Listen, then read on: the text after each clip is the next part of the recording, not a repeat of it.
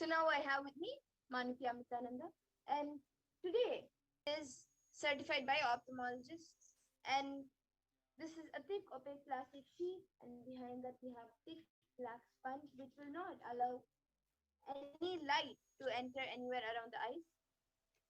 So you can see that there is no gaps anywhere. And now Ma Amrita will be putting this eye band on my eyes, and once that is done, all of you can start posting your comments in the YouTube comment section, and I will start reading them.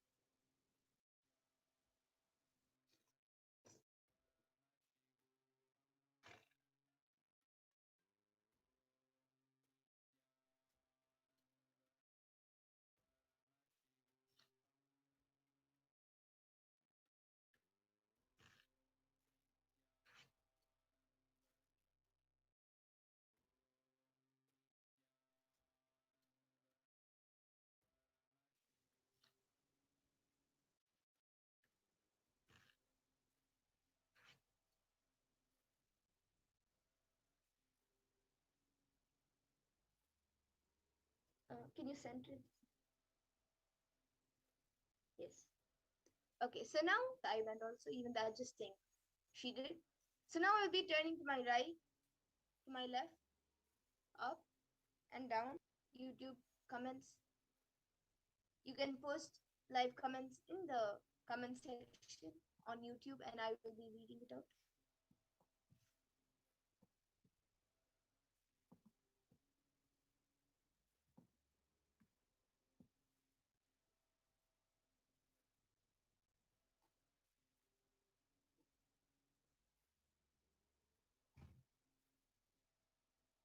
Okay, I think maybe the live chat is not enabled. So maybe for now, before we start reading the comments and before comments start coming in, maybe Mamita, you can maybe show some random numbers or some hand gestures, and I will copy you. Okay, so you are showing only half your hand in the camera, but you are showing this. Maybe you can lift your hand up in the camera. Yeah. So it's this. And then you can maybe show more things.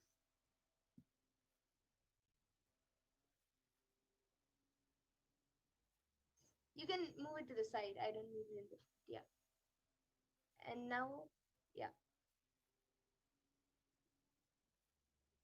And now you're showing this, which is not fully in the camera.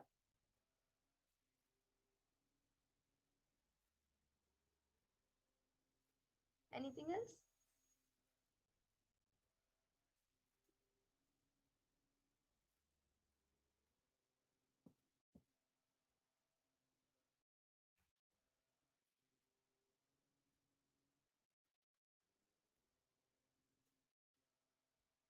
Okay. Yes, so now I guess there is some technical issues with the live chat where only I think members can put the live chat. So right now, Mamita will be removing my eye band, and we'll be moving on to the next powers.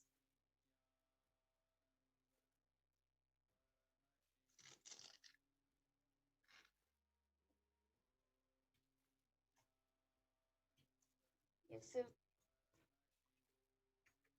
you all can see the eye band. It is just as it was before. There's no gaps anywhere. So yes, so now we will be moving on to the next power, the power of body scanning. We will be back in just a few minutes for the power of body scanning.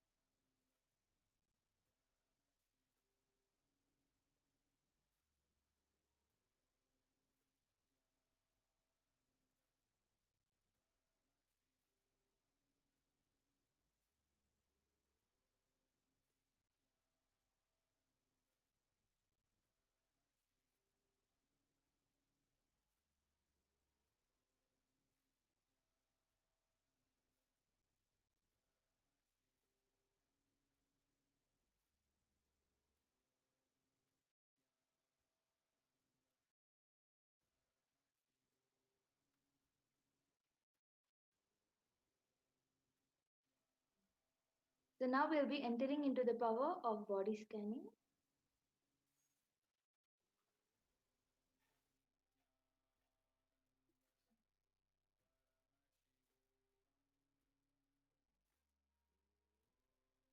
In this power of body scanning, one awakens to the ability to scan illness, diseases, medically diagnose issues, and provide solutions through the awakened third eye.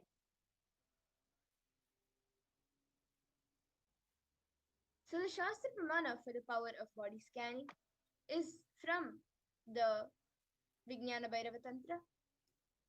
Swadehe jagato vapi sukshma sukshmatarani cha tattvani yani nilayam dhyatvante vyajyate para. Bhagavan Paramashiva says, cognize deeply that from the subtle to the subtlest consecutive principles of your whole body, Swadeha, or of the whole universe, simultaneously consist of the essential reality. They are being absorbed in their source cause, Paramashiva. By the experience of such restful awareness, one becomes complete from all thoughts, and the ultimate universal divine power, Paradevi, Adi Shakti, is revealed, and the supreme power manifestation happens.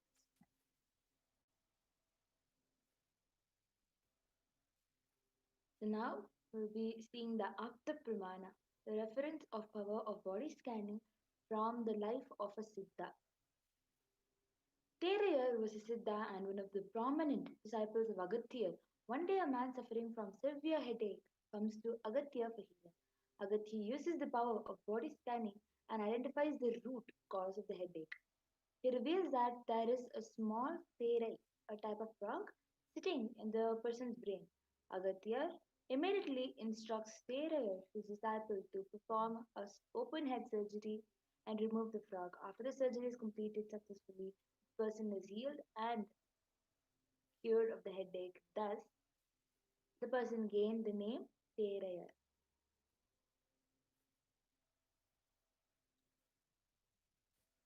And the Atma Pramana for the power of body scanning, which is from the personal life of the Supreme Point of Hinduism. On the 22nd of December 2019, the Supreme Point of Hinduism revealed how he used the power of body scanning. I'll be paraphrasing his words. Only when I had the multiple compound hand fracture, I was forced to go for surgery and therefore for medical checkups related to that. At that time, they detected heavy metal quantity in my different organs. It was revealed that I had been poisoned without our knowledge. I immediately used diagnostic methods instead of medical facilities to study the body condition due to the poisoning. Through body scanning, I found out what the problems, imbalances had happened and where balances had to be done. I used allopathy as the second opinion to verify my findings.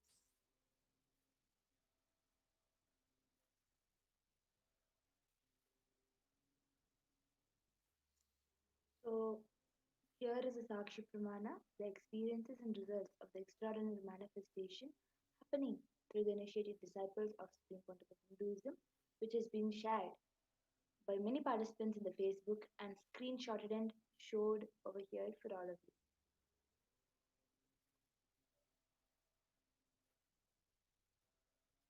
In the YouTube comment section. Yes, so I already see Ma Dolly Reddy who has asked for a scan for Dana Surgeon. So, Ma Pragyan, you can maybe start scanning Dana Surgeon. And Ma Dolly Reddy is also asking for a scan for Shanbagavalli. So, yes, I will be scanning for Ma Shanbagavalli, and Ma Pragnana will be scanning for Dana Surgeon. Yes, I just wanted to confirm if we have even their permissions for us to do this.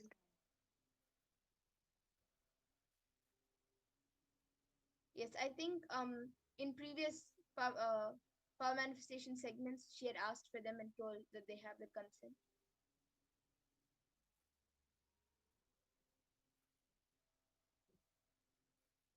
Yes, so we will be starting the scanning by chanting the Mahavakya. Om Nityananda Paramashivoham. Om Nityananda Paramashivoham. Om Nityananda Paramashivoham.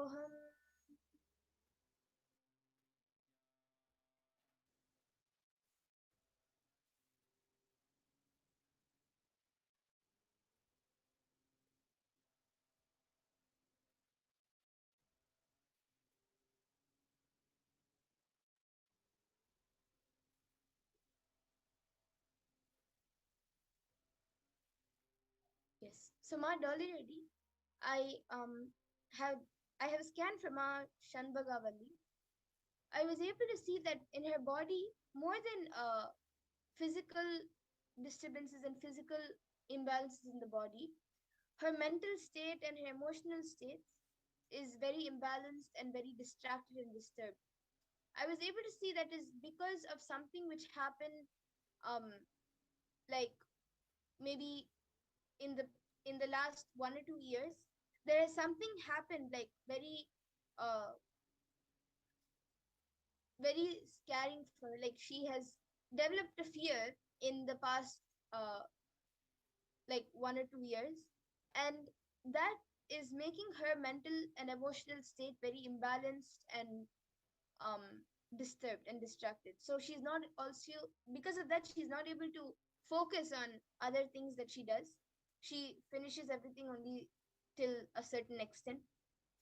So I was able to see for this, if she does deep completion and deep detoxification, it'll help her.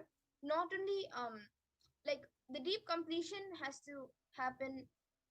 Maybe you can show her some satsangs where Swamiji takes us through the completion process. And for the detoxification, make sure that she eats only proper vegetarian organic food, and also takes Haritha tea in the night and neem juice in the morning, and maybe at least 2 glasses of lemon juice every day. So I was able to see, so physically her body has to get detoxified, and also her for the her mental state and emotional state to get healed, she has to go through a deep completion process for the fear which has been accumulating for the past 2 years. So this is what I was able to scan. My you're able to relate to what I've scanned for her, or if she's there, then maybe she can get back saying if she was able to relate.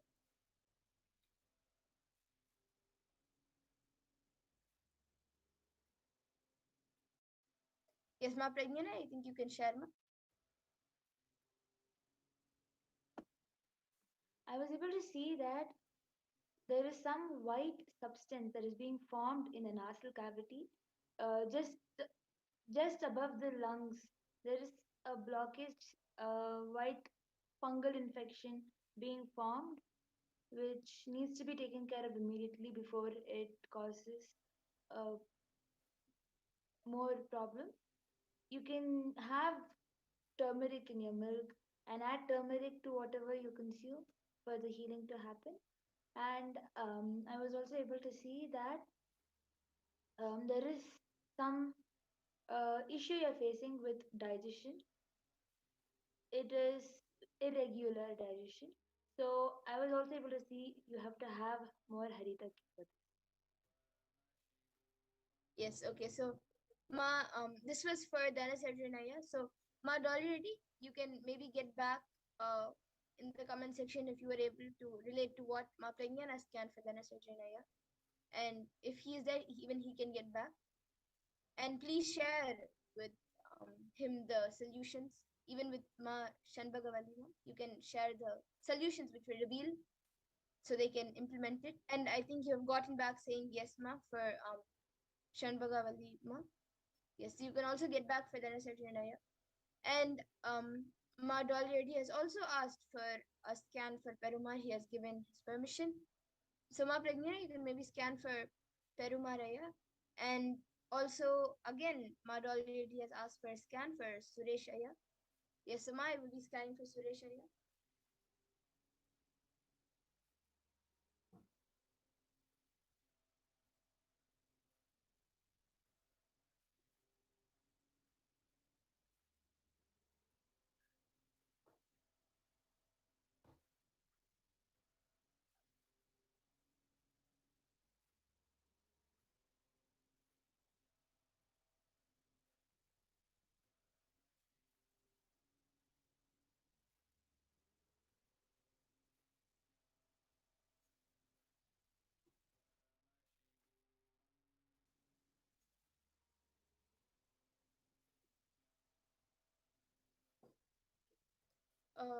Ma So Dolly, yes, Ma Pragnana, you can go ahead.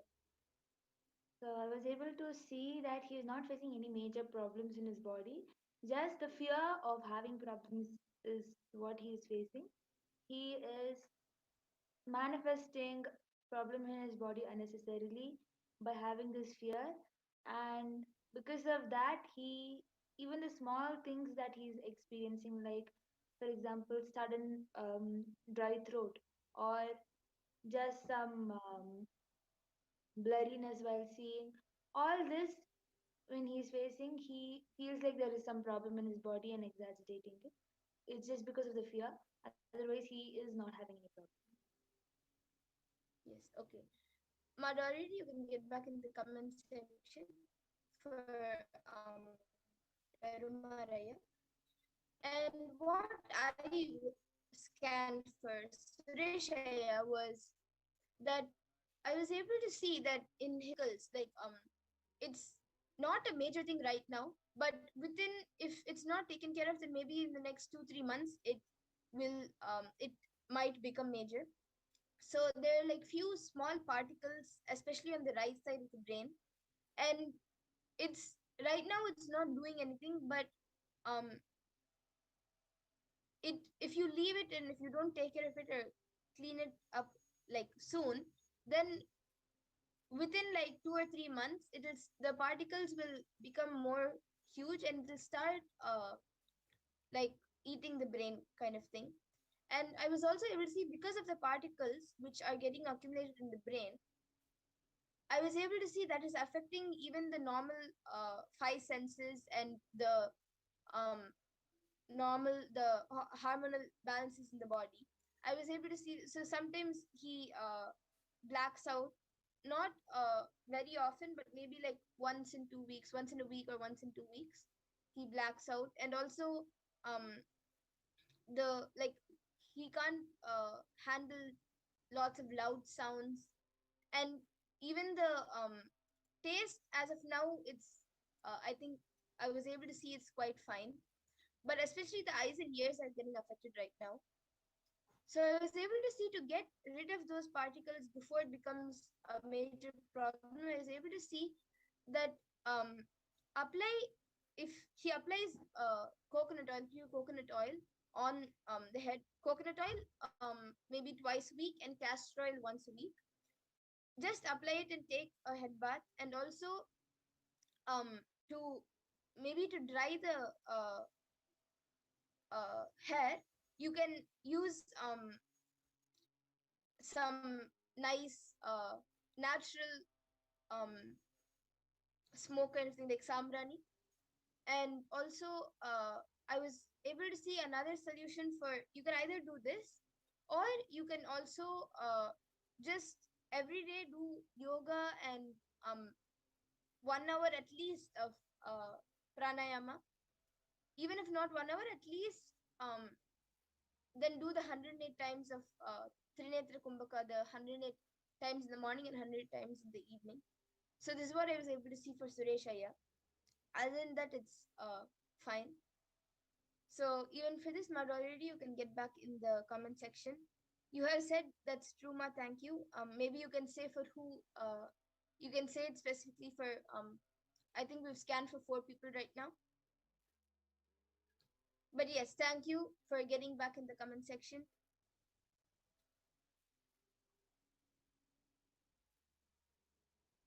Okay, so now our already is asking for a scan for Kiyashini, a lot of fear. Ma, do we have her consent?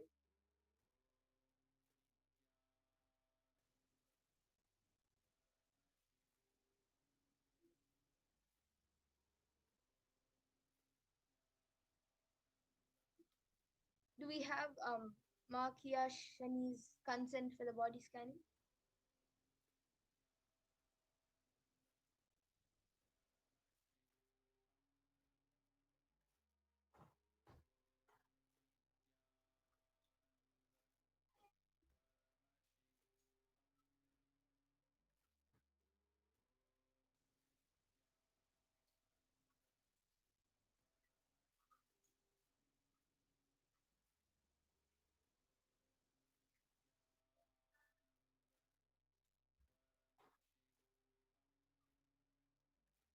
Yes, okay. So now, as it's almost time for the next segment, and for us to go further towards the PARASHAKTI Akashic readings, we will be coming to the conclusion of the session.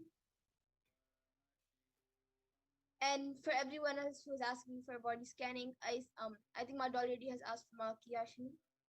So and everyone else who would like a body scanning, you can all come back tomorrow again, 2 a.m. IST and 4 p.m. IST, where we will be having this power manifestation segment every day. We will be doing the power of body scanning and various other powers also. And with this, I thank you all for joining us today for the power manifestation segment. And please stay tuned for the next upcoming segments and for the PARASHAKTI Akashic readings. Thank you, Nityananda. Thank you, Nityananda.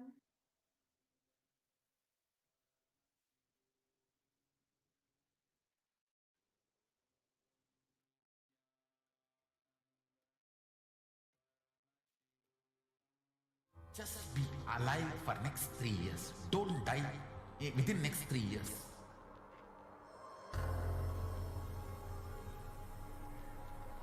Just don't die within next 3 years.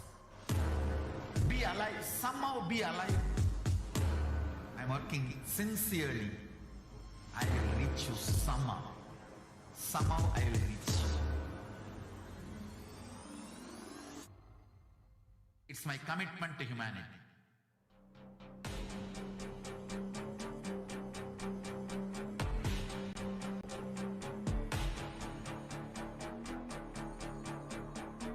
Just don't die within the next 3 years. I will reach you wherever you are, whichever corner of the world you may be. I will reach you with enlightenment. You manifesting the space, state, powers, being Paramashakti. It is possible, and it is possible for you.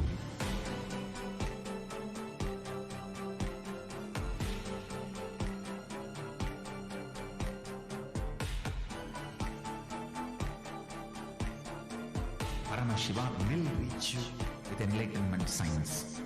I know he is going to do the job.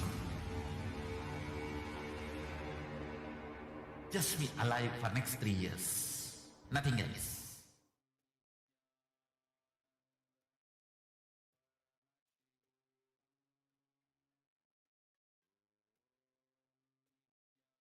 There are some great spiritual sciences unique to Hinduism. Subtle, otherworldly, but definitive sign. Manifesting the cosmic beings in Archavatara, deities in Nijavatara, living incarnations is possible. Understand?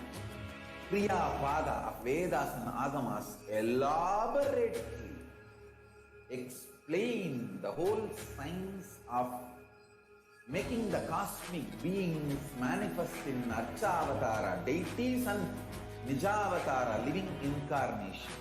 Both.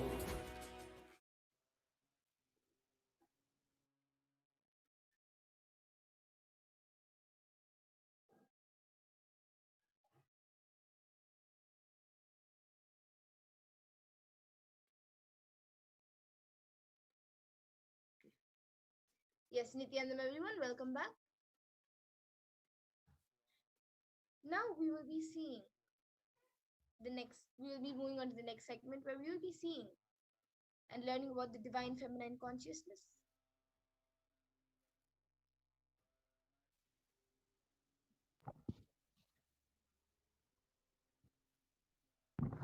The Dhyana Shloka for Devi Parashakti is from the Lalita Sahasranama. Sindhuraruna Vigraham Trinayana Manikya Mauli Spurate Taranayaka Shekharam Smitamukhi Mapina Vakshoruham Panibhya Malipurna Ratna Chashakam Raktotpalam Bhibratim Saumyam Ratna Gatasta Rakta Charanam Dhyayet Paramambikam. And the English translation? The Divine Mother is to be meditated upon, to be shining in vermilion red body with triple eyes, sporting a crown of rubies and studded with the crescent moon, and face all smiles a splendid bust, one hand holding the jewel cup brimming with mead, and the other twirling the red lotus. Arunam karunam tarangatakshim ditapasham pusha pushpabana chapam animam diviravritam mayukairahamityeva vibhavaye bhavani. I meditate on the great empress. She is red in color and her eyes are full of compassion. And she holds the noose, the gourd, the bow and flowery arrow in her hands. She is surrounded on all sides by powers with such as anima for rays, and she is the self within me. These are each the Dhyana shlokas from the Lalita Sahasranama. And Devi is the ultimate pure feminine consciousness, and Parashakti is the cosmic mother. It is her cosmic womb from which billions and billions of universes comes in and goes out. She is the source where the Big Bang and the black holes go on. Parashakti is the source Shakti, the source energy, the source power, from which all of us came and which all of us are in now, and in which all of us are going to merge at the end of our lives. And out of her extreme love and compassion, Parashakti herself is manifesting through the embodied form as the Nijavatara of the Supreme Pontiff of Hinduism, Jagat Guru Mahasannidhanam, His Divine Holiness, Bhagavan Nityananda Paramashivam, gracing us, answering all our questions, attending to our prayers, giving boons, healing us, revealing our past, present, and future, delivering profound spiritual truths, and ultimately giving us the experience of Paramashivoham itself.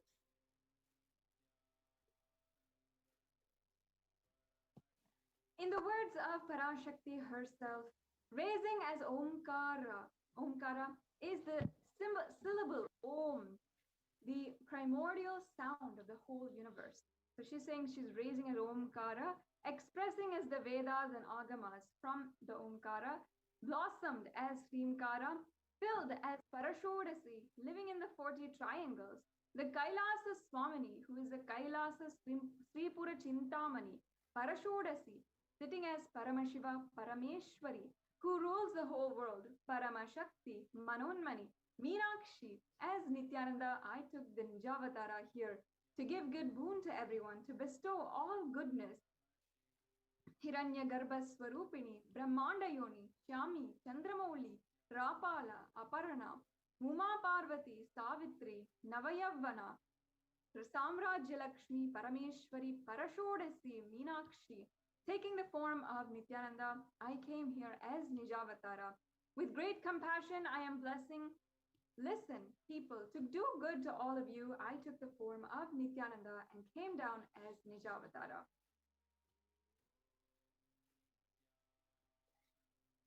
And again in the words of Parashakti herself, raising in Omkara, blossoming as Shiva, manifesting as source of existence, powers of existence, expression of existence, from the oneness of Om, blossoming into two as Prakriti and Purusha, blossoming as three Shaktis, Ichcha, Kriya, Jnana, growing as 4 Vedas, expanding as 5 Panchabhutas, beyond 6 chakras, filled as Gotras of 7 Rishis, expanding as 8 directions, existing as 9 Grahas, blossoming as 10 Indriyas, being as 11 Rudras, creating all the worlds, bringing life, to tell and make truth blossom, and to do good. Parashodasi, Meenakshi, in the form of Nityananda, I came to bless every one of you.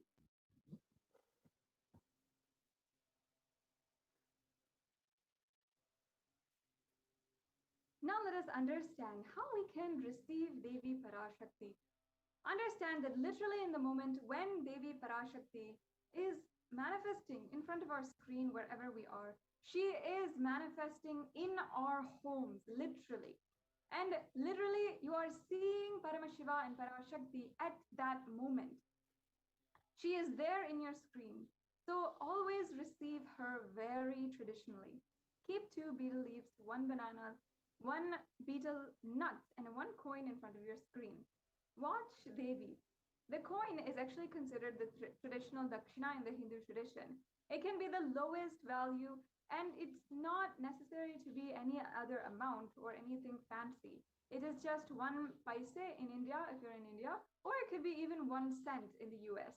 This is not a process where the Supreme Pontiff of Hinduism is trying to monetize. Actually, when we add the value to our offering to Devi PARASHAKTI, when we understand and see Devi PARASHAKTI is really there and offer whatever we can to Devi PARASHAKTI, literally she becomes more and more real to us. The next slide, please. So you can offer all of that to Devi PARASHAKTI. And as you can see here on the screen, we have examples of how you can offer what you can offer. The plate in the very center is the traditional way that we set up the offering, and all of the items are the different items that you can offer during the Devi PARASHAKTI darshan. Yes. So now we'll be moving on into the next segment, where we'll understand how Akashic readings actually work. What are Akashic readings? What are the beautiful cosmic archives? What does it really mean to read the cosmic archives? These are all the questions that we'll be answering in the next segment.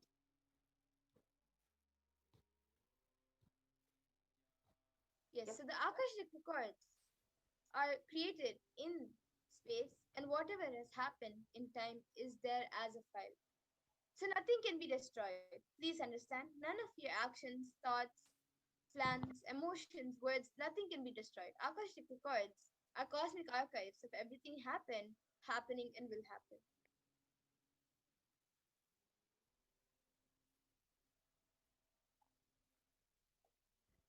Akashic records are the verbal, visual, 5-dimensional documents of whatever is happening is continuously getting recorded.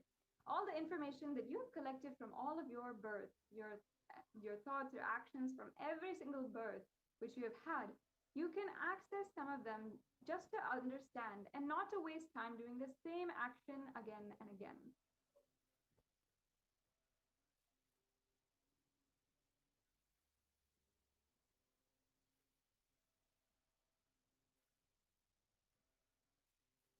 And understand, it is not a prediction. It is a reading from the cosmic archives. There's no such thing as past, present, and future. Beyond space, creation and destruction happen simultaneously. In the dimension of time only starts the past, present, and future. But in the Akashic records, there is no past, present, and future. That is why what you call as happened, happening, yet to happen are clearly already recorded.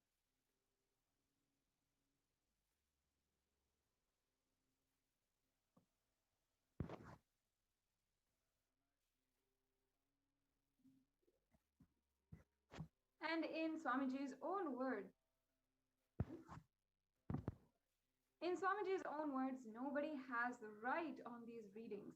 Nobody has a right to comment, to judge, to give you certain suggestions, to interpret them. Nobody has that right. This Akashic reading is for anyone who is desiring, who wants to live enlightenment. Just by sitting and just by sitting and listening to the Akashic records, you'll imbibe these powerful cognitions and start to live them automatically.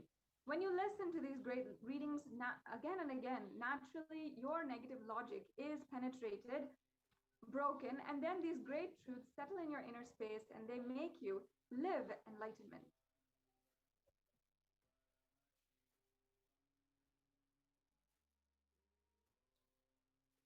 As an avatar of Paramashiva, the Supreme Pontiff of Hinduism, has graced humanity with the blessings and darshan of the form of Devi PARASHAKTI, revealing answers to questions to the yearning of seekers as solutions, breakthroughs, and liberating humanity from pain and suffering. Any answer given by Devi PARASHAKTI is not just an answer, but a karmic breakthrough for the receiver.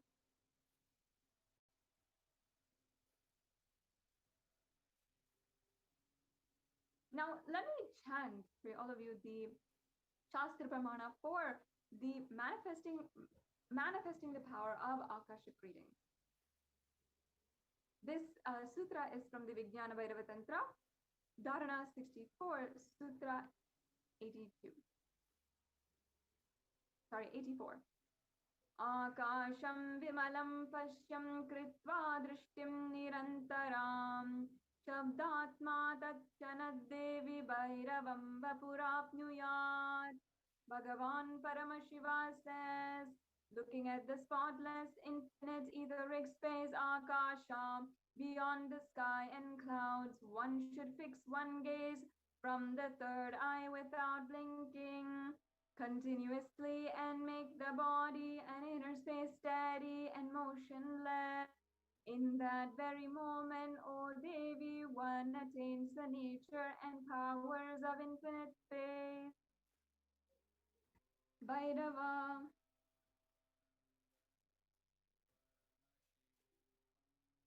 And the Apta Pramana for the power of Akashic reading is a story from the Mahabharata, the Hindu Purana Mahabharata, which narrates the story of the great sage Maitreya, who reveals the secrets to Vidura, the story of his birth to human form, and the reasons of all his suffering.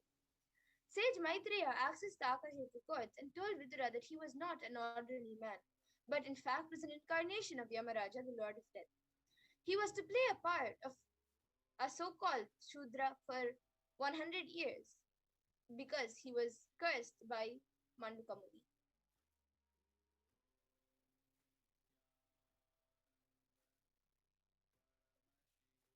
Now, the Supreme Pontiff of Hinduism has explained beautifully all the information that you have collected from all of your births. All of that, you can access some of them just to access and understand why you're again and again going through the same thing. And in the interest of time, not to waste time doing the same thing again and again, the same actions again and again. Accessing the DNA code, reading the Akashic records will be useful for you to be liberated from your default future, bringing an end to binding cognitions, known and unknown suffering, and leading you to experience enlightenment. Paramashivoham.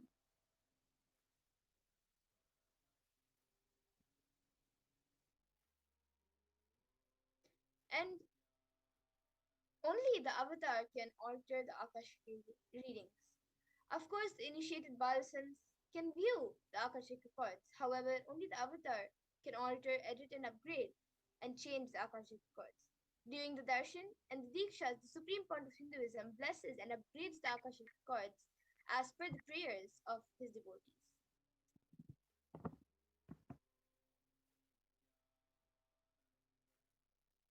Now, the benefits of the Akashic reading are absolutely immeasurable, innumerable. But as if we can summarize in just a few points, what we'll receive from these Akashic readings is 1, the most accurate and unbiased answer to any question about your life, destiny, purpose, or any other everyday part of your life. You can be spiritually healed of physical and emotional problems with just one look or word.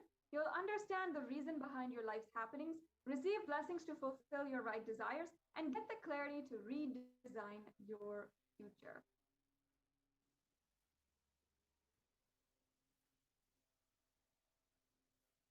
Yes, so this comes to a conclusion of this segment of today's program on why Akashic readings are necessary and why Akashic readings. Now, I request the NTV volunteer to project the slides for how to ask a question during the PARASHAKTI Akashic reading. These slides will give you step-by-step about on YouTube, Facebook, Twitter, on Instagram, how you can ensure to ask your question and have Devi Parashakti answer your question today. So we'll start explaining, now that you know who Devi Parashakti is and how the Akashic reading works. Now, if you want to ask your question today or during the next live session of Devi Parashakti Darshan, then we will proceed now. So as you can see here, we're starting off with YouTube. how you can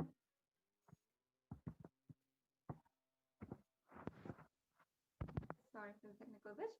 How you can ask your question on YouTube. So if you're a frequent user of YouTube, this might be very straightforward for you. But as you can see on the live video of YouTube, if you usually go to YouTube, if you search Nityananda, you can access the live video, which will pop up right there.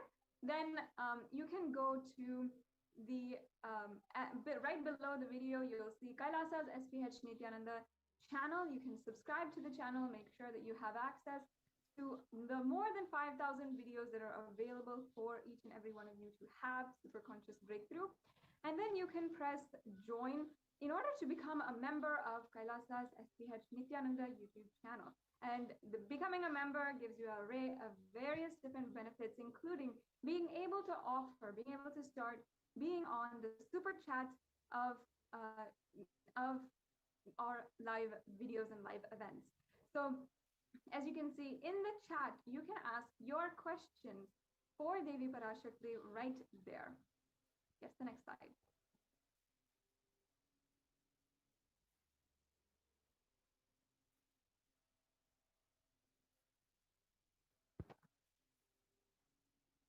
So in the next step, you will be, in the next step, you can go, or in the next way, which is Facebook. Here we're showing you our Kailasa's SPH Facebook page. So this is the official Facebook page of the Supreme Pontiff of Hinduism, and I highly recommend ensure that you are subscribed, you're liking and following this page, because all of Swamiji's events, all of Swamiji's darshans, all of the temple rituals, all of the different announcements, everything from the Supreme Pontiff of Hinduism is right here available for each and every one of you. So you can go and like and follow this Kailasa's SPH JGM Nityananda Paramashivam Facebook page. And then you can, in the live video for the Devi Parashakti Akashic reading, you can ask your question in the comments section. So that's very straightforward, especially if you know Facebook. It's a really easy process. Devi Parashakti has made it so easy just for you to have one darshan, one interaction with her, the divine cosmic mother, her to intervene in your life. And she has already done so in so many beautiful ways. Yes, we'll go on to the next slide. All right, so now if you are a Twitter user and you really like Twitter and you're a frequent user of Twitter, you can reply to the tweet, the live feed going on for Devi Parashakti Akashic reading at Sri Nityananda, tag at Sri Nityananda, and use a hashtag #AskTheAvatar when you are asking your question. Yes, and we'll go on to the next one.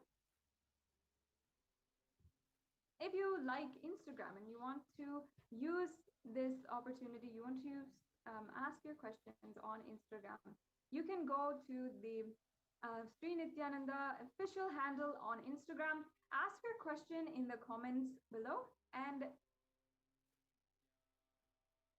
then you'll be able to see. Yes.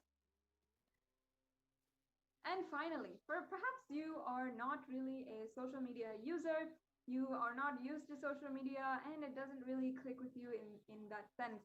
There's not to worry. You can go to kailasa.org and ensure that your question you can send on WhatsApp. So if you have a WhatsApp number, if your WhatsApp is available on your desktop, you can go to kailasa.org, and in the left-hand side, you will find a widget for the WhatsApp chat. There you can ask your questions to Devi Parashakti.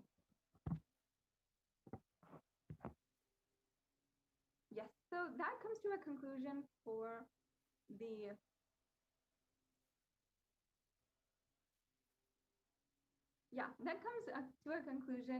today's the how to ask your question segment. If you need to know, if you wanted to understand exactly how you can ask your question to Devi Parashakti today, as you can see, it's a very easy process. If you just are familiar with social media, which most of us are by now today in this day and age, you can directly ask your questions to the divine cosmic being. Make your reality manifest today and start to manifest it with the Akashic readings of Devi PARASHAKTI. So make sure that you are tuning in to the next live session of Devi PARASHAKTI Akashic reading and asking your questions. Yes, so that comes to a conclusion for today's segment on the introduction to PARASHAKTI and Akashic readings and how to ask your question on Akashic readings. In the next segment, we will be understanding how Devi PARASHAKTI has literally guided the entire humanity with her supreme knowledge, wisdom, and blessings.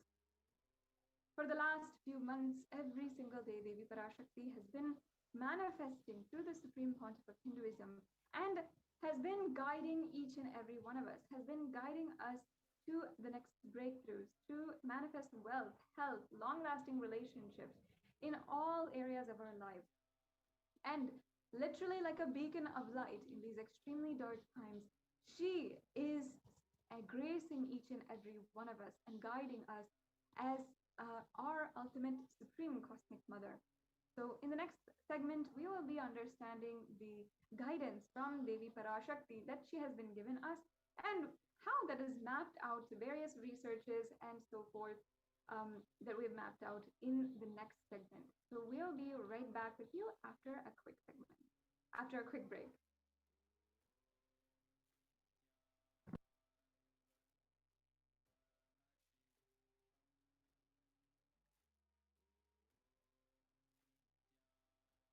There are some great spiritual sciences unique to Hinduism. Subtle, otherworldly, but definitive sign. Manifesting the cosmic beings in Archavatara, deities in Nijavatara, living incarnations is possible. Understand? Priya Pada of Vedas and Agamas elaborately explain the whole science of making the cosmic beings manifest in Archavatara, deities and Nijavatara, living incarnations, both. During the Bhava Samadhi Darshan, literally those cosmic beings manifest through this body. Just like how they manifest in Archavatara, deity, they manifest in Nijavatara, Pratyakshavatara, and give you all the boons you ask, bless you. You see, each God is an independent intelligence to lead you to enlightenment. Each God is a bridge for you to achieve the Shivatva, the ultimate Shiva consciousness. Krishna is the bridge for you to achieve the Krishna consciousness. But Shiva consciousness, Krishna consciousness, all consciousness is one and the same. Ultimate consciousness only.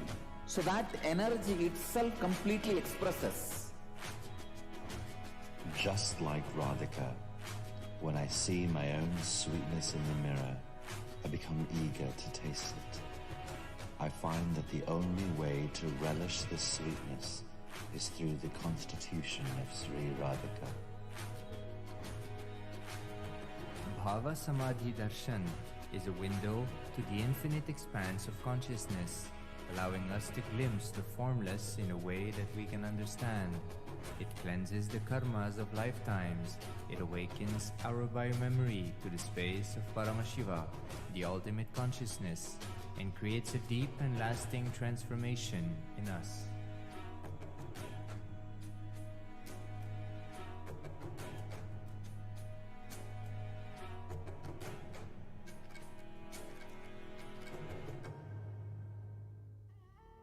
What I mean by the word E-Kailasa, listen intensely. Enlightenment ecosystem, literally enlightenment itself, in your own home, wherever you are. If you cannot come to Kailasa, it's okay. Kailasa can come to you. Kailasa coming to you is E Kailasa.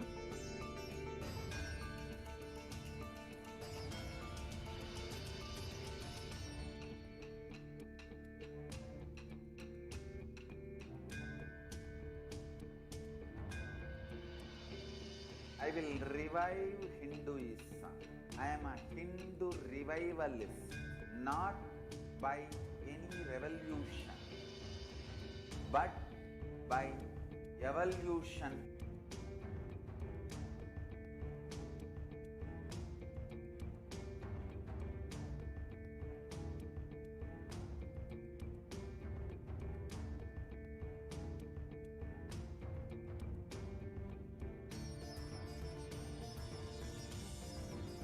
And setting model communities.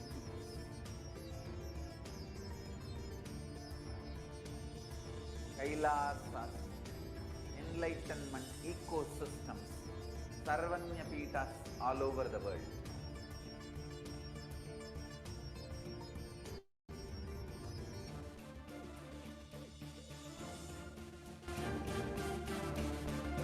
All powerful cognition, knowledge, only when you live, power manifestation and possibilities manifestation happens. This is a fundamental truth.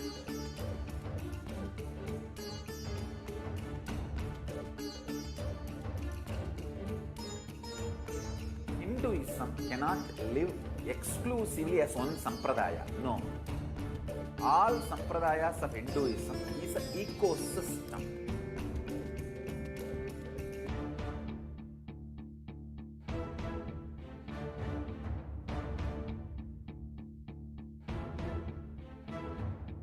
So don't keep quiet thinking that if one sampradaya is attacked, only that sampradaya is going to be affected.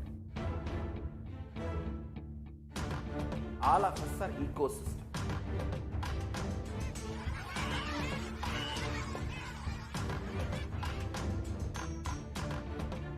I invite all of you to get involved and enjoy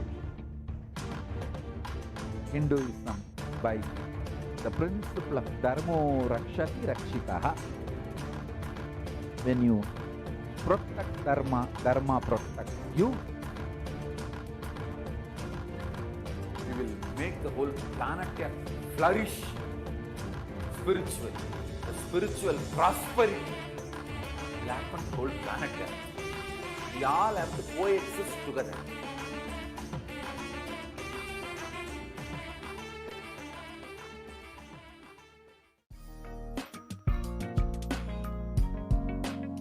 We get you health. We get you ability to build beautiful relationships in your life. We get you direct spiritual support, and we make sure you become wealthy.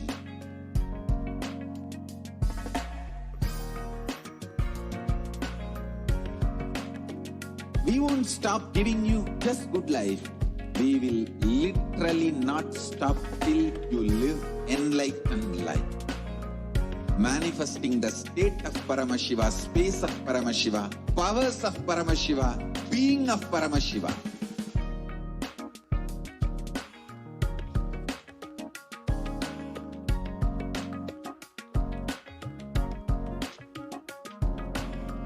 Whole world should become Ekailashians. I want the whole world to know Hindus have something great to contribute to the world.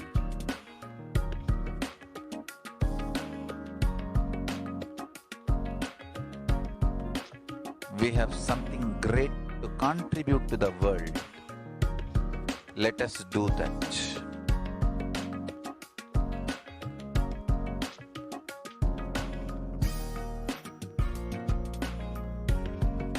E-Kailasa is proper customized spiritual service helping you to identify your root patterns of suffering. We have perfected the science of helping every individual from every cultural, religious, nationality background.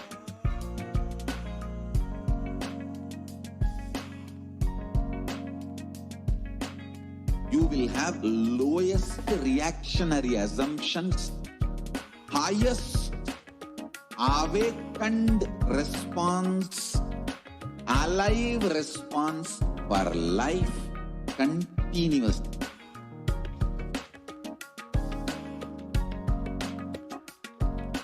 E-Kailasa is enlightenment ecosystem, literally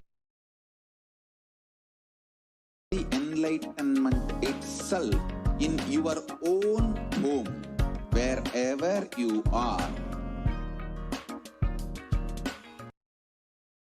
Proper customized spiritual service helping you to complete with your life negativity.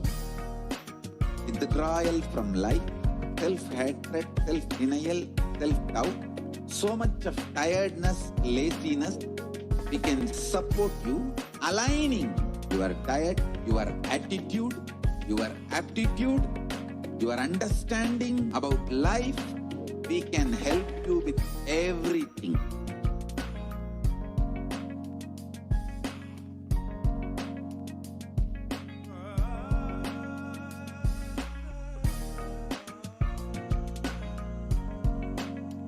If you are interested in enlightenment, we will immediately bring this to you. If you are not interested, we will explain the whole science, inspire you, and make you interested in enlightenment time. We need to cater this enlightenment science to the whole world wherever they are, because enlightenment is the birthright of all human beings. Kailasa is responsible to provide that to all human beings.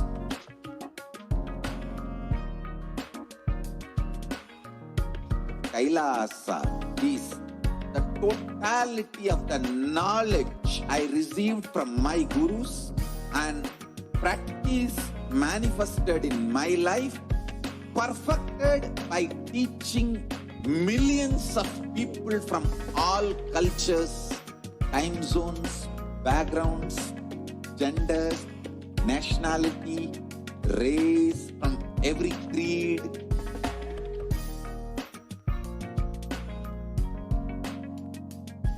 So this absolutely perfected knowledge available to you, served to you in your home without even you moving out of your couch, free of cost.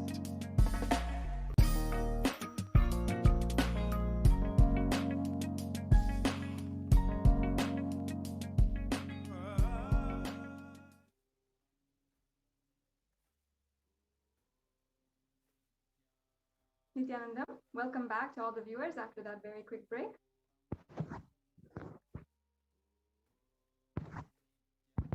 Yes, thank you. Now, let us understand these beautiful revelations by Devi PARASHAKTI herself. This is from the 27th of April, 2021, on the neem flower.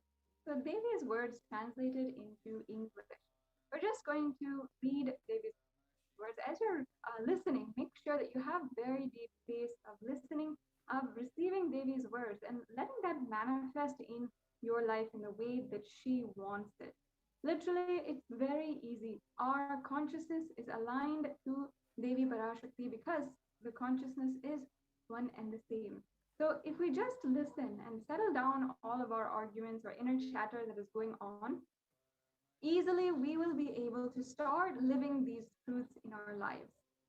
So Devi PARASHAKTI revealed to us, listen intensely, apply turmeric in the forehead, intake the neem flower, the flower of the neem on your inner tongue, be unclutched state in your heart, and have the antil soil in your lower abdomen, onion on your heels as a protection, and go to sleep every single day. You will be established in the Nirvikalpa state and be in the state of Turiya. Parameshwari, I am blessing you all. Only this is the straight, sweet way to get rid of disease, sufferings, ailments, karmas, mental stress, depression of this pralaya.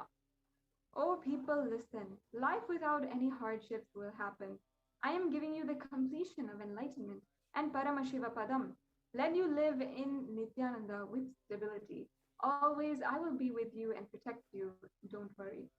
So these extremely compassionate words by Devi Parashakti, not just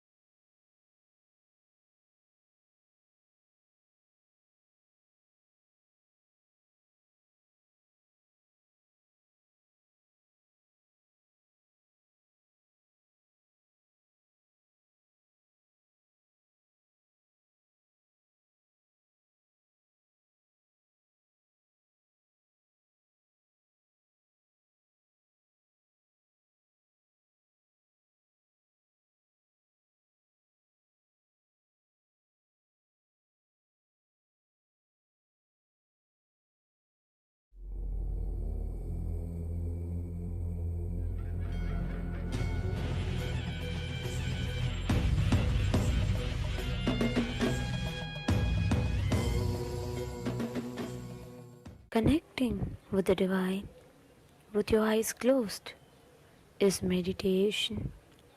Connecting with the divine with your eyes open is darshan. Come, let us all now move from meditation to darshan. Slowly, very slowly, please open your eyes.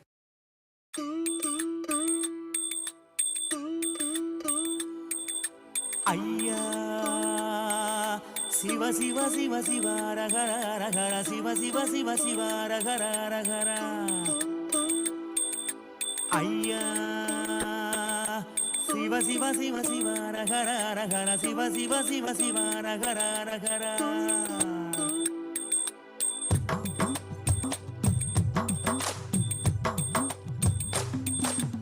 ஊரறியே என் பேரறியே உறவறிய தவத்துறவறிய உள்ளொன்று புறம் ஒன்று பேசறிய உமை சிவன் போலே வேறறிய சிவ சிவ சிவ சிவ ரகர ரகர சிவ சிவ சிவ சிவ ரகர ரகர சிவ சிவ சிவ சிவ ரகர ரகர சிவ சிவ சிவ சிவ ரகர ரகர காலையும் மாலையும் கணக்கறிய நாளும் கோளும் நான் அறிய பாலையும் சோலையும் பிரித்தறிய பரம பரஞ்சோதி அடி சிறிய சிவ சிவ சிவ சிவ ரகர ரகர சிவ சிவ சிவ சிவ ரகர ரகர சிவ சிவ சிவ சிவ ரகர ரகர சிவ சிவ சிவ சிவ ரகர ஐயா ஊனறிய உயிர் உடலறிய மோன பெருவழியை நான் அறிய ஆணறிய பெண்ணறிய ஆதி சிதம்பரம் நான் அறிய சிவ சிவ சிவ சிவ ரகர ரகர சிவ சிவ சிவ சிவ ரகர ரகர சிவ சிவ சிவ சிவ ரகர ரகர சிவ சிவ சிவ சிவ ரகர சாமி உன்னது பொருளது கண்டறிய போகமும் மோகமும் கொண்டறிய ஆசை பேராசை அறிந்தறிய அம்பலமாடியை மறந்தறிய சிவ சிவ சிவ சிவ ரகர ரகர சிவ சிவ சிவ சிவ ரகர ரகர சிவ சிவ சிவ சிவ ரகர ரகர சிவ சிவ சிவ சிவ ரகர ரகர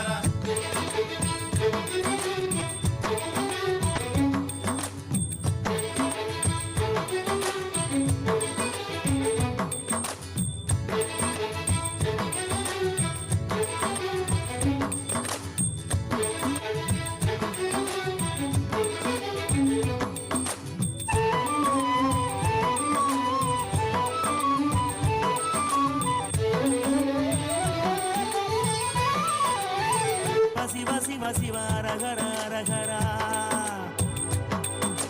ஐயா சிவ சிவ சிவ சிவ ரகர ரகர சிவ சிவ சிவ சிவ ரகர ரகர ஆகம வேதங்கள் படித்தறிய 6 குளங்களில் குடித்தறிய யாகம் யோகமும் செய்தறிய ஓமுகம் பார்த்து பரா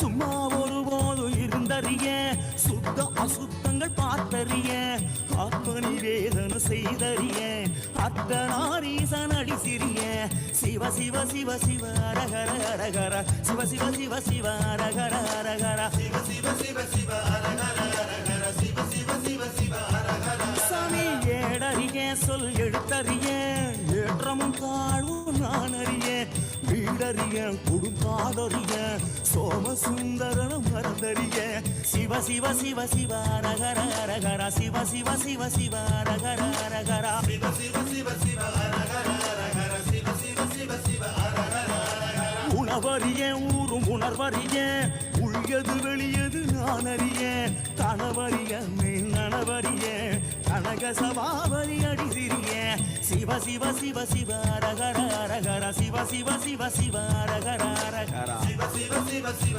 அரகர அரகர சிவ சிவ சிவ சிவ அரகர அரகர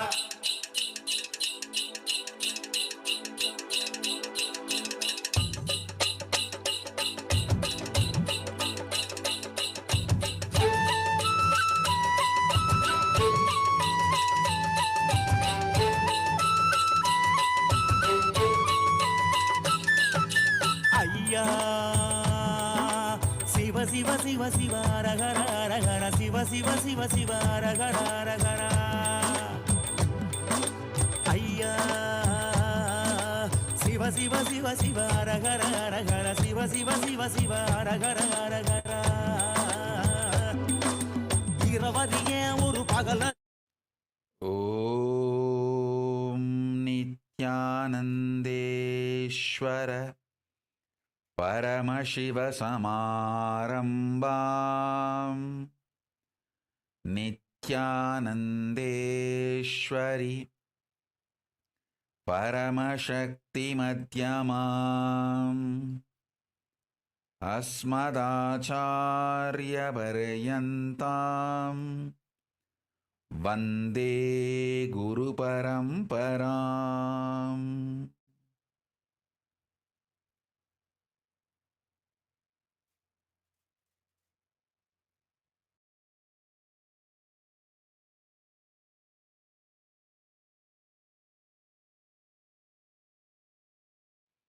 I welcome you all with my love and respect.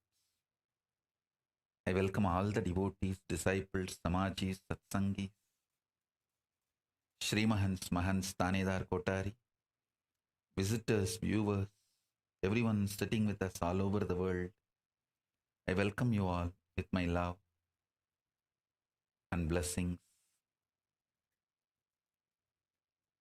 Paramashiva's message directly from Kailasa. Listen.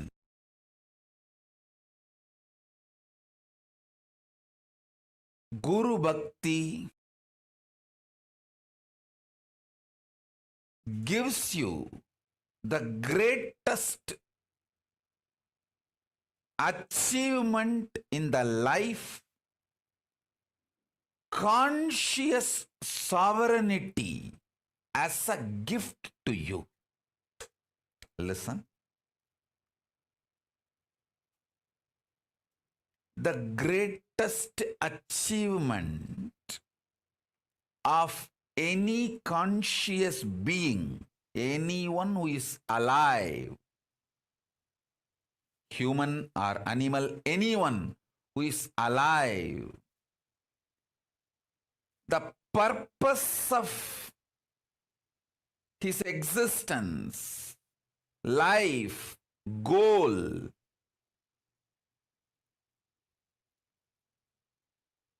purpose of human life, purpose of any life is conscious sovereignty. Listen.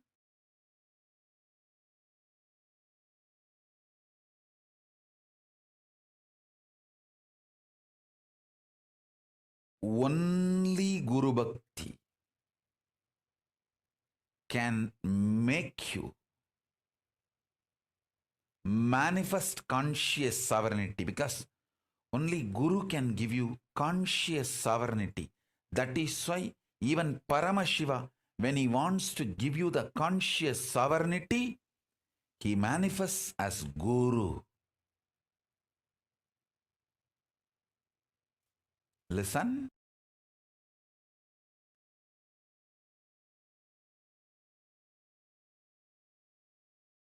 When he wants to create, when Paramashiva wants to create, he manifests Brahma, and as Brahma, he does the creation.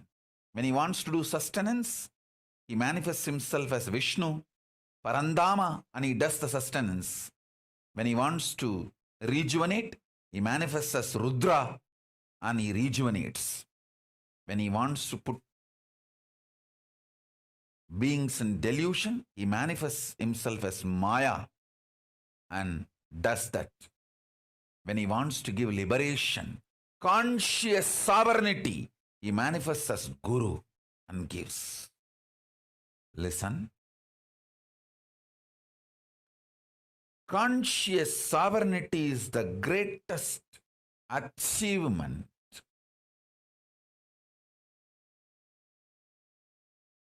human beings should achieve. Conscious sovereignty is the goal of life,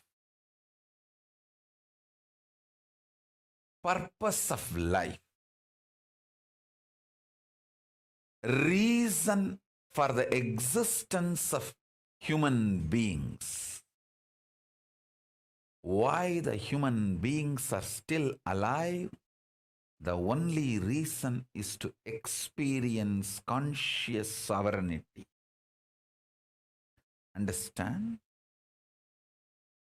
Guru Bhakti can give conscious sovereignty as the gift to you, because without even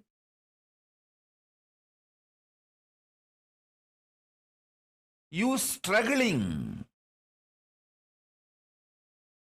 it can be given to you as a gift. Understand few things.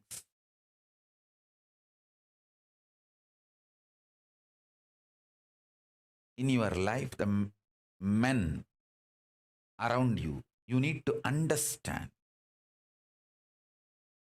Women around you, you just need to love them. If you try to understand women, you will be in mess. No. You just need to love them, support them, help them grow, manifest. Listen. Anything related to length, rationality, logic, try to understand. Anything related to breadth,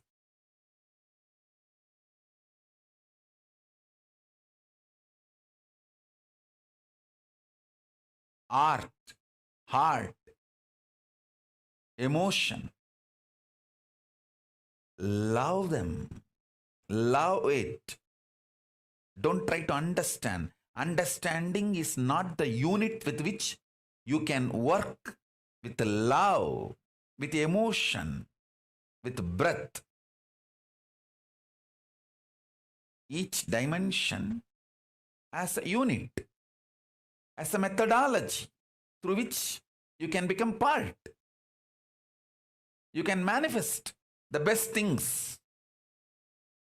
So understand, logic, intellect, rational, this dimension can be understood. You can reap the maximum benefit from length, logic, rational dimension through the methodology called understanding. You can get the best out of breadth dimension, love, emotion, art, heart, by loving, not by trying to understand, but by loving. All the best things you can achieve, you can get the maximum benefit out of depth dimension by simply being ferocious and manifest. The depth dimension, you can't reap the benefit of depth dimension through understanding or by loving. The depth dimension benefits you can reap only by being ferocious, powerful with you, and manifesting it. Now listen deeply.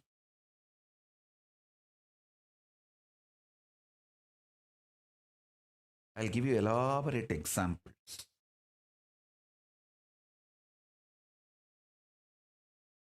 Whole Hinduism is focused on human beings experiencing conscious sovereignty.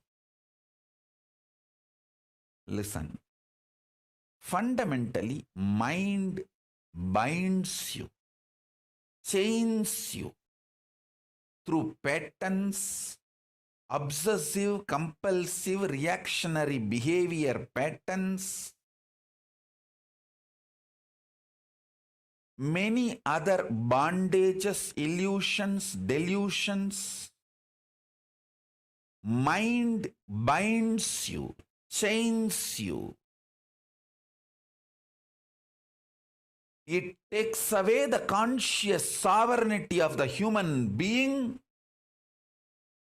and it takes away the best way the human beings can exist naturally, dharmically.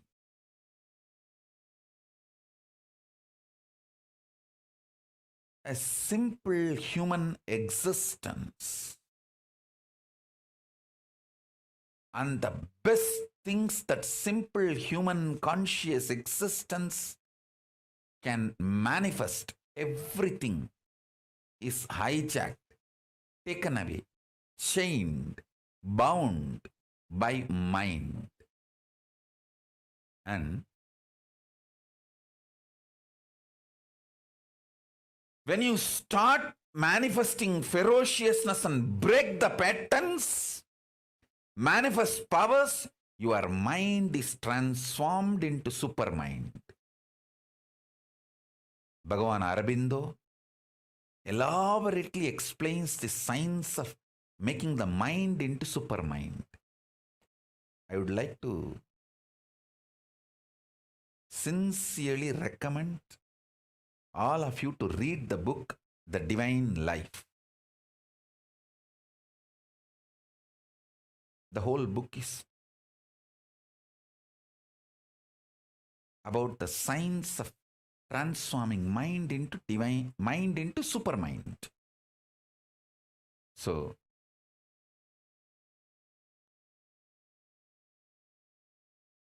listen.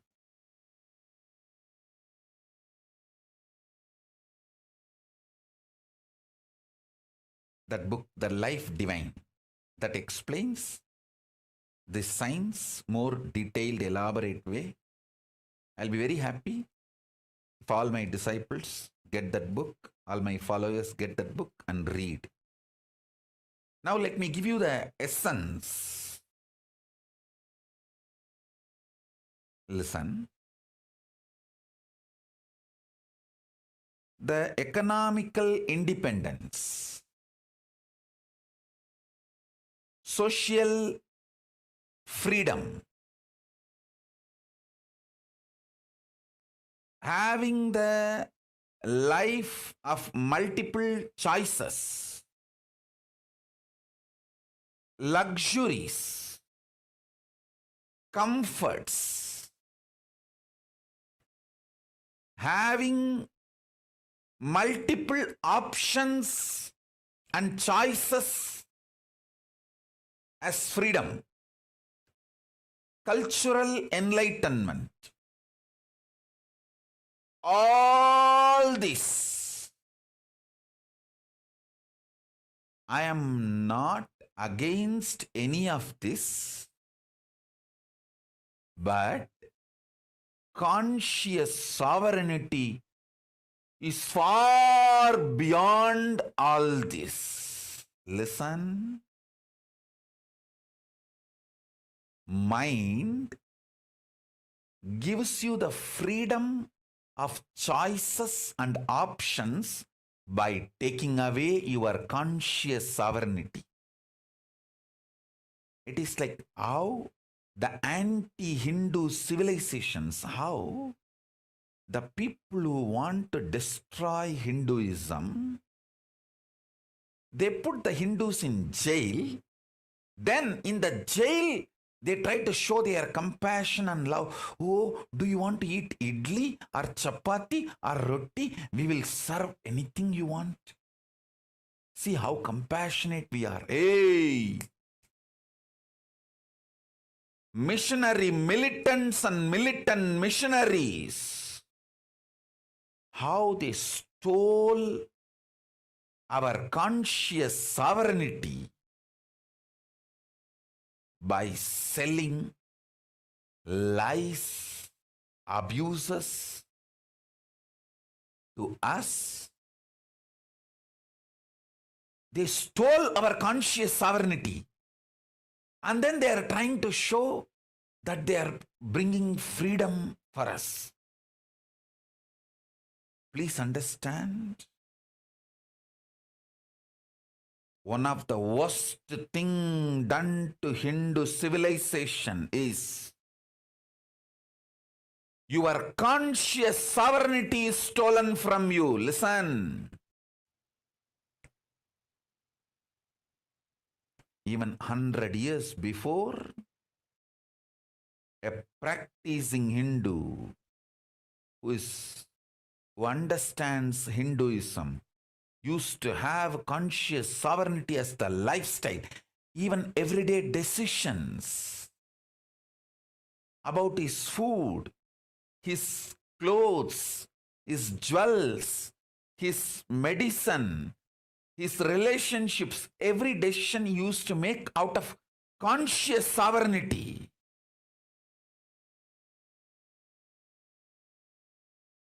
Hey, when you have stomach pain, the anti-Hindu gang, the militant missionaries and missionary militants give you the option of this chemical, that chemical, that chemical, that chemical. That is giving you the choices, freedom. This cream you want to apply, that chemical you want to apply.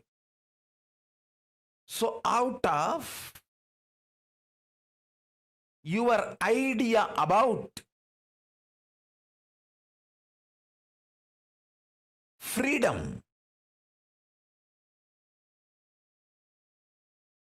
of choices, you choose between any one of these chemical.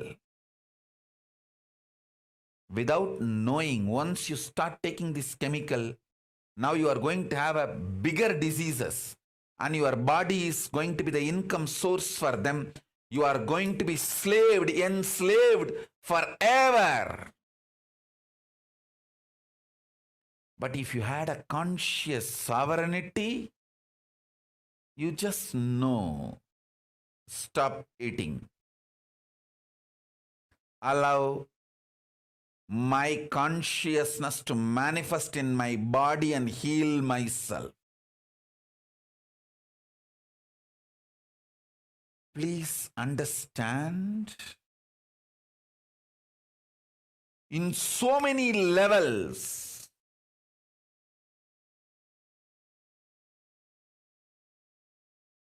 your conscious freedom, conscious sovereignty has been stolen with the character of choices and options as a freedom. It's like a child has inherited $1 billion wealth, and one fellow suddenly enters the scene and hijacks the whole $1 billion and gives the option to the child. You want candy or Barbie doll? See, I am giving you so many options. I am such good person. I'm taking care of you. Stolen billion from that baby, which is his inheritance, showing few candies and toys and making that baby believe that this fellow is a good guy and protects the baby. Worst thing is, last 100 years, Hindus have started believing like that baby and completely cheated, got cheated.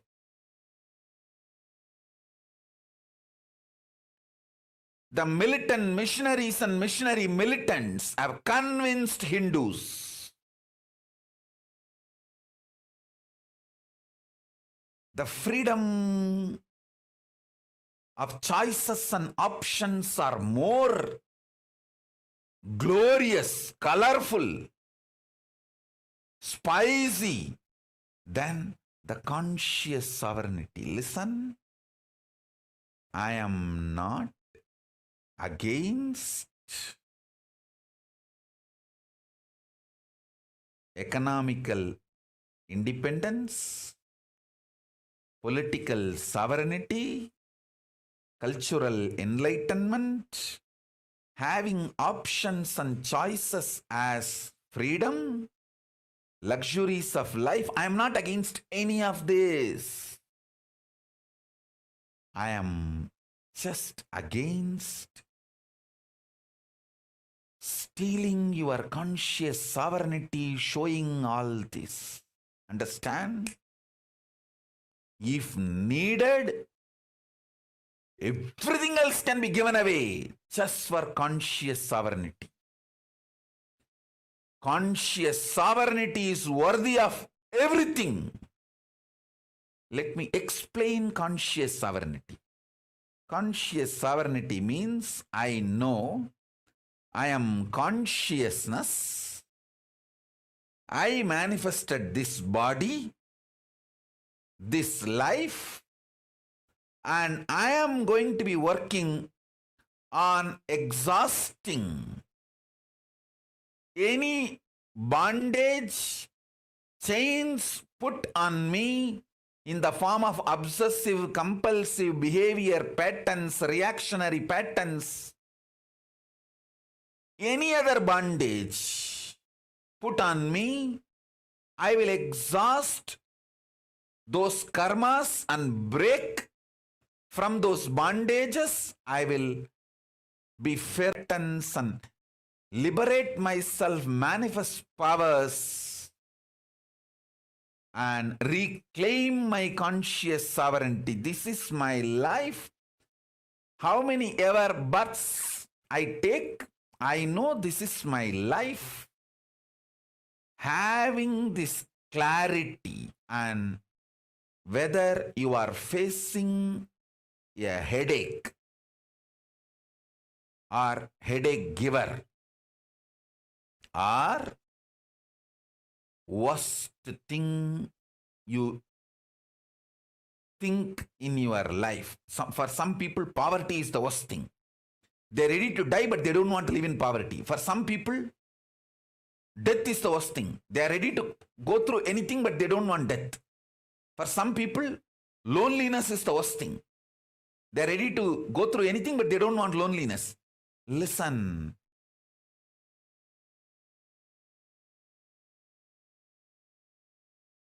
Nothing is worst in your life other than losing conscious sovereignty. Even in the worst situations, if you make strategies, decisions from your conscious sovereignty, you already started living enlightenment. Conscious sovereignty is too important. Don't lose that. As I gave you the example, a rich father dies leaving his billions to his child, and a caretaker enters the scene, hijacks the whole billion, and tries to satisfy the baby, cheats the baby with few candy and Barbie doll. That is exactly done by the militant missionaries and missionary militants to Hindus. See the fun. Of course, it's not fun. Thousands of residential schools run in Canada for indigenous children. Only few schools have been analyzed. Only few schools, they started digging. Just from that few schools, thousands of unmarked graves have been discovered. I was not talking about this issue. Today I decided I am going to open my mouth. All of you know it's going on all over the world.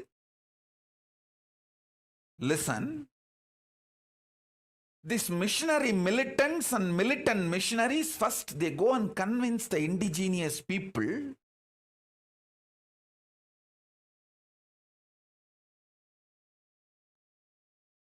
they don't know how to bring up their kids. First. Second, if they are not able to convince, they accuse, terrorize. Oh, your child rights are violated. You guys are not taking care of the children in a civilized way. Indigenous people are either terrorized or seduced. Extremely cunning criminal strategies come in play in multi-level, multi-pronged attack using media, multi-level. Fear, greed, guilt, everything is used. And the indigenous people are convinced that they cannot bring up their kids properly. And then the kids are stolen away from them. Then what happens? Either they are brainwashed in the name of so-called assimilation or killed. Simply killed. I am listening to so many people's testimony. Those kids who escaped horror schools, the horror residential Catholic schools. Now they are all old people. I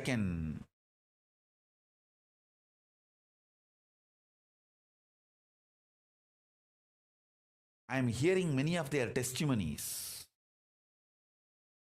Oh God, how?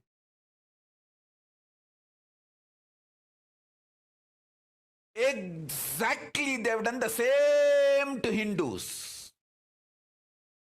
If you go and investigate in India or all the countries where Hindus were there, India, Nepal, Malaysia, Sri Lanka, go and investigate. You will find millions of unmarked graves, and in India they just burn it. Millions of kids burnt. Of course, millions are brainwashed and assimilated with the so-called assimilation and made to believe Hindus can't bring up their kids. Cultured. And worst thing is,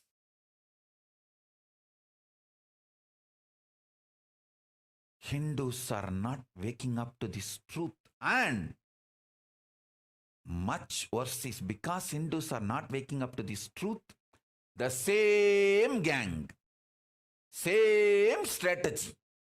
From all over the world, this terrorist gang, international terrorist gang, this international mafia, militant missionaries and missionary militants, same gang, same strategy. They infiltrated my organization and tried to convince my Gurukul parents, my Gurukul kids. Oh, you Hindus don't know how to bring up your kids. And when somebody is not ready to budge for their brainwashing, terrorizing us, oh, kids' rights are violated. Hey, who is coming and talking about whose kids? I want all of you to study how the largest genocide done on the indigenous people in Canada, how the indigenous kids are destroyed, killed. They lost their souls by brainwashing. Whoever is not ready to lose their soul, they have been killed. I want all of you to study. Exactly the same thing is done on Hindus, and even now it is getting done.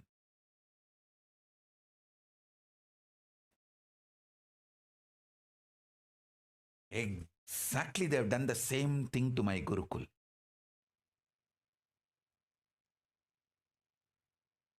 Using the international media.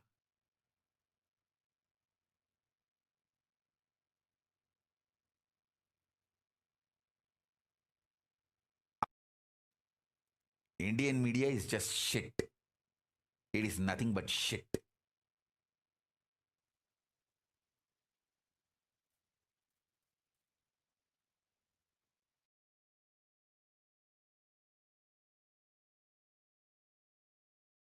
Biggest crime against humanity, against the Hindu kids, are still happening. No one talks about it. No one thinks about it.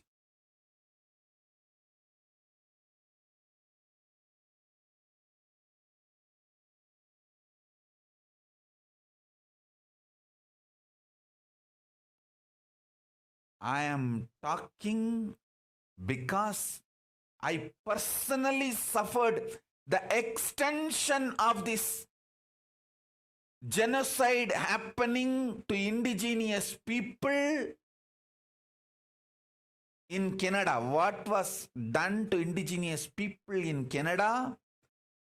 It is continuing. It was done on Hindu kids and still continuing. How this international criminal gang, terrorist gang, the militant missionaries and missionary militant mafia, how they infiltrate the organization, sit inside for years sometime, convince people, whoever can be convinced, brainwash them. Oh, you guys don't know how to bring up your kids.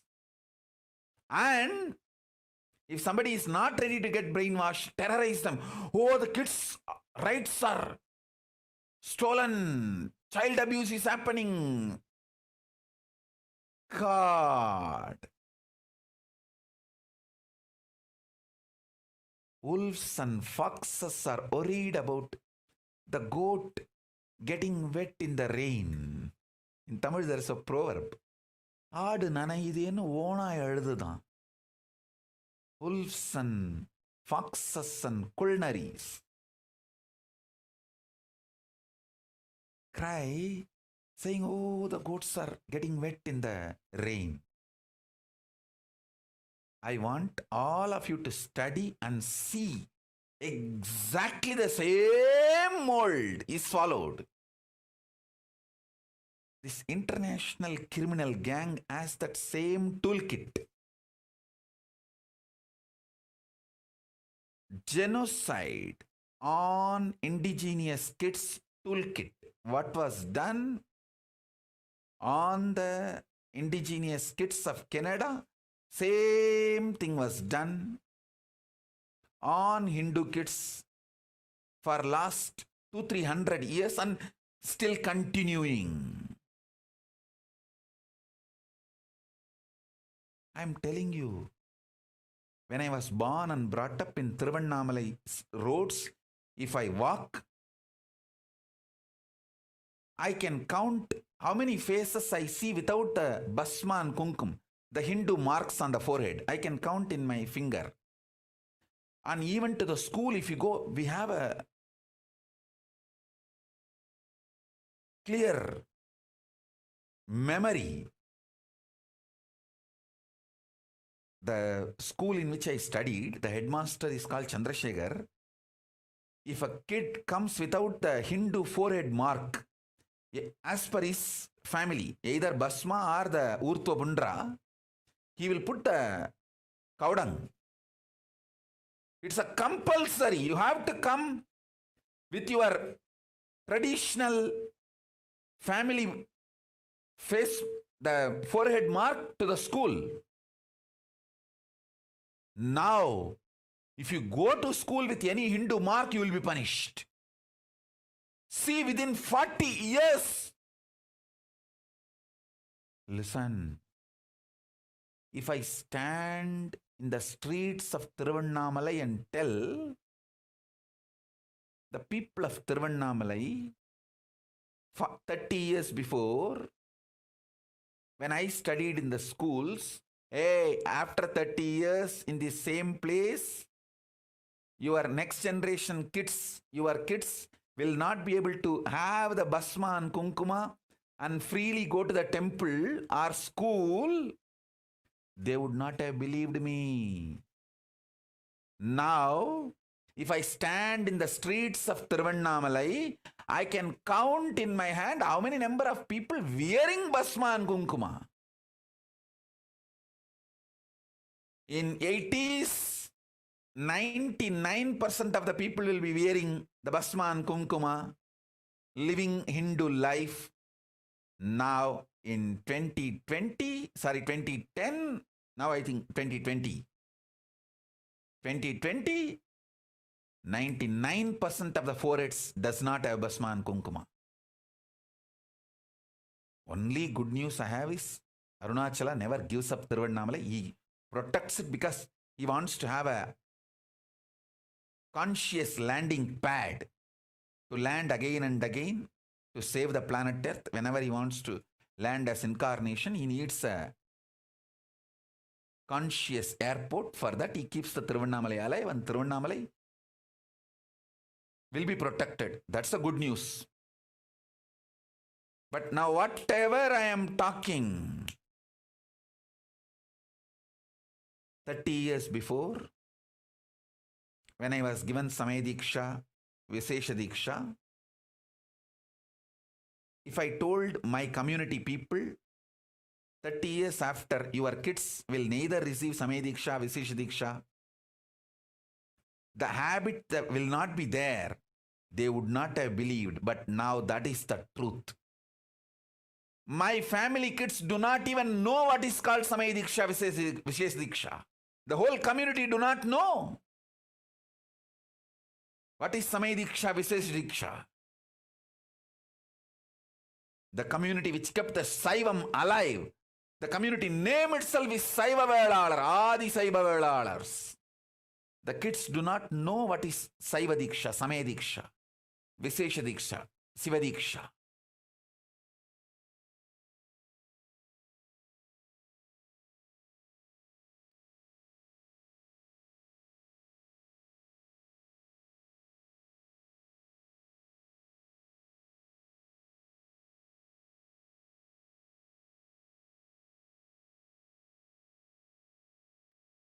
Internally and externally,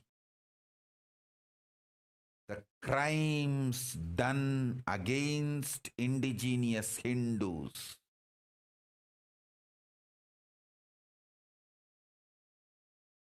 there is nobody to give voice. If somebody raises the voice, they will be just killed. I would have been killed if I continued to stay in India.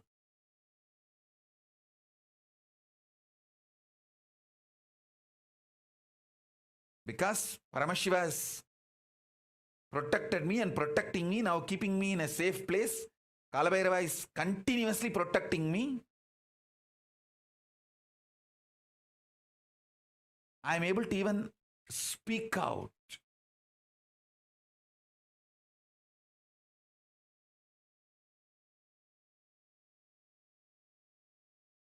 I am able to tell this to people.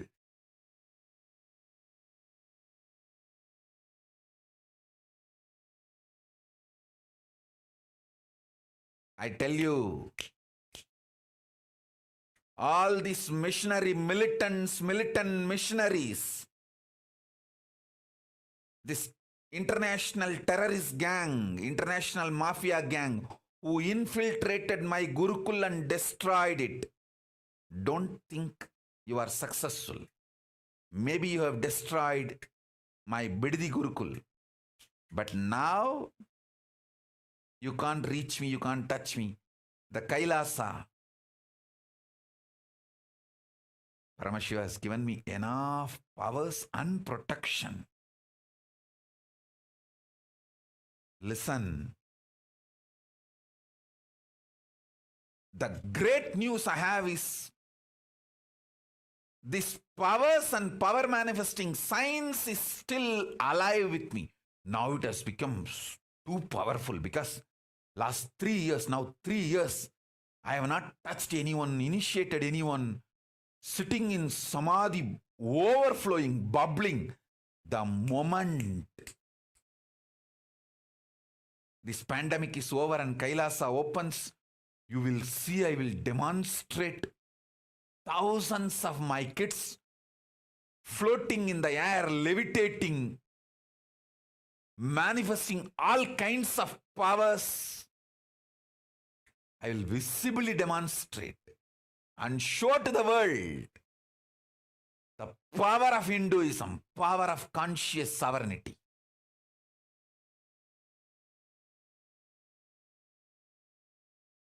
The good news is, Paramashiva has given me politically sovereign, safe place to teach the science of conscious sovereignty and transmit it. And still I have enough kids and parents who understand what is being done to me and to my Gurukul. It is attack on the conscious sovereignty of Hindus. Understand, I am talking in multi-level. How your own mind binds you and takes away your conscious sovereignty, and how externally the terrorists, the militant missionaries and missionary militants entered, penetrated, infiltrated our Gurukul and tried to destroy our conscious sovereignty. Using the same method, the way the kids were killed in Canada. I tell you, this gang which infiltrated into our Gurukul, they actually want to take over the Gurukul and kill the kids. After, slowly, without media attention, in few years they would have done it. They would have either driven out the kids, whoever is not ready to go, whoever wants the enlightenment science, conscious sovereignty, they would have killed those kids.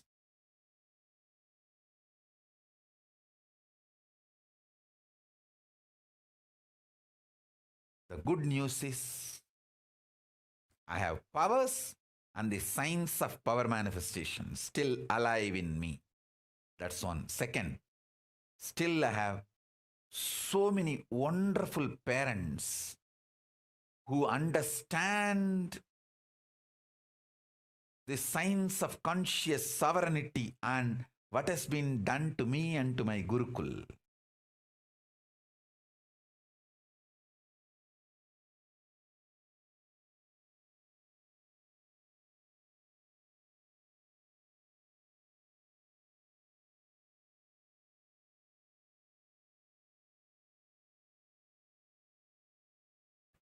And many of even my kids have started understanding. I want all my kids to study how the indigenous kids of Canada were killed by the militant missionaries and missionary militants, and how the same gang infiltrated our Gurukul. One side convincing the parents, oh, you guys don't know how to bring up your children. Other side terrorizing me, trying to terrorize me and the organization. Oh, children are abused and the children rights are taken away, and hey,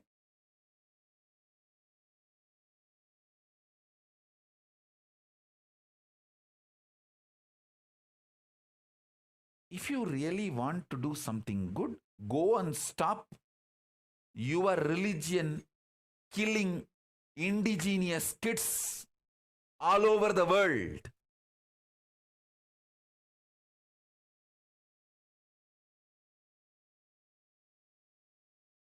And do you know the funny thing?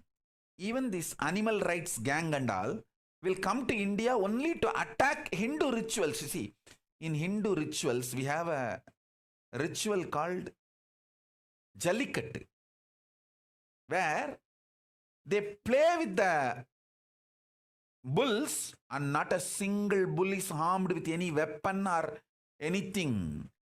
It is teaching the bulls the resistance power. It is literally like helping the bulls to develop powerfulness.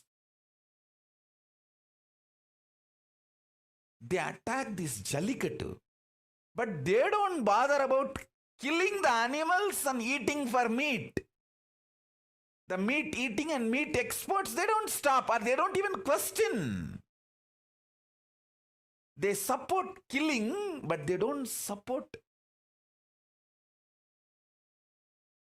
the animals being rejuvenated and refreshed and revitalized. And it is such blatant, like they say, oh, animals are abused, animal rights are violated in this Jallikattu Hindu ritual. I want all of you to know Jallikattu is a Hindu ritual. It is done in Vishnu temples, Devi temples. It's a temple ritual. No Jallikattu bull will be eaten even if it gets the natural death. No question of killing. Even if when it has a natural death, it is given a burial. It cannot be eaten.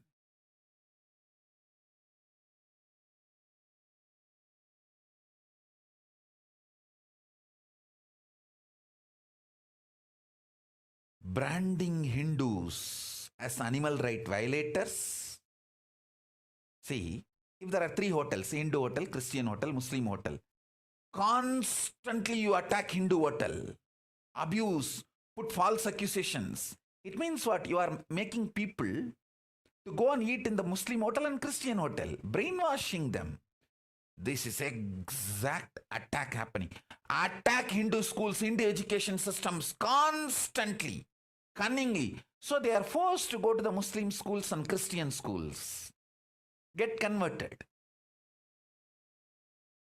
And unfortunately, Hindu parents are not realizing. I will produce now and show you guys. The power of conscious sovereignty is 10,000 times greater than any school education you can give in Christian schools and other religious schools. I'll show you guys.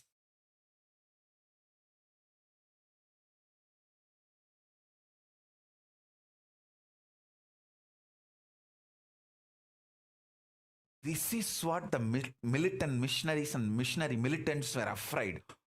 This fellow, this Nityananda, will create a seed bank. He will demonstrate it. He will create a model. They know their infrastructure is based on money supply. Mine is based on conscious supply. Mine is sustainable. Theirs is unsustainable. When the money drains out, the infrastructure they created, the structure they created will collapse. I can see already. When the illegal money inflow into India for conversion, illegal conversion is stopped, many of the conversion activities stopped, and many people who even got converted are coming back to Hinduism. It's an unsustainable model. Understand? Because by giving money, how long you can keep people in your religion?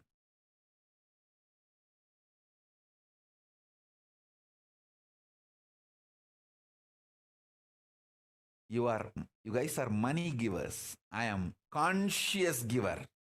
Mine is sustainable system. I'll show you how sustainable system is mine.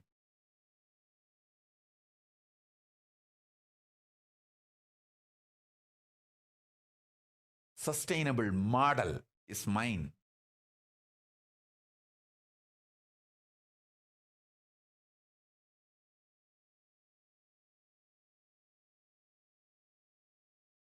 Listen. I want all the Hindus to wake up. The multiple level your conscious sovereignty is stolen. See, once your conscious sovereignty is stolen, once your cognition, realization, deep understanding about Hinduism, cosmos, enlightenment, science is taken away from you, then it is so easy to take away your political sovereignty, make you economically dependent, make you a beggar. And then they can act, they are great givers, charitable people, I tell you.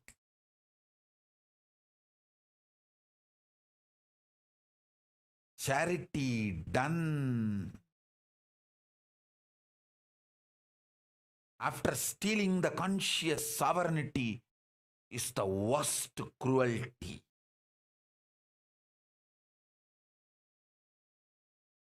Study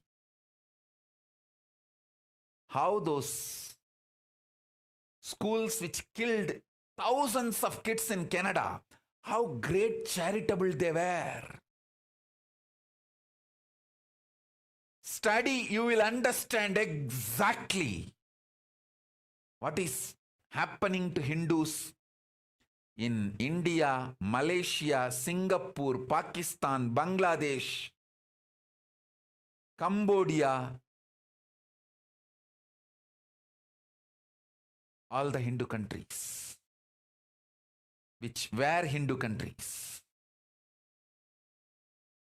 Whatever has been done to indigenous people in Canada, in Africa, same is done to Hindus in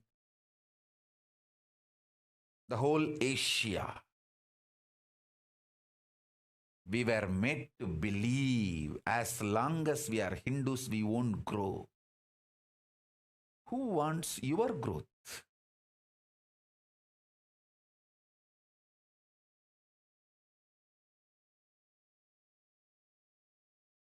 They steal, rob our conscious sovereignty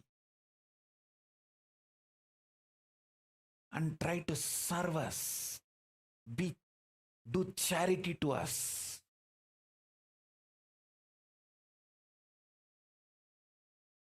If we retained our conscious sovereignty, these millions of problems today forced upon us would not have been there.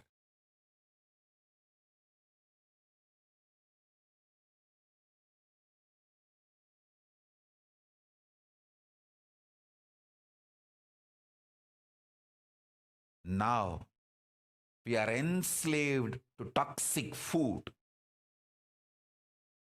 Hindus forgot Hindu food.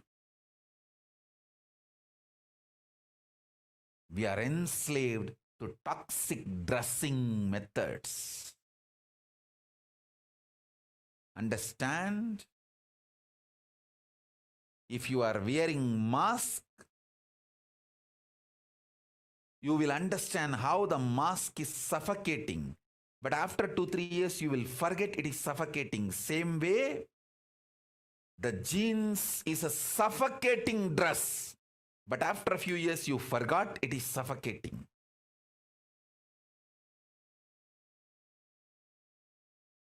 Mask suffocates your nose, the prana flow. Jeans suffocates the samana flow. Samana means your whole body breathes. Toxic food, toxic dress, toxic medicines, toxic housing style.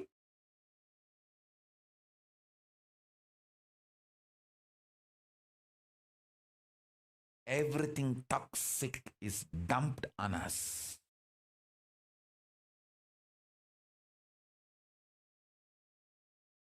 Everything we know. See, for thousands of years, our ancient enlightened rishis did so much of research and development and developed this great civilization. Just by stealing the conscious sovereignty from us, everything is stolen. These missionary militants and militant missionaries, they know I am going to revive, reinstall the conscious sovereignty to Hindus. Make Hindus awaken to the conscious sovereignty. That is why so much of assassination attempts on me. By the grace of Paramashiva, Kalabhairava is protecting me. And I am revealing these truths to all of you. And I am telling you, once I set the model community, it will spread all over the world. It will just spread all over the world.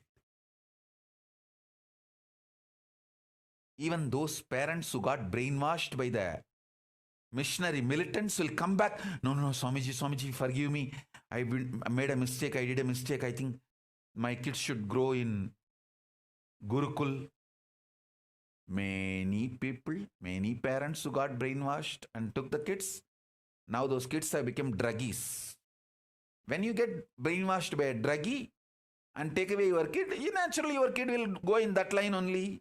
Go. What can be done? Those kids who withstood, I want to tell all those kids who withstood. Hey, I tell you guys, I can name all those kids who withstood all this brainwashing and stood strongly. And those parents, I want to tell you all who withstood this brainwashing and threat and stayed back with me in Kailasa. You guys are blessed. I can name each one of you.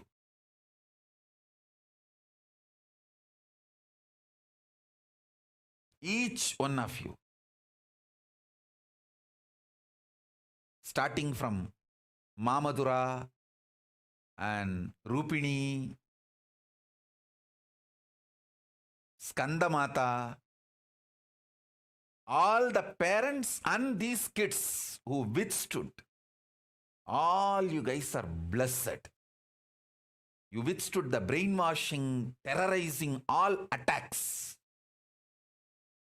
Stayed back with me. You guys will see the best thing of the life, conscious sovereignty.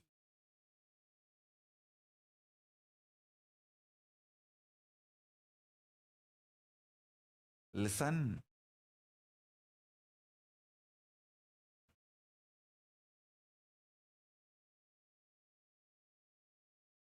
anything can be given up, but not conscious sovereignty.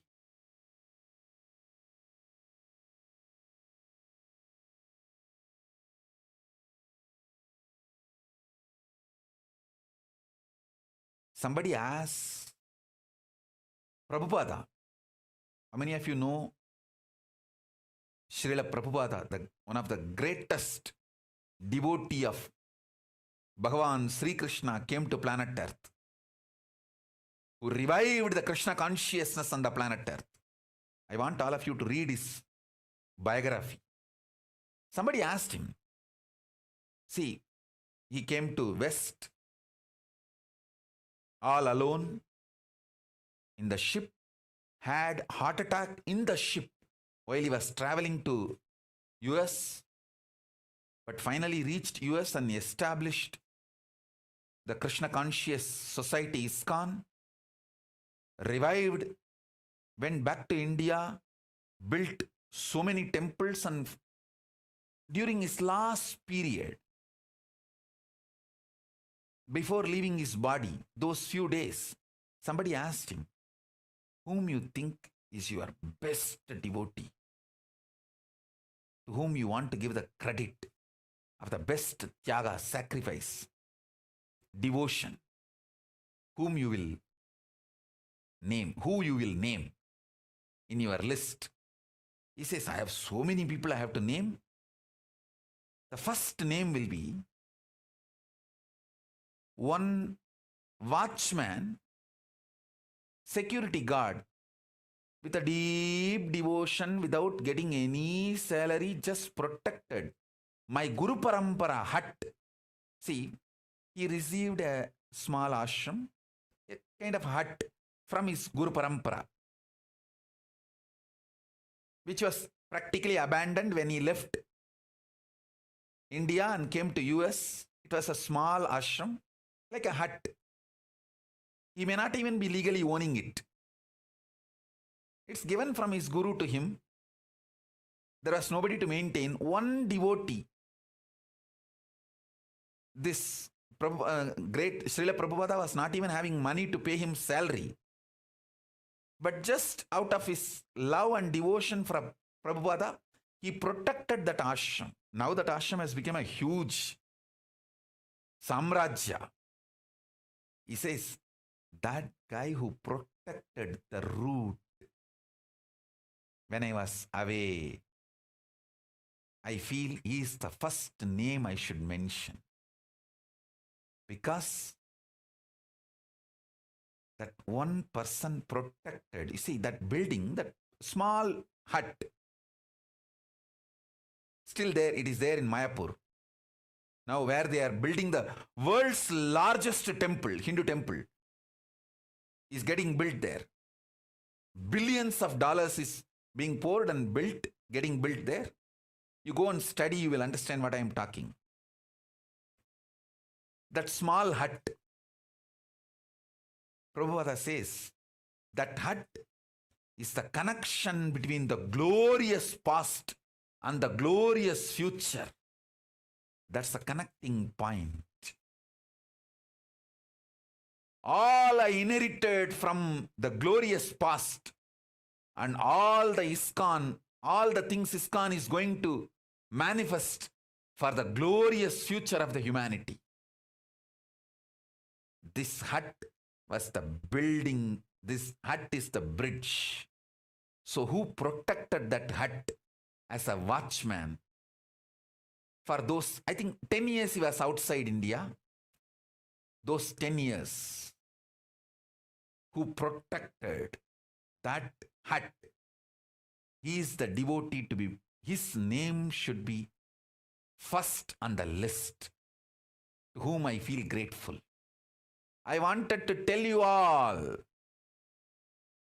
Tejomayananda sitting all alone in SSJP, Madurai SSJP, and protecting. Abhiramananda sitting all alone in Rajabalayam and protecting the ashram. Sushant sitting all alone and sitting and protecting Rajabalayam Adinam, that Siddha garden forest land. inside forest. Of course, it's our private land, inside forest.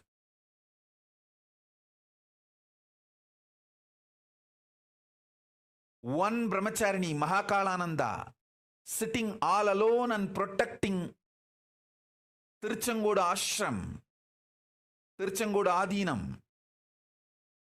All of you guys, one brahmachari, Ramanathananda, sitting all alone in the Ichapuram palace in Kailasagiri and protecting that palace of Surangi Samrajyam. Ramanathananda, all of you understand, you guys are going to be the first name when I make the list to whom I will be grateful, because you guys are protecting the glorious past and the glorious future I am going to manifest. The bridge. Listen. Once this pandemic is over, I start with the Paramashiva's grace, I start meeting public and start initiating people, and the Gurukul manifests. All this happens in few years. We will have millions of Kailasavasis.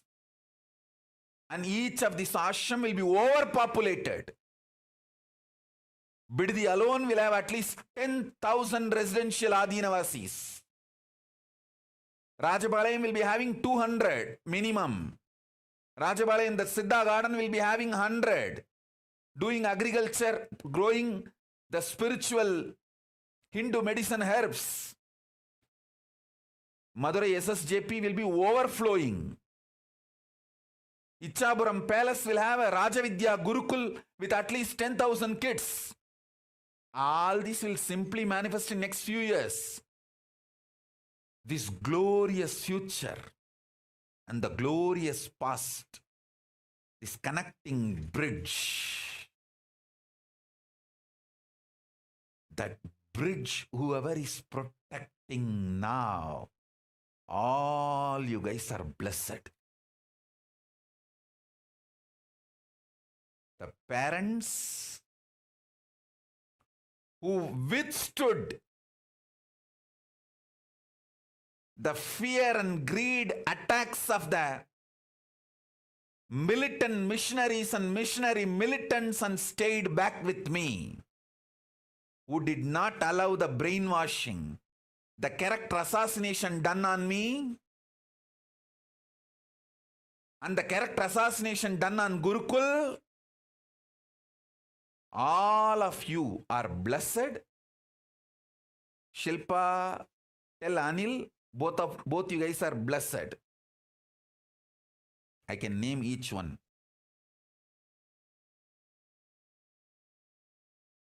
All those kids are also blessed. All those parents are also blessed. And all my sannyasis who are sitting in each of these properties and protecting, doing the watchman job, all of you are blessed. Be very clear. Even you guys don't know what you are protecting.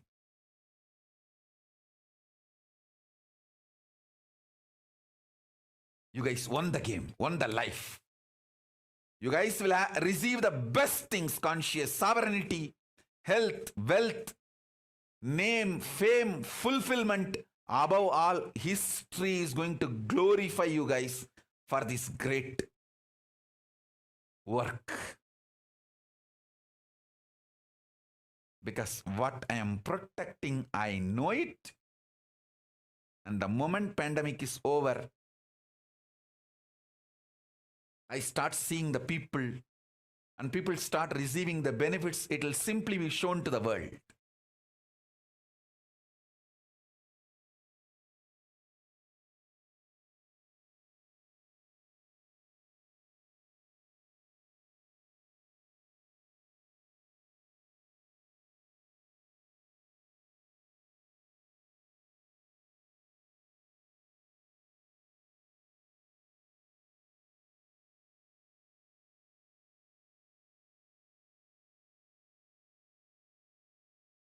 I'm just waiting for the pandemic to be over and the flight services to resume.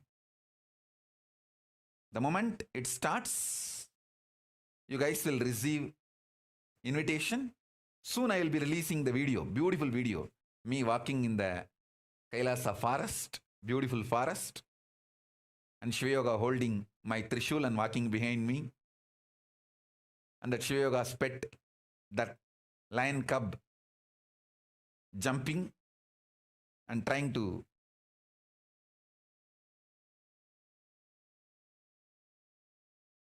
play and run around.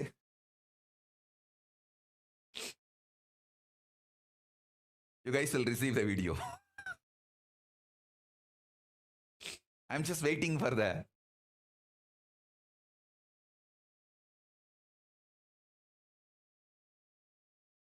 pandemic to settle down and the flight services to resume for you guys to be able to come to Kailasa and receive initiation.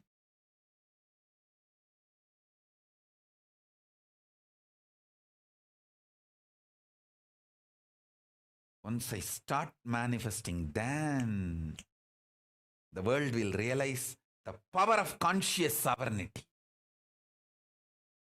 The power of conscious sovereignty need to be given to people. As I said, in every dimension, there are different methodology to work.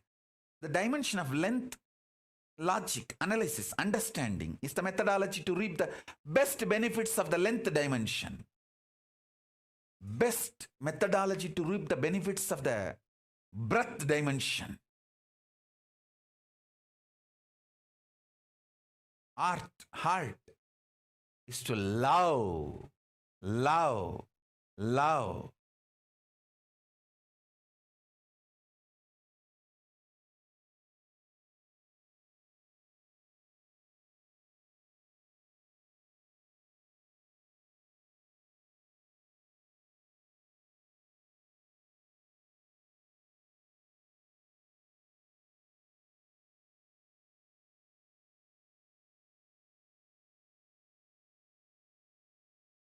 Best method to reap the benefits of the depth dimension, be ferocious and manifest.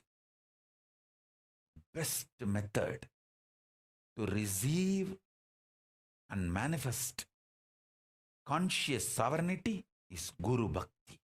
Guru just transmits it.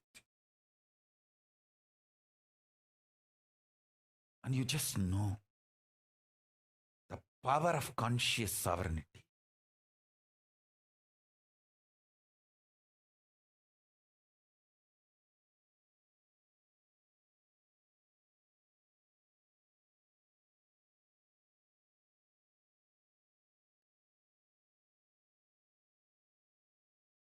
No negotiation, no political bargaining can bring conscious sovereignty.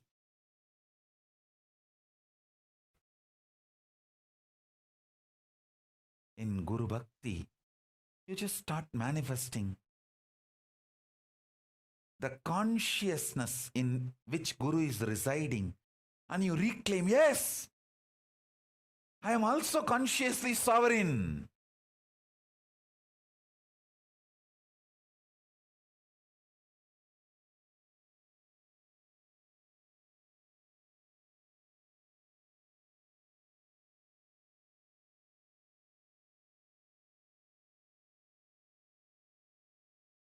I tell you, understand these statements. Conscious sovereignty is far more superior than anything else. And in all this, all the other things can be just given up for the sake of conscious sovereignty. That's what I did. I gave up everything to retain my conscious sovereignty. And finally, I have conscious sovereignty, and everything which I gave up also came back. I am having all the best things along with conscious sovereignty.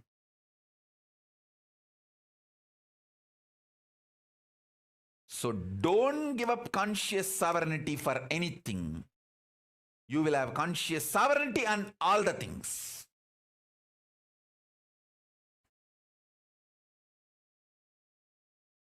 But if you give up conscious sovereignty for anything, not only you will become a slave and you will lose everything.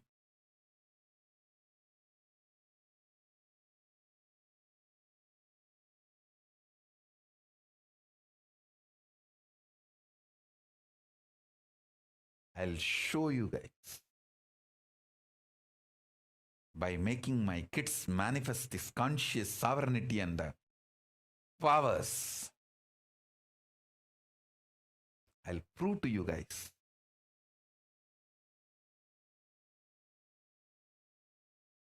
The power of conscious sovereignty.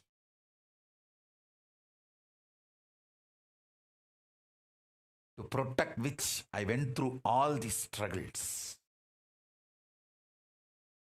So much of attacks, abuses.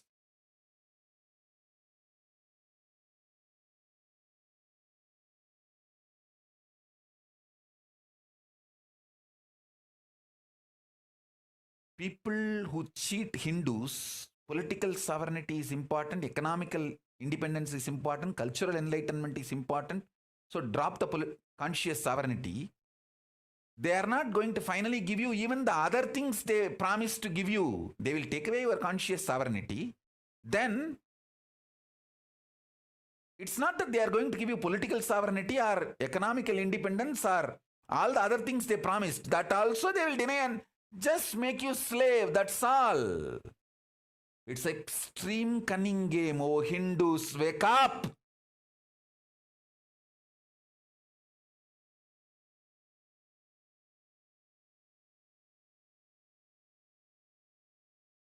I want you all to contemplate on this deeply. Do Vakyartha Sadas, Jivartha Sadas on every statement I uttered.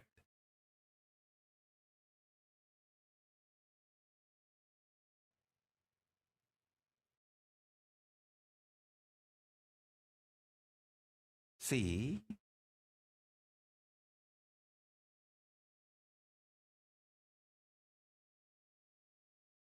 one brahmacharini all alone sitting in Tiruchengodu Adinam and protecting that property. If she thinks, oh, I can be more productive than just protecting this property based on her selfish idea, if she thinks, she may not live there. But she understands the glory of the past and the glory of the future. It's going to manifest. She is protecting the bridge she knows. One brahmachari sitting and protecting the Ichapuram palace. One brahmachari remotely sitting and protecting Tanjavur Adinam. All of you understand you guys are blessed and you are going to be part of the history.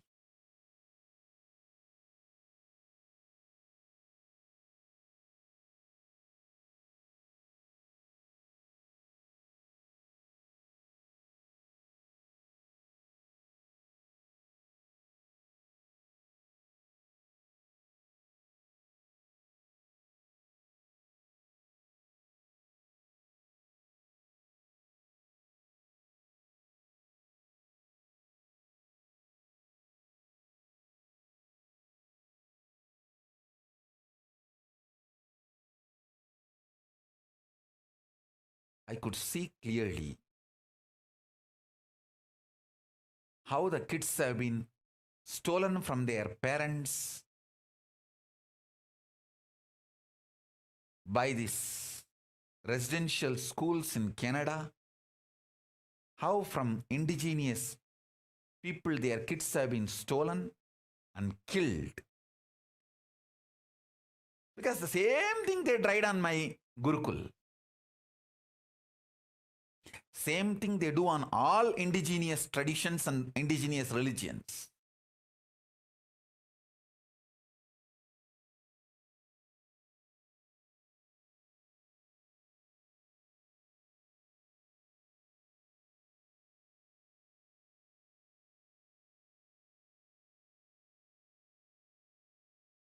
when you believe, I've seen now many parents are repenting that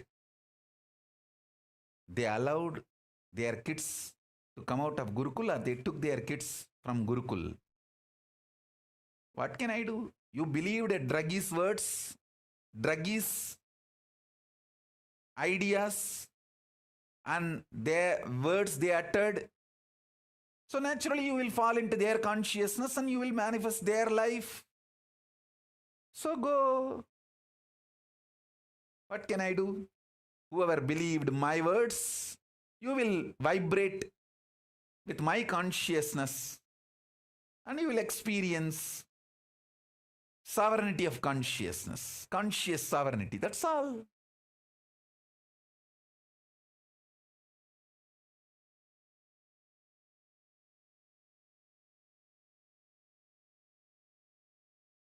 So I'll announce the timing for Devi Darshan later.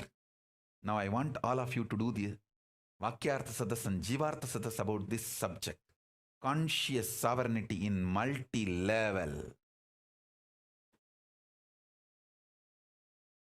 With this, I bless you all. Let's all radiate. Let's all radiate with integrity, collective integrity. Authenticity, responsibility, enriching, causing. The state, space, powers, being, superconsciousness and Kailasa of Paramashiva. Paramashivoham. Om Nityananda Paramashivoham.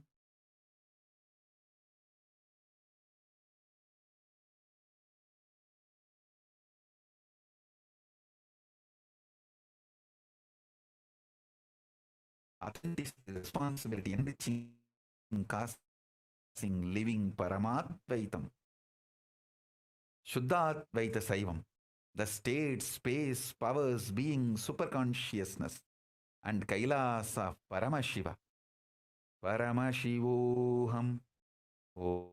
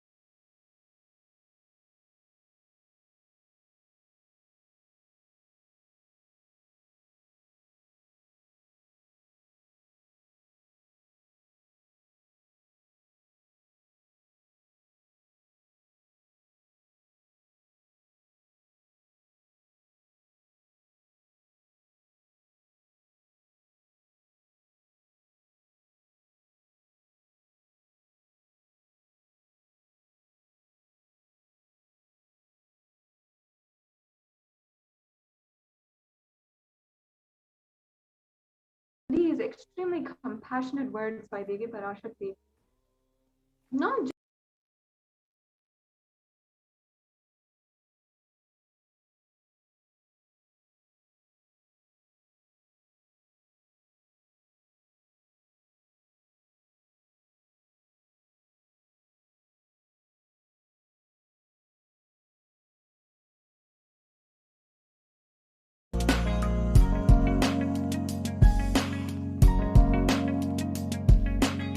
you will have lowest reactionary assumptions, highest awakened response, alive response for life continuously.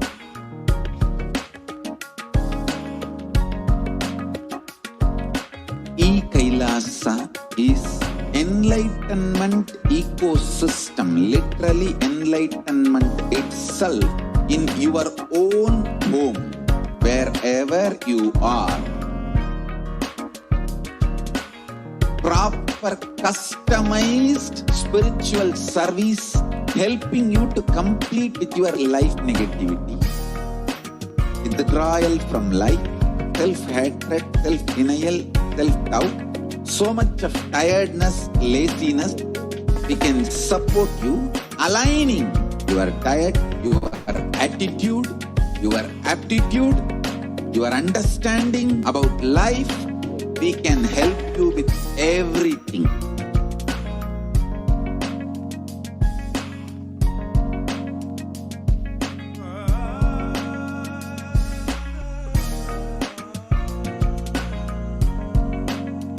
If you are interested in enlightenment, we will immediately bring this to you.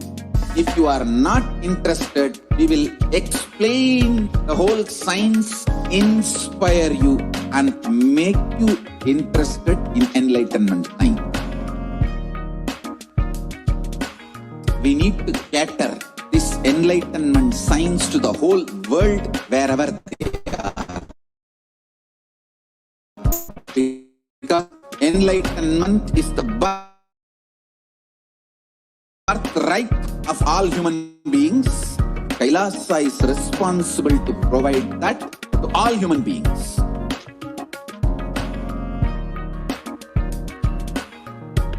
Kailasa is the totality of the knowledge I received from my gurus and practice manifested in my life, perfected by teaching millions of people from all cultures, time zones, backgrounds, genders, nationalities, from every creed.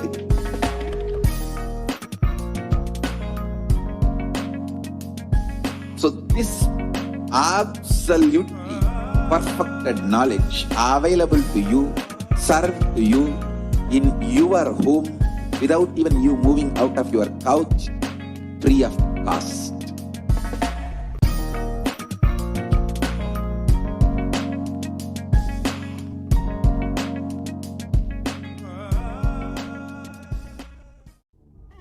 What I mean by the word e-Kailasa, listen intensely. Enlightenment ecosystem, literally enlightenment itself, in your own home, wherever you are. If you cannot come to Kailasa, it's okay. Kailasa can come to you. Kailasa coming to you is e-Kailasa.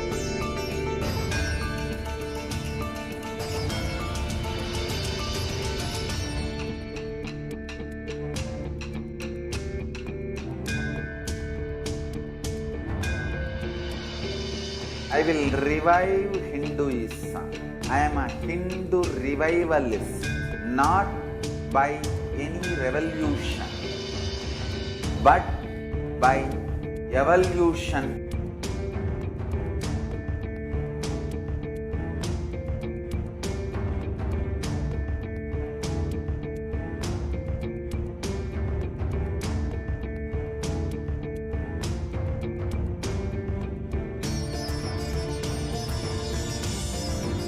And setting model communities.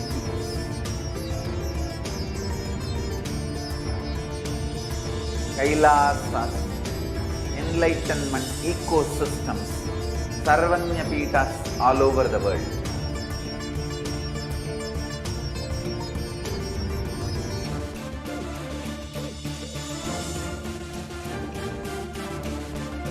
All powerful cognition, knowledge, only when you live, power manifestation and possibilities manifestation happens. This is a fundamental truth.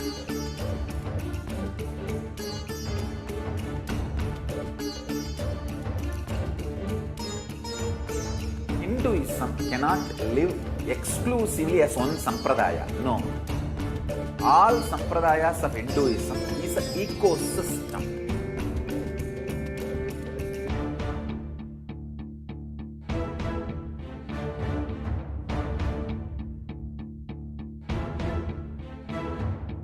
So don't keep quiet thinking that if one sampradaya is attacked, only that sampradaya is going to be affected.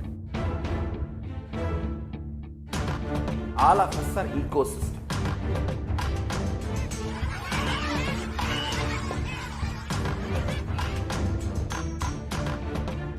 I invite all of you to get involved and enjoy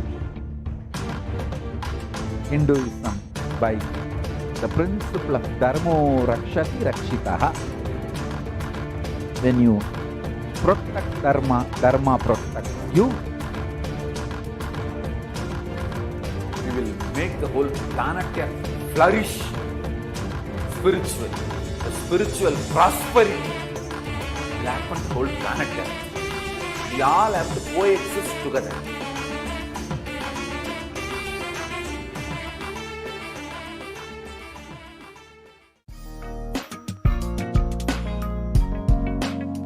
We get you health. We get you ability to build beautiful relationships in your life. We get you direct spiritual support, and we make sure you become wealthy.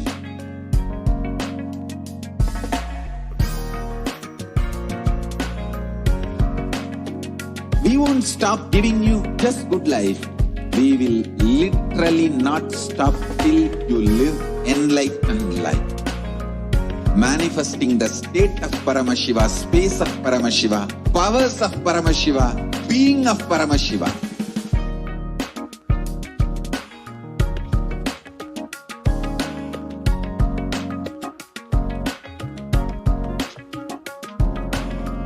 Whole world should become e-Kailashians. I want the whole world to know Hindus have something great to contribute to the world.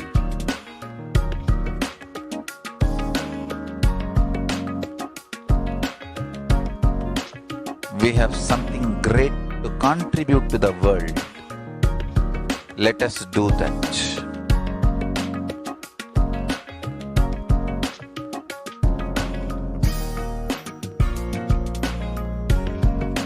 E-Kailasa is proper customized spiritual service helping you to identify your root patterns of suffering.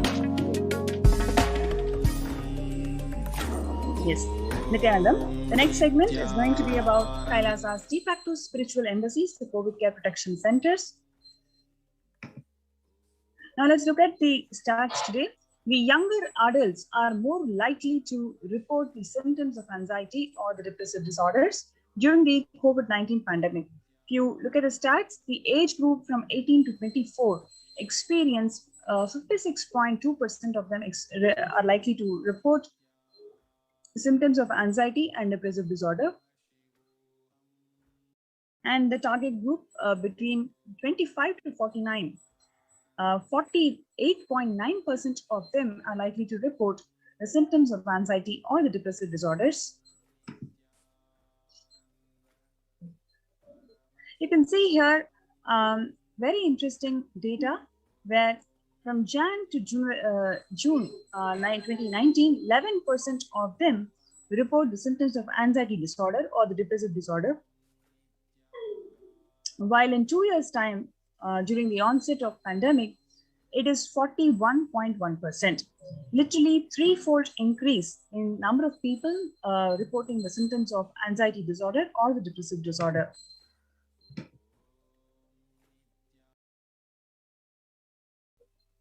What do the employees feel at the workplace? 34% of them feel they are tired and stressed out. 27% of them feel that they are burnt out. 22% of them feel they are discouraged. 19% of them feel they are distracted, and 17% of them feel they are depressed. COVID-19 is a significant stressor for most of the Americans. Nearly 8 in 10 people say that the corona pandemic is a significant source of stress in their life. Nearly 7 in 10 people say that they have experienced increased stress over the course of the pandemic. 1 in 4 essential workers diagnosed with mental health disorder since the start of the pandemic. More than 60,000 people, 300 of them have died. An estimated 300 to 400 physicians die by suicide every year.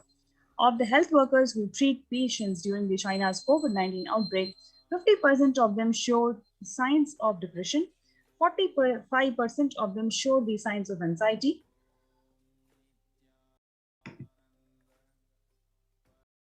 Before the onset of pandemic, 15% of the pregnant women were depressed, while during the pandemic, it is 40.7%. Similarly, 29% of the pregnant women reported anxiety symptoms, but 72% of the pregnant women reported the symptoms of anxiety during the COVID pandemic.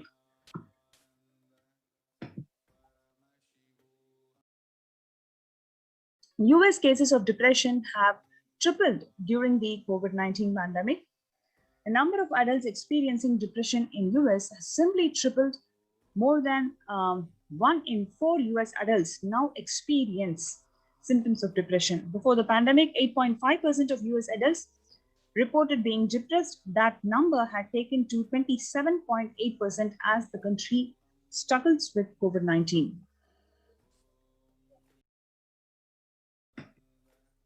Now, let us see how the COVID-19 had impacted on the mental health of the global workers. 78% of them experience pandemic has negatively affected their mental health.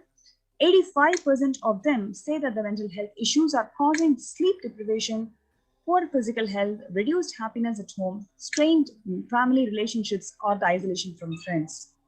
68% of them would prefer to talk to a robo over their manager about stress and anxiety at work. 76% of the workers believe that their company should be doing more to protect the mental health of the workforce.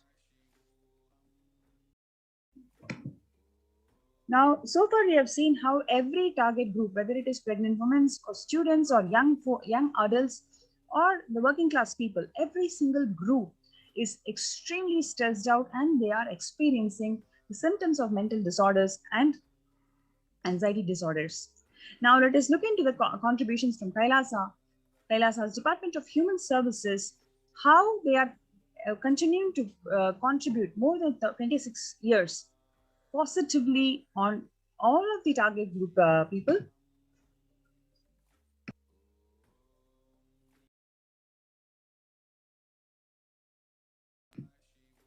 Kailasa's Department of Religion and Worship and the Department of Human Services and each of the Kailasa's temple ecosystems consider the right to happiness to be the highest fundamental right of all the humans, especially all the beings. The ultimate goal for Hinduism and Kailasa, led by the Supreme Pontiff of Hinduism, Jagadguru Mahasannidhanam, His Divine Holiness Swamiji, is the material and the spiritual well-being and prosperity for the humanity. Kailasa is a place where everything related to superconsciousness is revived. All the sampradayas, all the spiritual ecosystems created for enlightenment will be revived and is established in such a way that it never gets lost forever in the humanity. This is from 21st of August 2006, where a meditation program under the sacred banyan tree in Adi Kailasa, where the peacekeepers of Kailasa, along with the children of Nityananda Gurukul, celebrate the auspicious occasion of Deepavali. Peacekeepers of Kailasa and participants of the Paramashivoham meditation workshop that take part in the celebrations of traditional flag hoisting ceremony. This is from 14th of December 2006, the Supreme Pontiff of Hinduism conducting the Nityananda Spurana program, Life Bliss Program Level 2, which is the meditation workshop in Chennai. You can see thousands are gathered to experience the superconscious breakthrough way back in 2006 itself. Similarly, on 17th of December 2006, the Supreme Pontiff of Hinduism conducting the Nityananda Spurana program at St. Peter's Engineering College. This is from 26th of May 2006, where the peacekeepers of Kailasa and the Supreme Pontiff of Hinduism embarked on the Himalayan Yatra, the traditional sacred pilgrimage to Himalayan mountains and up the river Ganga. It is from 20th of December 2011, the temple ecosystem of Tiruvannamalai as a driving factor in maintaining the lifestyle of health, wealth, and well-being for the denizens of Tiruvannamalai, one of the remaining living temple ecosystems.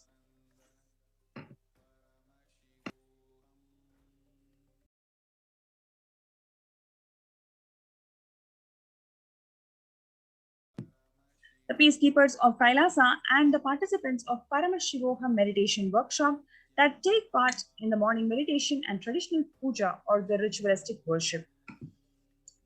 This is from 11th of September 2016, where the peacekeepers of Kailasa, led by the Supreme Pontiff of Hinduism, take part in Kara Seva, the voluntary contribution of physical service towards cleaning or the construction of the sacred Hindu temple. Now, what we are seeing is the various Kailasa's ecosystems around the world.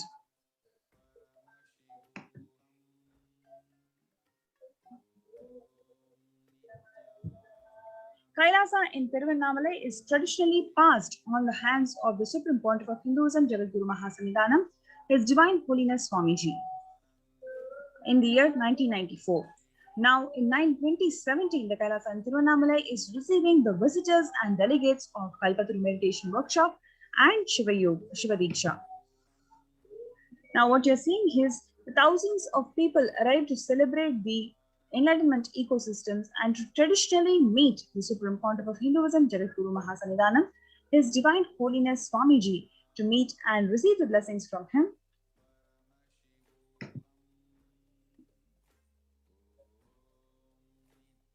This is a picture from Kailasa in Los Angeles, California, a 25,000 square feet temple complex housing 80 plus deities, and it is one of the largest Hindu temples ecosystems of the West. Next, you have Kailasa in Columbus, Ohio, the first ever temple established by the Supreme Pontiff of Hinduism outside India. The temple physically came to life in just 9 months. The chief presiding deities of temple are Sri Nityanandeshwara Paramashiva and Devi Nityanandeshwari PARASHAKTI. The deities are 7 feet tall granite, weighing about 6 tons, and their divine faces have been directly carved by the Supreme Pontiff of Hinduism. Next, what we are seeing is the Kailasa in Seattle, Washington, USA, housing the blissful dancing form of Ganesha and the largest living Nataraja deity outside of India. Kailasa in Seattle is also known as Chidambaram of the West. Next, Kailasa in San Jose that was inaugurated in 2009, which radiates the energy of Madurai Meenakshi temple. The chief presiding deities for the temple are Devi Meenakshi, Shivalinga, and the Lord Nityanandeshwara and Devi Nityanandeshwari, which have been created and installed and energized by the Supreme Pontiff of Hinduism himself.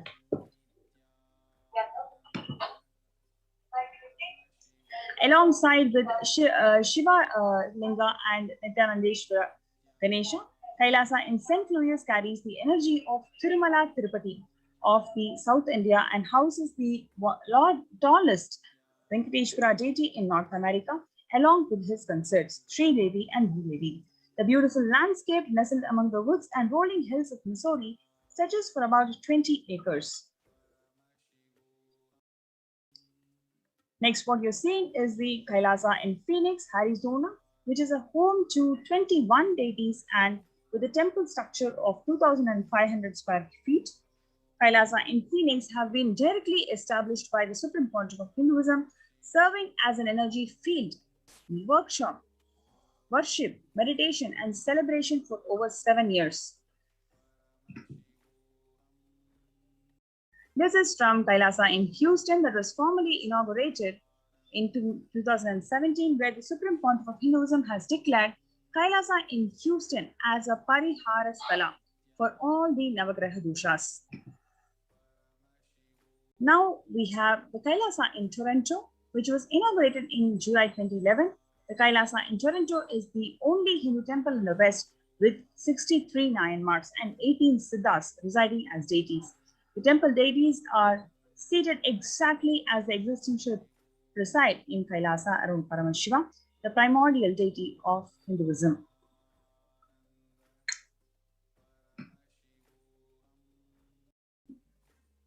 Not to miss this, that the Kailasa in Toronto, especially they are active and alive from 2011 onwards. It has been blessed to radiate the super consciousness of Kailasa. This temple ecosystem goes on providing various services to the community, including Annadan and traditional Hindu ceremonies. So next, we're going to have a short break. We're going to see how the spiritual routine that is being practiced in all of these ecosystems are going to be directly benefiting for you to handle yourself during Corona. So we're going to see that segment. Before that, let's have a short break and we'll be right back.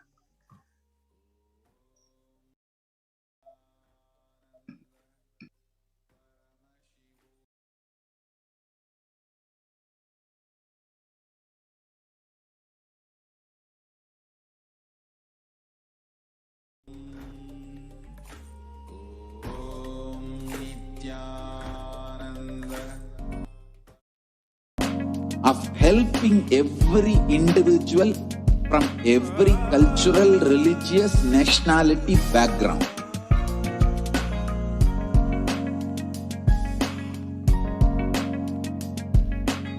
You will have lowest reactionary assumptions, highest awakened response, alive response for life continuously.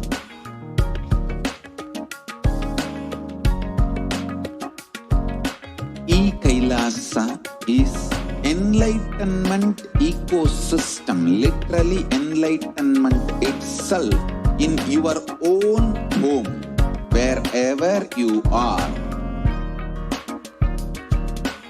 Proper customized spiritual service helping you to complete with your life negativity.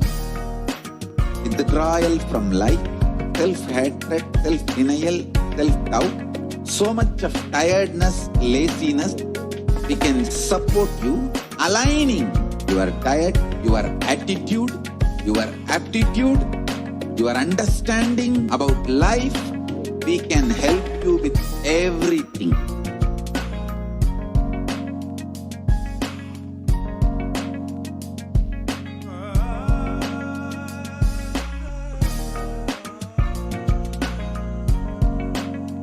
If you are interested in enlightenment, we will immediately bring this to you.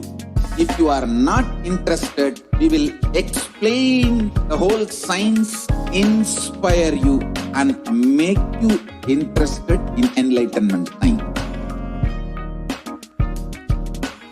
We need to cater this enlightenment science to the whole world wherever they are, because enlightenment is the birthright of all human beings. Kailasa is responsible to provide that to all human beings.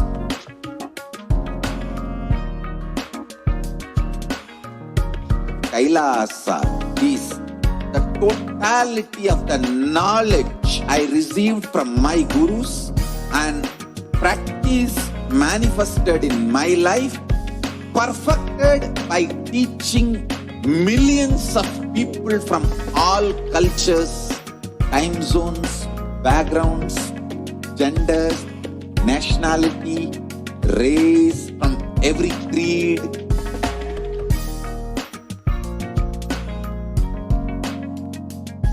So this absolutely perfected knowledge available to you, served to you in your home without even you moving out of your couch, free of cost.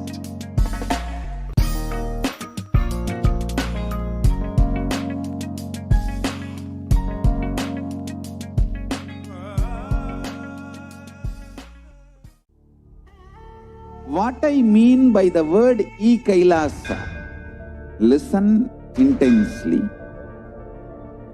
Enlightenment ecosystem, literally enlightenment itself in your own home, wherever you are. If you cannot come to Kailasa, it's okay. Kailasa can come to you. Kailasa coming to you is E-Kailasa.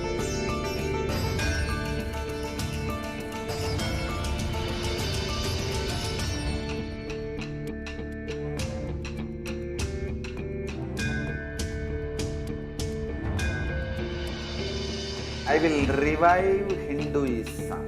I am a Hindu revivalist, not by any revolution, but by evolution.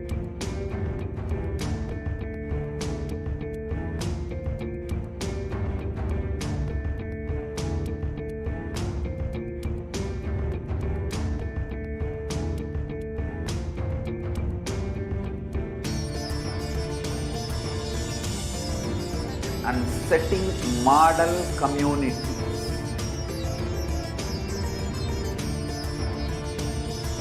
Kailasas, enlightenment ecosystems, Sarvanya Pitas all over the world.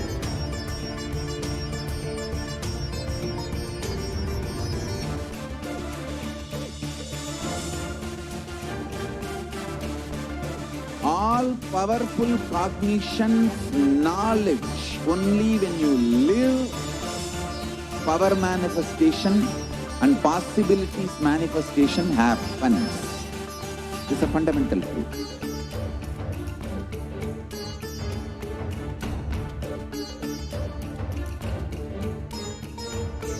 Hinduism cannot live exclusively as one sampradaya. No. All sampradayas of Hinduism is an ecosystem.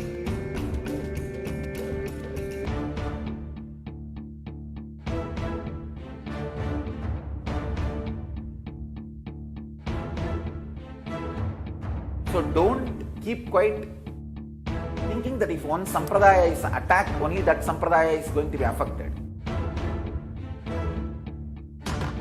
All of us are ecosystems.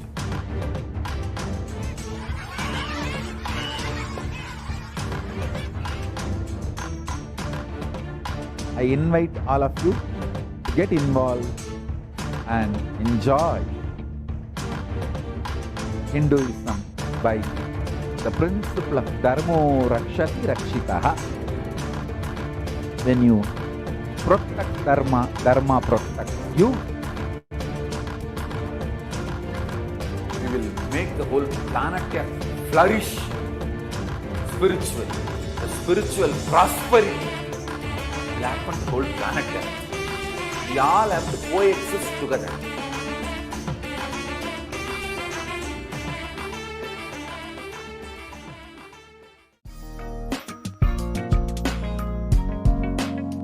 We get you health. We get you ability to build beautiful relationships in your life. We get you direct spiritual support, and we make sure you become wealthy.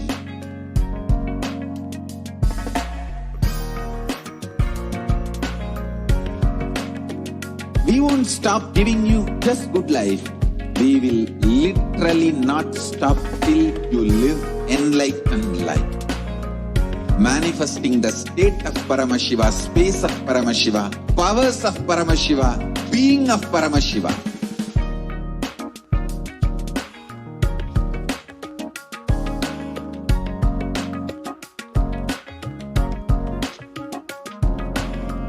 Whole world should become E-Kailasians. I want the whole world to know Hindus have something great to contribute to the world.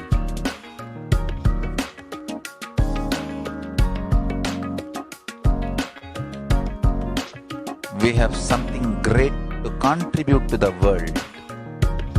Let us do that.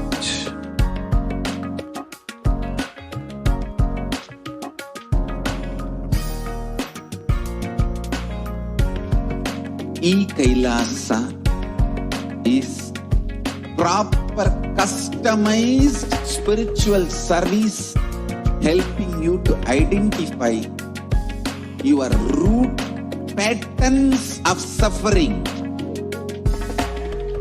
we have perfected the science of helping every individual from every cultural, religious, nationality background.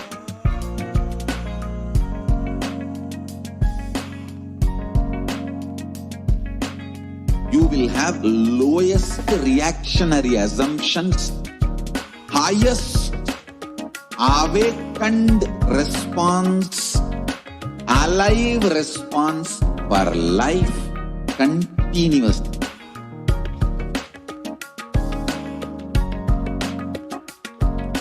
E-Kailasa is enlightenment ecosystem, literally enlightenment itself in your own home, wherever you are.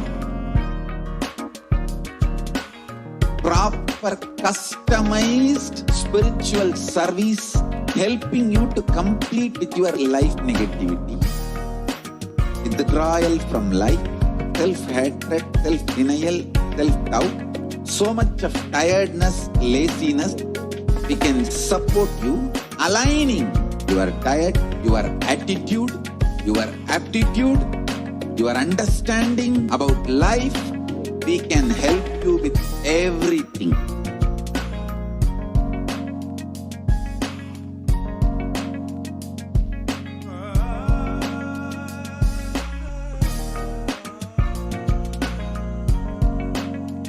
If you are interested in enlightenment, we will immediately bring this to you. If you are not interested, we will explain the whole science, inspire you and make you interested in enlightenment time.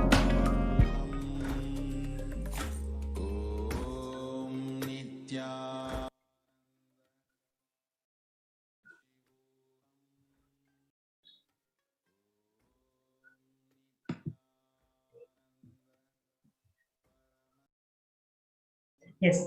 So now let us see the revelations to the world by Devi PARASHAKTI on 12th of May 2021. I came as Nijavatara and I am blessing you. Listen. People listen. To do good to all of you, I have taken the form of Nityananda and came down as the Nijavatara. The people of India, listen, carefully listen. Time after time, Bharadam is Jnana Bhumi, where enlightened beings come, and we cannot make the Jnana Bhumi as infertile. Enlightened beings have to come. They have to live and it has to flower. Few hypocrites, because they are stuck in delusion, we cannot sacrifice the world. Cosmos cannot be destroyed. The ship I did to save the cosmos from being destroyed, that is called Adi Kailasa. The ship I did to protect beings from Pralaya is Adi Kailasa. Because of the conspiracy of the Drogis and enemies rule, the captain has to leave the ship. Before 12 years, knowing the great deluge that is going to happen, all the Aushadas, by this Guru Purnima, that Jnana Rasavadam, Navapashana is going to flower, allow people to come and take a dip in Navapashana flower. People, whoever comes and dips in Vaidya Sarovar, they will not have the dip. They will not have corona. Crores and crores of people will come in line. Every day they will come and dip in Anandalingam. Listen well to my words. For India, I made the ship as protection. The Nityananda Navapashana Lingam in Vaidya Sarovar. Go to Adi Kailasa. O Indians, listen. All those regretting losing Nityananda Nijavatara without confusion and without talking just as a lip service, go to Adi Kailasa. Crores of people will come there looking for health, Navapashana, water feast and medicine to get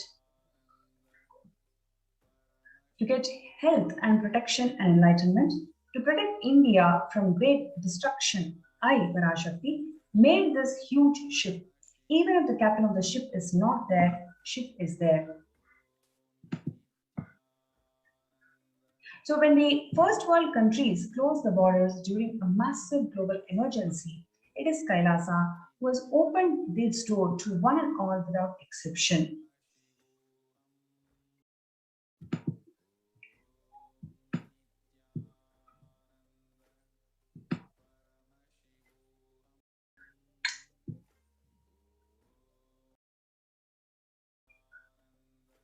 Now let's look into the morning spiritual routine. The morning spiritual routine is the fuel to reach Kailasa. Morning routine and the chemical changes it brings in you and the healing it does in your system and biological rhythm it sets in your system, all of them are very important. It is an important fuel for you to experience the multiple dimensions of the universe. The spiritual routine and integrity to spiritual routine initiations are completely private, personal between you and me. Members of Kailasa's Preventive Protection Multi-Layered Quarantine Initiative take part every day in morning spiritual routine here in Adi Kailasa Sakanipita. The morning spiritual routine consists of Nityananda Yoga, Panchakriya, Nitya Pratyaksha Paduka Puja, Kashayam, and Nitya Satsang.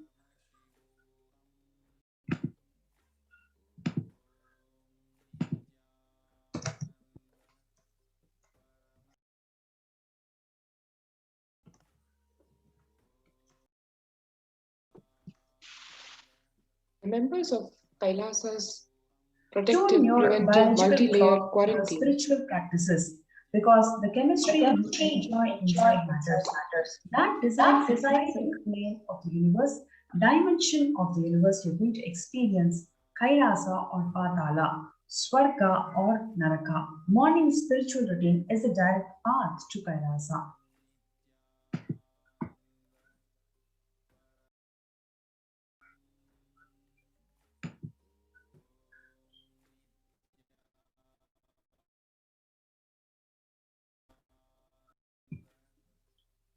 The person who is in love with me will wait to spend with the beloved. If you are a seeker, you will be waiting for this 5 hours every day because that is the time you get near what you're seeking for. The person who's in love will be waiting to spend time with the beloved. The person who will be seeking will be waiting to spend this 4 hours because this is the time you get closest to what you're seeking.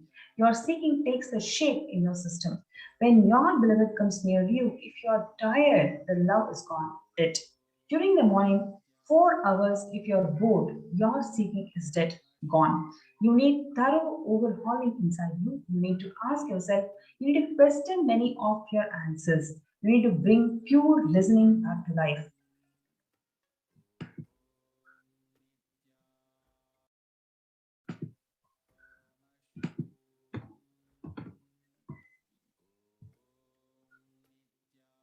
When you do yoga, you experience your entire body, becoming Amrita Sharira, which means the body that is filled with nectar.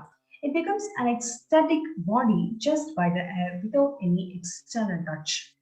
What is Panchakriya? Panchakriya involves 5 powerful processes to remove the toxins and impurities from the system. Just like how we take a shower every day to clean the external parts of the body, Panchakriya is a powerful cleansing process which cleanses the internal organs of the body, keeping it cool. The techniques are not only to cleanse our body, but to bring the peace and balance to our mind and lightness and bliss to our being.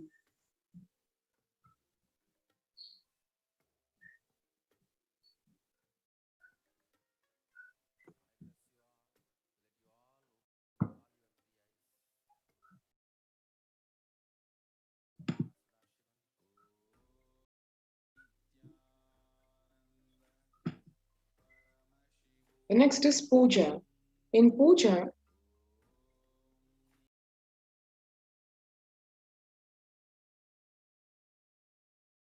you experience the space of bhakti, devotion, the space of surrender that occurs to you from this devotion moves you from the I, which is so heavy, to God or Guru. This surrender allows us to drop all the unnecessary baggage from the head. One of the beautiful pujas in Hinduism is Rudrabhishekam. In Rudrabhishekam, we offer sacred bath to a Shivalinga while chanting powerful mantras. The Shivalinga is a deity which beautifully represents the divine. Its form indicates how God is beyond form and formless.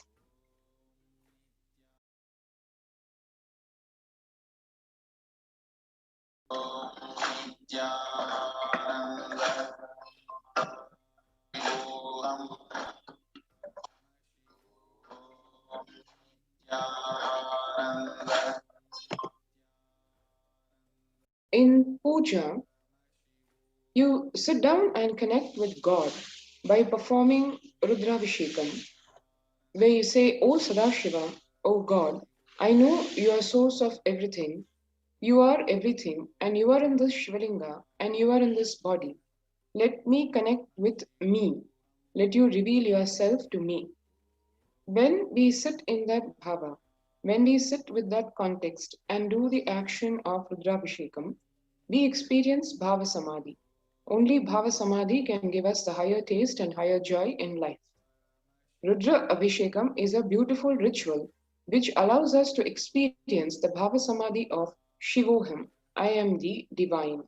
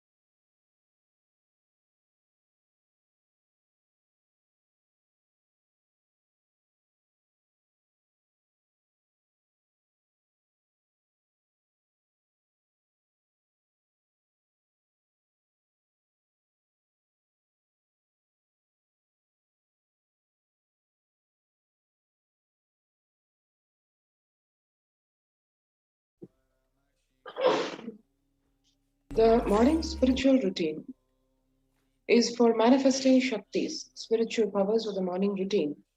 If you just follow this morning 5 hours, it's enough.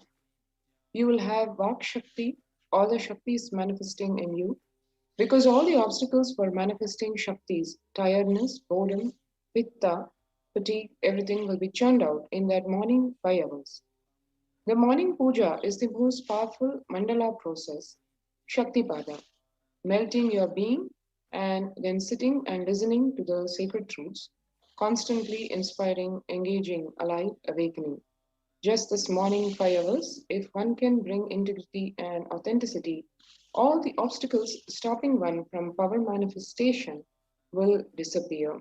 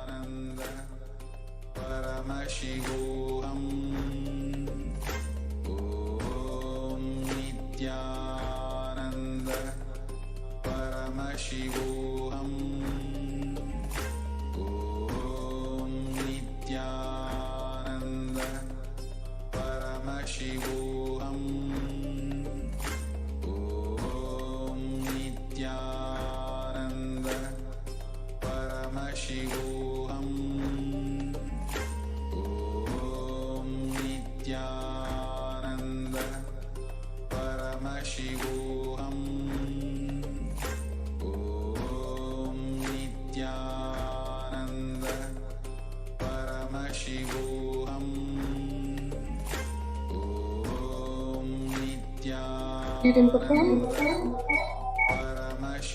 and all the spiritual practices by yourself, like the morning yoga and Nitya Puja. But there will always be the risk of losing your initial inspiration and excitement after a few days or after a few weeks. Living in the enlightenment ecosystem, even if your boredom or tiredness try to pull you down, the Sangha will support you, help you by giving the wake-up call and supporting you to complete your incantations. In Sanatana Hindu Dharma, we have at least 10,000 sampradayas, religious, spiritual traditions keeping this enlightenment science alive. Each Hindu sampradaya is a spiritual ecosystem created for keeping enlightenment science alive. Every monastery, every adinam, every monk, every temple, every Veda Pathshala, every Sarvanipita is a lineage, sampradaya, created to keep the ecosystem of spiritual enlightenment alive. Some may be Shakta, some may be Yoga, some may be Vedanta, some may be Tantra, some may be Shakta Vedanta, some may be Shaiva Tantra, some may be Yoga Vedanta, some may be Yoga Shaiva, some may be Vaidika Shaiva. All kinds of permutations, combinations exist. Each temple, each mutt, each monastery, each adinam, each Veda Pathshala, each Sannyas Sampradaya is a spiritual ecosystem created to keep the enlightenment science alive of that Sampradaya. So, if you want to register yourself, join the COVID Care Protection Center. Register now through the link https://kailasa.org/kailasacare. Let's take a few minutes now to register in this link.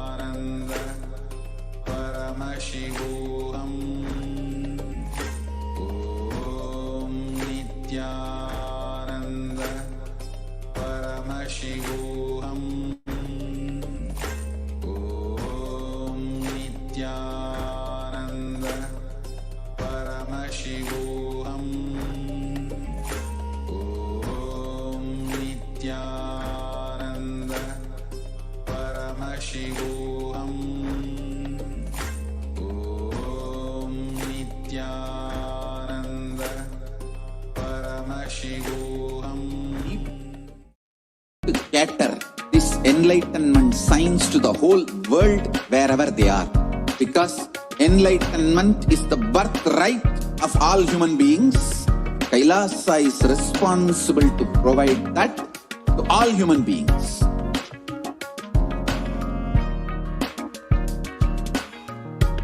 Kailasa is the totality of the knowledge I received from my gurus and practice manifested in my life, perfected by teaching millions of people from all cultures, time zones, backgrounds, genders, nationality, race, from every creed.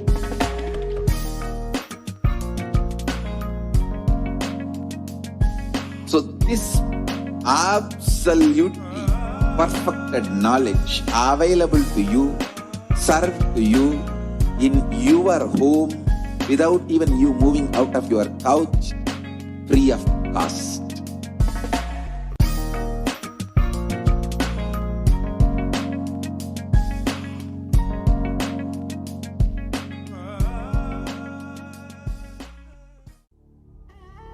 What I mean by the word ego.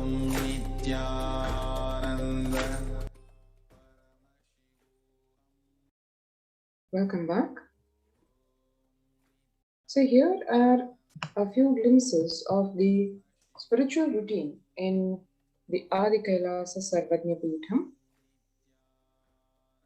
Here one can see the members who have enrolled themselves for the COVID care protection centers, doing their morning spiritual routine right from the yoga, puja, and the first 5 hours, the start of the day, which is the most fundamental and vital practice for any seeker, anyone on the path to achieve enlightenment, to achieve the ultimate superconscious space of Paramashivoham.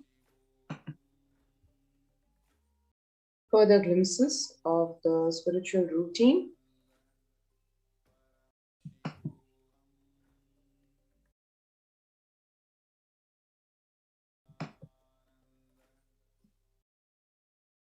Across various segments of the multi-layered quarantine facility in the de facto spiritual embassy of Kailasa in Adi Kailasa Sarvajna Peetham, various members during the quarantine facility and post the quarantine facility, after their quarantine period of 15 days is over, in various places across the campus, the morning spiritual routine being followed.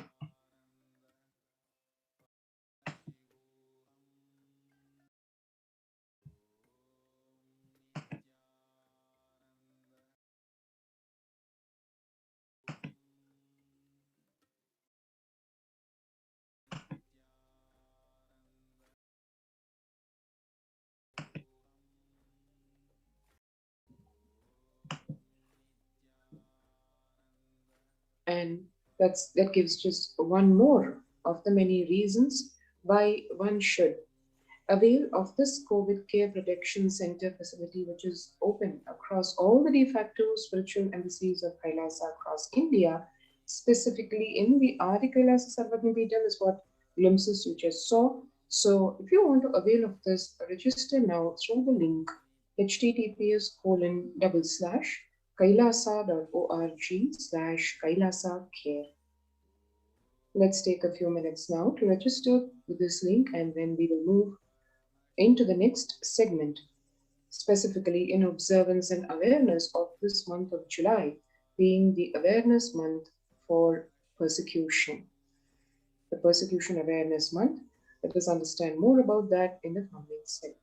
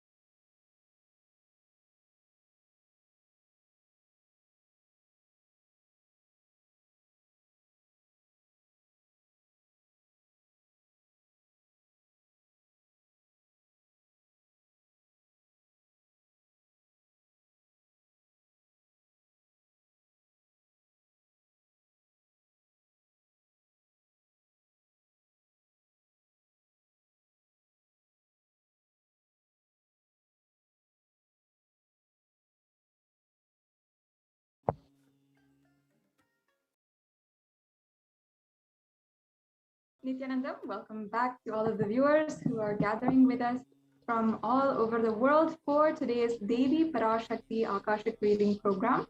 I am 100% sure that so far all of you who have joined us have been absolutely enriched by the sacred higher principles that Devi PARASHAKTI is bringing each and every one of us through the Supreme Pontiff of Hinduism, Jagat Guru Mahasanidanam, His Divine Holiness, Bhagavan Nityananda Paramashivam. And also, after having heard the divine revelations of the Supreme Pontiff of Hinduism, of Devi PARASHAKTI herself, and then having heard the updates from Adi Kailasa administrators who had literally are on the grounds right now for the Kailasa COVID care centers across India. And we just heard from Ma Nitya Achalananda Swami and Ma Nitya Pranapriyananda, sannyasis of the Sovereign Order of Kailasa, who had literally who are on the ground and continuously helping making the Kailasa COVID care centers in India happen with the diligent guidance of the Supreme Pontiff of Hinduism. And literally every day, so many people have been sharing how they are after they have come to the Kailasa COVID care centers, how literally their life has been uplifted, how they feel so protected, how literally with the spiritual benefit and the living in the spiritual energy center, it is like a new transformation, a new life for them, where they're not even able to see, are not even able to see the difference between pralaya or, oh, there is a pralaya going on. They're even forgetting the fact that so much is going on the outside. I highly encourage each and every one of you to follow the links in the scroll below and in all of the different social media platforms and the Facebook page for the information on the Kailasa COVID care centers, for the multi-layer quarantine that has been opened up by the Supreme Pontiff of Hinduism. Really one of the most generous, compassionate things that the Supreme Pontiff of Hinduism is doing. While all countries are closing doors on Indians and even on countries that are afraid of a second wave, third wave happening for the COVID pandemic, the Supreme Pontiff of Hinduism is opening up the multi-layer quarantine centers where this is possible and people can protect their lives and stay safe during these really, really tense times that we're seeing. And now we are entering into the next segment of today's program, the presentation for the persecution of the Hindu Holocaust, as well as the persecution of the Supreme Pontiff of Hinduism. For the last 700 to 1,000 years, Hindus have seen literally the most brutal history known to mankind. But why do we not know this? And why aren't we talking about it? In some places, Hindus are even denying that a Hindu Holocaust is happening and that has happened in our past. Now, we have to really be clear and understand that our wealth, our great background, our stable families, and all of the good things that have happened to us is because of the Shastras of Sanatana Hindu Dharma, because of the great revelations by Paramashiva, that much of which have been entirely lost, but fundamentally has been safeguarded by the Guru Parampara lineage from Sanatana Hindu Dharma, and from which we benefit today in so many different ways.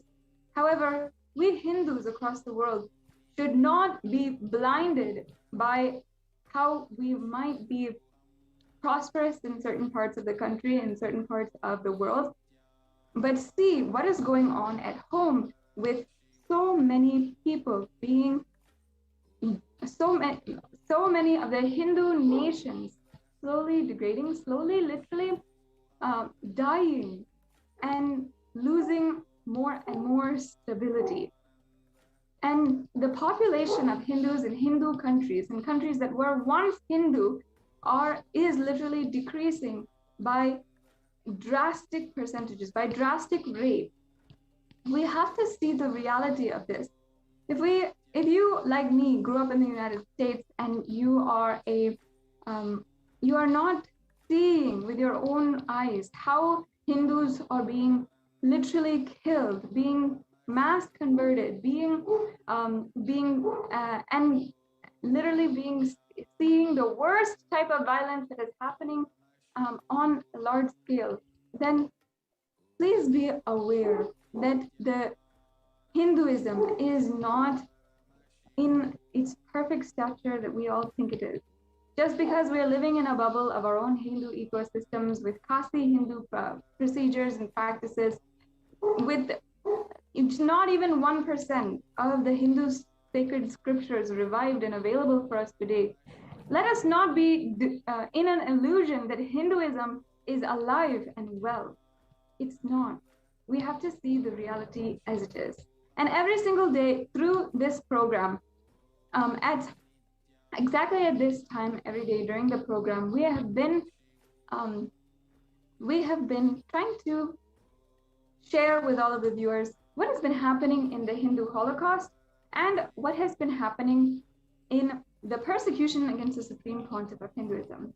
We must understand that what has happened in just the last 27 years against the Supreme Pontiff of Hinduism, what has stopped him and literally in so many different ways tried to minimize, eliminate, tried to even assassinate the Supreme Pontiff of Hinduism, has been happening for the last 1,000 years. And literally the hologram of what has happened in the Hindu Holocaust is what has happened to the Supreme Pontiff of Hinduism. If we are seeing the number of attacks, whether it is incessant lawfare, whether it is the 70 plus assassination attempts against the Supreme Pontiff of Hinduism on his very life and person, or whether it is the brutal destruction of all of the Adinams, the ancient indigenous kingdoms which he has revived, or the lawfare and the media trials that he has been through, the extremely hateful smear campaigns by anti-Hindu militant forces and the media which they own. It is an extremely clear case which we can see, clear example of how they're trying to destroy Hinduism. Today, we are not even able to have one Hindu nation in the world. And across the world, in all of the Hindu countries, whether it is India itself, or in Malaysia, or in Singapore, in Pakistan, in Afghanistan, in Bangladesh. Now, these are countries, these are lands which were originally Hindu, which had large Hindu presences, which had Hindu temples, Hindu ecosystems, which had so many Hindus living there. But today, what is the status? How are we even seeing Hindus, and are they on the run, afraid for their lives, being attacked every single day in each and every one of these countries? Even the land where it's originated, India itself, Hindus are under brutal attack. We are seeing every day the Hindus are literally diminishing in population in all of the countries that were once proudly Hindu, and all of the nations, the deshas, which were once proudly, celebratory Hindu and living the Hindu lifestyle and the Hindu civilization. We were at 1.56 nations across the world. And from Afghanistan until Cambodia, we had so many temples, so many Hindu civilizations. They were thriving with the most advanced technology that was available to humankind. And that even now we're not able to decipher, understand how they would have been able to do such precise examinations of the whole universe and of the human body at the same time. And yet somehow Hindus had done it, had lived it, and it has been criminally made invisible to the world and criminally oppressed to the whole world. In this segment in today's program, we'd like to present today about how we have slowly lost all legitimacy for Hinduism. And the Supreme Pontiff of Hinduism is the only hope to see the Hindus have and enjoy political, social, legal, and so many different legitimacies in the world. We have not been able to enjoy even political legitimacy, not even being able to have a nation for ourselves. How did we come down to this? What has happened is what we'd like to present to each and every one of you today. Now, before we move on and dive into today's subject on the Hindu Holocaust and the persecution of the Supreme Pontiff of Hinduism, I invite, encourage, and plead all of the viewers, please go to the link provided down below, where the United Nations has recognized the persecution that is ongoing against the Supreme Pontiff of Hinduism and the women, the women, Hindu sannyasis, and all of the women of the Sovereign Order of Kailasa. You can see how the Human Rights Commission, amongst a list of persecuted communities and their individual reports on the crimes done against them and the denial of the human rights done on them, is listed Kailasa among them. Please go to the link provided and please do take a few minutes to go through the report that is recognized by the United Nations, and please share this with everyone that you know. This is the time that all of us Hindus across the world should be sharing and sharing that all of us are taking action. Now, as we are going into today's segment, let us just take a few minutes now. Please share the link below with everyone you can, and let us not stop with just our family and friends. Let's go the next step. Think of different creative ways that you can share the message.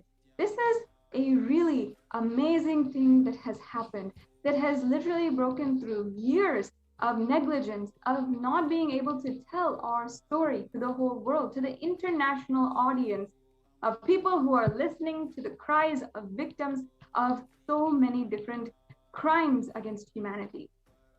So please share this, take a few minutes, and let's share. We'll be right back with you in just a few minutes.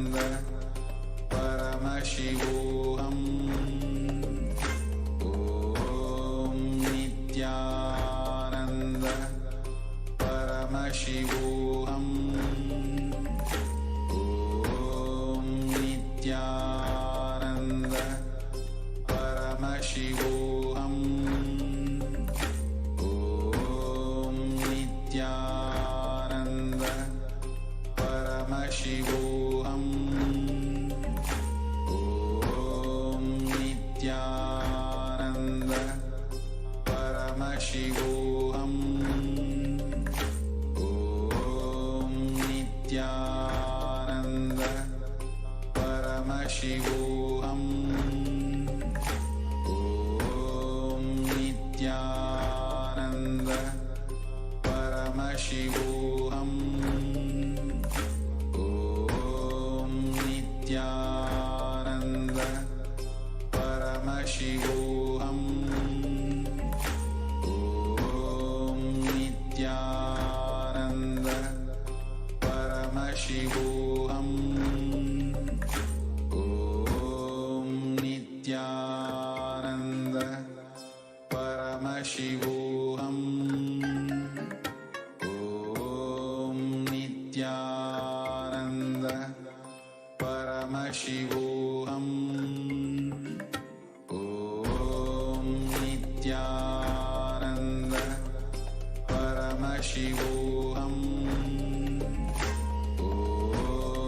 Nityananda Paramashivoham Om Nityananda Paramashivoham Om Nityananda Paramashivoham Om Nityananda Paramashivoham Om Nityananda Paramashivoham Om Nityananda Paramashivoham Om Nityananda Paramashivoham Om Nityananda Paramashivoham Om Nityananda Paramashivoham Om Nityananda Paramashivoham Om Nityananda Paramashivoham Om Nityananda Paramashivoham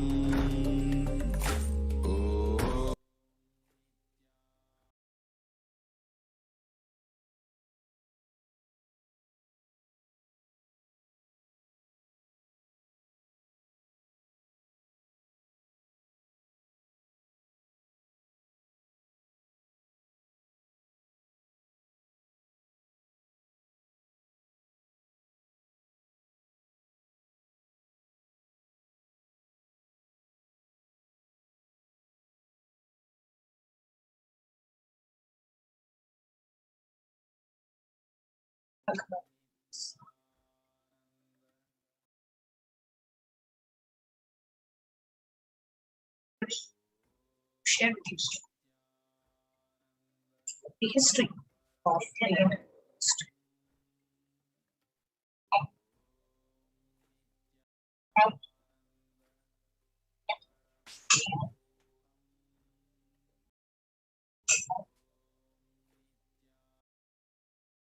Now let us see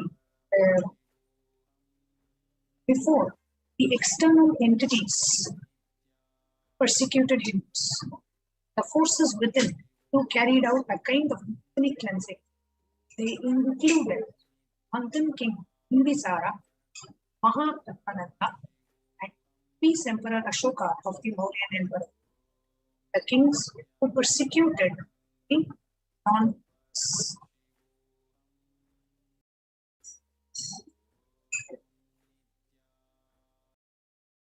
The first recorded foreign invasion of India was from King Darius I of Achaemenid Empire in 1516 BC, that of expanding the borders of his empire. The most famous recorded foreign invasion, the Alexander of Macedonia in 326 BCE, both rulers are known to have unleashed ruthless and bloody campaign, killing and enslaving the people on earth.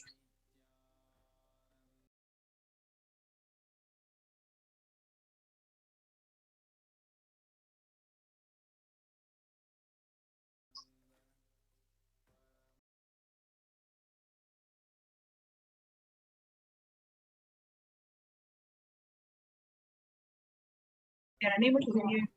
So Rashidbhai, can you check your audio?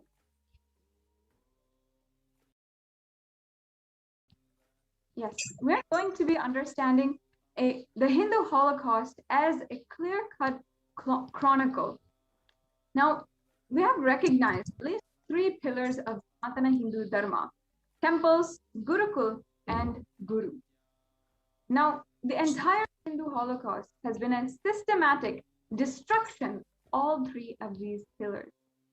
1300 years of Islamic invasion and rule, and a failed attempt at Islamicizing Bharata, which was India. The brute force of strategy that the fear was kept as the key. Forceful conversions, documented massacres, demolition and desecration of temples, the use of brute force strategy on non-Muslims, the Hindu women forced into jihad, practice of self-immolation to avoid capture and dishonor to save their own honor. Now, in the first pillar, iconoclasm, destruction and loot of temples. Hindu temples are the world famous for their enormous wealth, land, and matchless deities and artifacts. They were the center of the spiritual, social, and cultural and economic activities, and they were the livelihood of many of the communities, sustained them for many generations. Destruction of a Hindu temple meant the destruction of an entire ecosystem, which was dependent on it, which it was surrounded by. Here we can see the UNESCO cultural heritage site, the Brihadishwara temple. And not only that, the largest concrete structure that was built in the oldest time in the world. India's 1,000-year-old best preserved temple, built as per the Agama Shastra, sacred Hindu scripture on the temple architecture. Here you can see the iconoclasm. The Hindu temples are the target of the invaders. Ancient Hindu temples are built to last for eternity. They would have, but for the marauding Islamic invaders.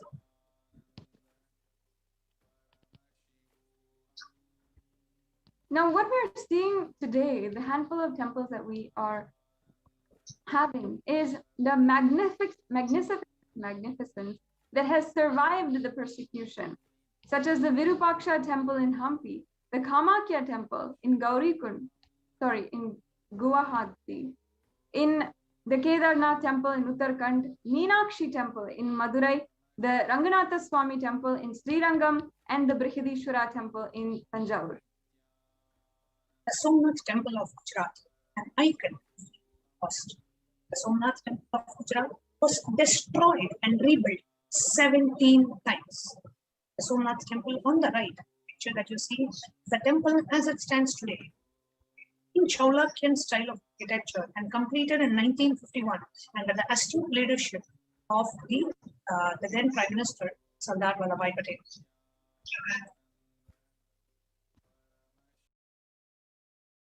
Islamic precepts abhor idolatry. And this was a reason enough to incite the repeated waves of Islamic invaders to target very wealthy Hindu temples. Parts and all of the Hindu temples in those parts of the Indian subcontinent. Their religious texts specifically describe how figures were to be mutilated, and remains in the temples clearly show figurines with their breasts, hands, and their and chopped off and faces disfigured.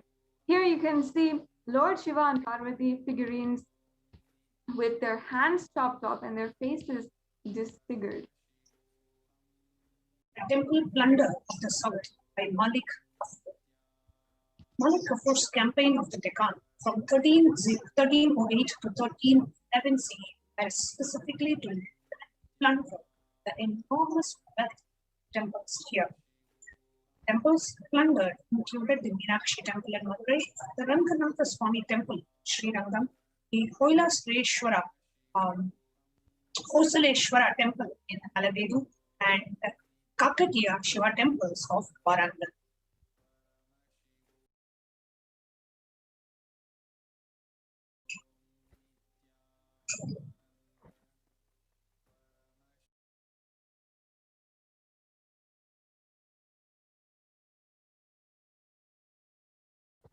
Next, we are seeing the Amir Timur's plunder of Delhi in 1398. Before the battle for Delhi, Amir Timur executed 100,000 captives. Said that Timur's soldiers left the city reeking of decomposing bodies, with their heads being erected like structures and the bodies left as food for the birds. Said that the river Yamuna flowed blood, thousands of bodies thrown into her after the massacre. Most disheartening part of this is even Hindus are unaware of brutal massacre, genocide that was done to us. So that is the reason why Kailasa, taking the responsibility, is observing Hindu Holocaust month, July 2021. Bring out to the world huge massacre, genocide, persecution the Hindus have been subject. And here we have one of the symbols of India, the Taj Mahal, which actually was the Tejo Mahalaya. It was a Lord Shiva's palace built in 1155 AD.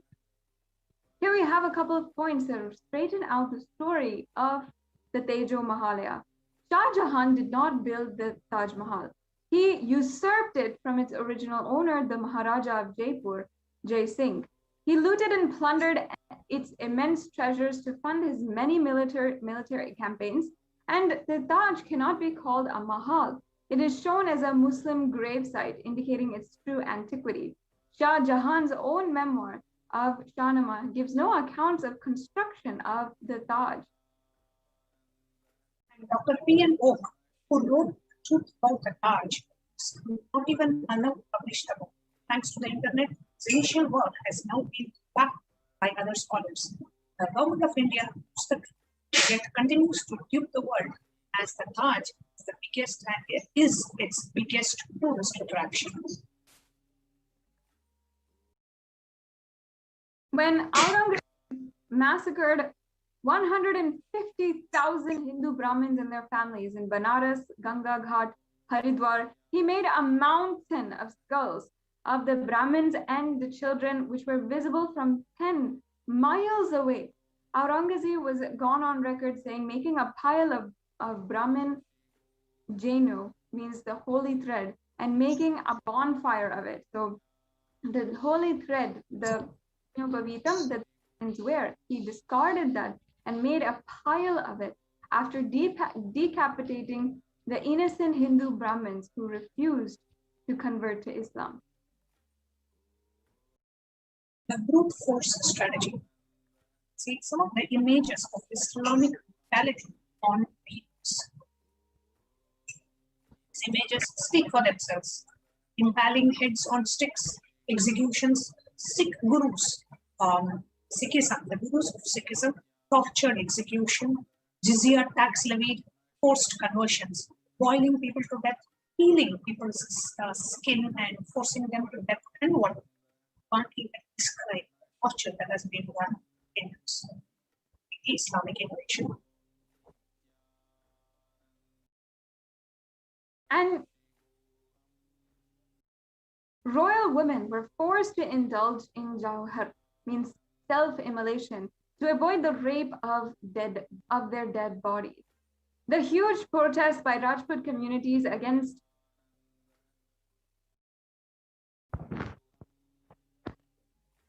the film Padmavati in 2018 was because it made mockery of the sacred tradition of jauhar, where the women were defined as goddesses for jauhar, committed to save their chastity, honor, and dignity of the Hindu womanhood, in this case, Rani Padmavati of Chittor.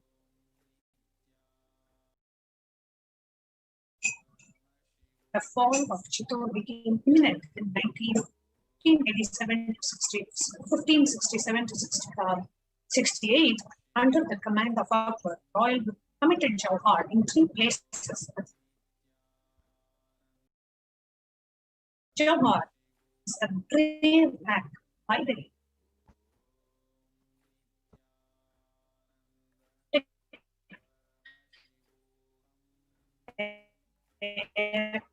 DNA, because the Hindu DNA carries the code, great secret, the secret knowledge that their bodies to be touched by the Islamic invaders, and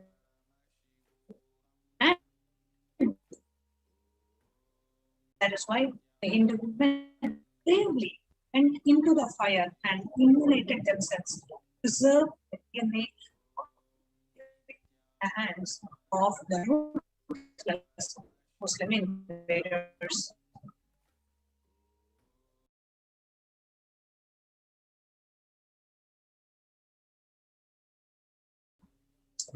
The Mughal ruler Akbar has many mistakes. Let us look at some of King Akbar's tyranny. Siege of Chittor from 1566 to 67. The Hindu royal Jauhar in 3 places of the 40,000 Hindus were captured, many were butchered. Artisans were spared for selfish reasons. They were whisked away for their artistry to be used in his building projects. The brave Hindu general Emu Vikramaditya was beheaded after the Second Battle of Panipat. Emu's father was captured and beheaded when he refused to convert to Islam. Many of the captured pillar of his heads were built. This feat was repeated by his son Jahangir. Akbar's harem had at least 5,000 women, which included conquered women from his conquest who became slaves, concubines, etc. He acquired 300 wives by a process called Mutta, where a woman was made wife by mutual agreement for a limited period of time, sometimes as short as a one-night stand.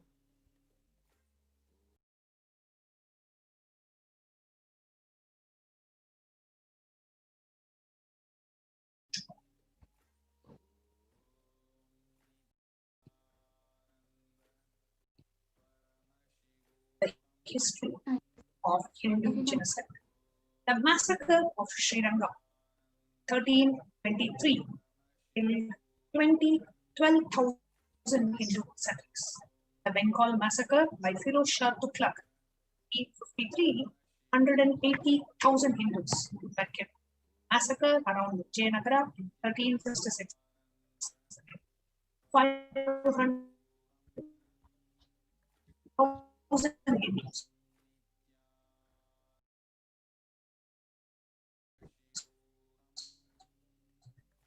The Battle of Patna massacre, the execution of slaves by immigrant captors.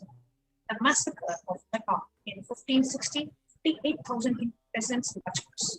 The siege of Chittorgarh in 1568, 30,000 Hindus. The massacres by the Nadir Shah in 1730, 300,000 Hindus. Massacres after the Battle of Panipat in 1761, 40,000 to 70,000 soldiers were massacred.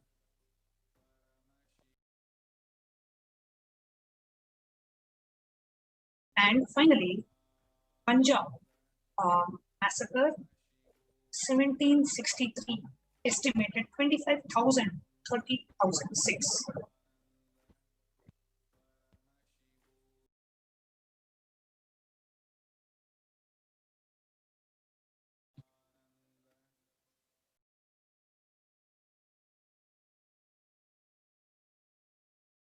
Now, Irfan Hussain, in his article, The Demons from the Past, observes,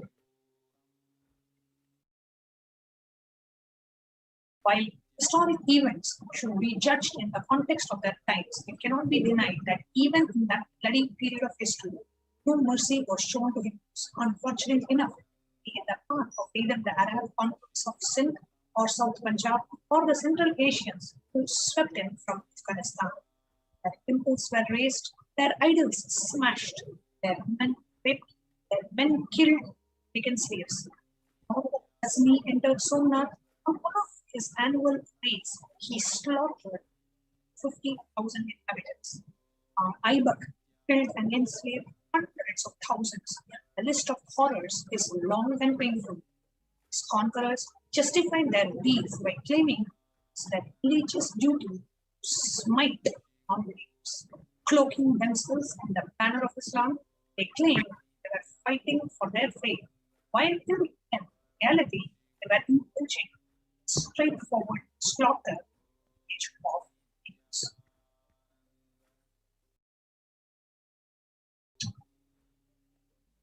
The Persian historian Wasaf writes in his book Taziyat ul-Zar wa Tajriyat ul-Asad that when Alauddin Khilji captured the city of Bayan at the head of Gulf campaign, he killed the adult male inhabitants for the Islam, set flowing that sent the men of the gold, silver, and jewels to his own home, made about 20,000 Hindu maidens as private slaves. Khilji once asked his spiritual advisor or Qazi as to was the Islamic law prescribed for the Hindus. Qazi, Hindus are like mud. Silver is demanded from them. They must, with the greatest humility, offer desires to spit to a Hindu's mouth. Hindu should open it wide for thoughts, or created the Hindus to be slaves of Europeans. Prophet had ordained the Hindus who do not accept Islam should be imprisoned, tortured, finally death, their property confiscated.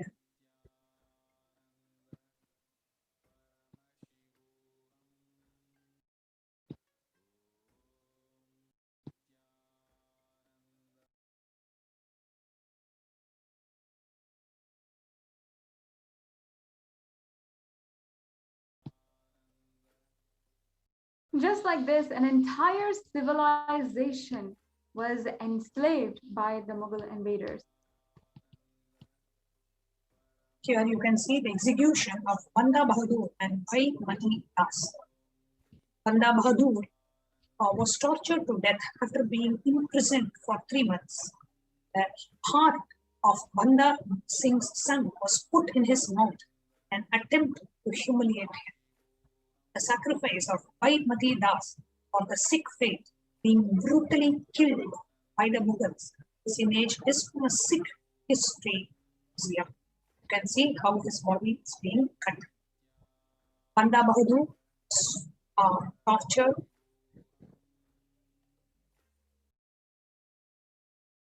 His eyes gouged, skin before he was executed. The reign of the Mughal ruler Abdus Samad Khan. And Aurangzeb had the horrifying torture and execution of Guru Tegh Bahadur. Here you can see disciple Bhai Sati Das was wrapped in cotton wool and burned to the death before Guru Tegh Bahadur. And the execution and martyrdom of the 9th Sikh Guru, Guru Tegh Bahadur, while sitting under a banyan tree near the Kotwali in Delhi. And Guru Tegh Bahadur's disciple Bhai Diyala Das was boiled to death to psychologically break his guru. A third disciple, Bar Mati Das, was sawn into pieces.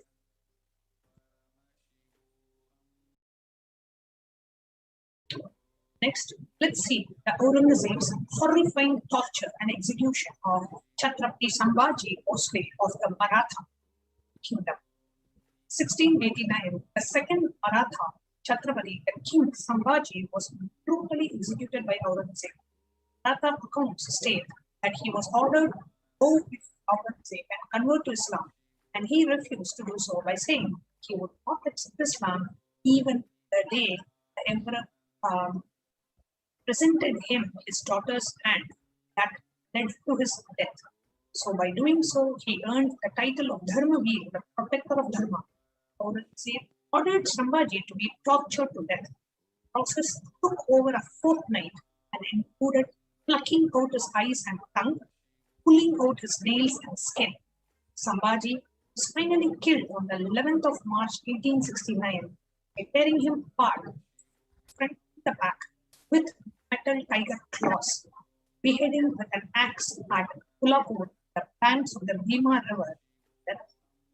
Even to read the ways and the great Chhatrapati skill, can't even make a description, forget about it. This was how it were massacred hands of the Islamic enemies.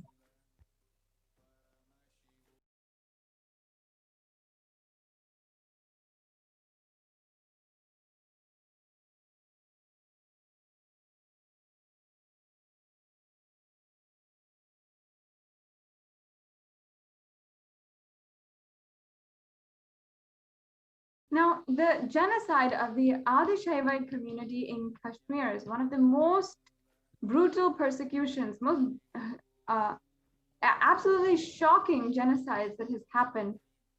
When an iconic temple destroyed by Sikandar Bushtikan was the 8th century Martanda Sun temple, and then in the 1990s, the Kashmir genocide was the ethnic cleansing of the minority, the Trika Shaivite community, also known as the Kashmir Pandits or the Hindu scholars.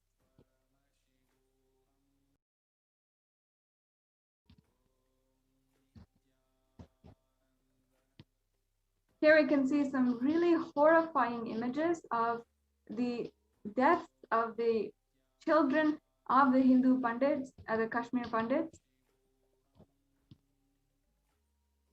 The question is, how did Hinduism survive despite the brutal Islamic persecution of 1300 years?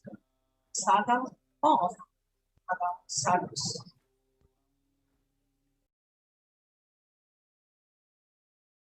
It is the Naga Sadhus, the Dharma Raksha Akhadas, who kept Hinduism alive. The Sadhus.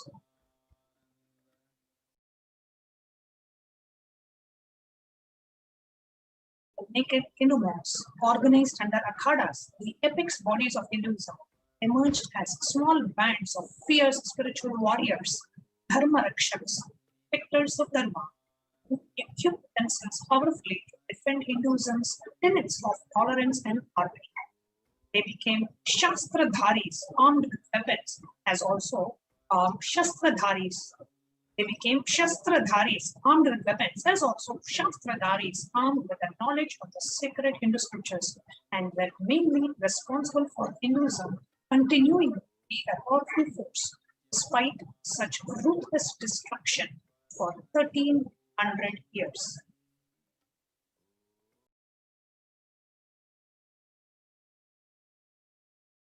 And we can see here some of the Naga Sadhus, the Dharma Rakshak Akhadas who kept the Hinduism alive, and the most notable example. Kapila Muni was the founder of the earliest Akhada, the Mahanirvani Peetham. Adi Shankaracharya, who reorganized the Akhadas in the 8th century CE, and of course the Supreme Pontiff of Hinduism, is the 1008th Mahamandaleshwar of the Mahanirvani Akhada. Let us now take a look at the great sacrifice of the Naga Sadhus of Hinduism, because of which Hinduism is alive today. Aurangzeb's standing rule lasted 49 years, from 1658 to 1707 CE until his death. During this long reign, he created havoc in the lives of the majority of the nation, destroyed and looted many temples, mosques were built in its place, and the temples were converted. At the Kashi Vishwanath temple, Naga Sadhus jumped into a nearby well, along with the main deity, the Paramashivalinga, to save destruction and desecration by Aurangzeb's armies. Many years later, this deity re-emerged and was reconsecrated in the Kashi Vishwanath temple. Naga Sadhus fiercely protected the Shaivite temples with complete annihilation, and thousands died fighting.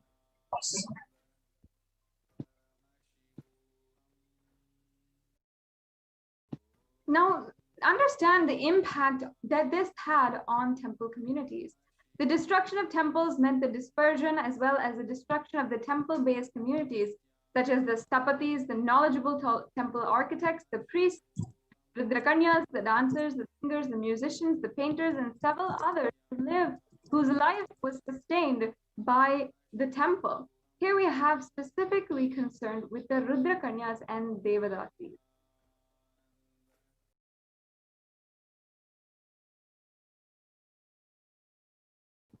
The impact of the temple communities.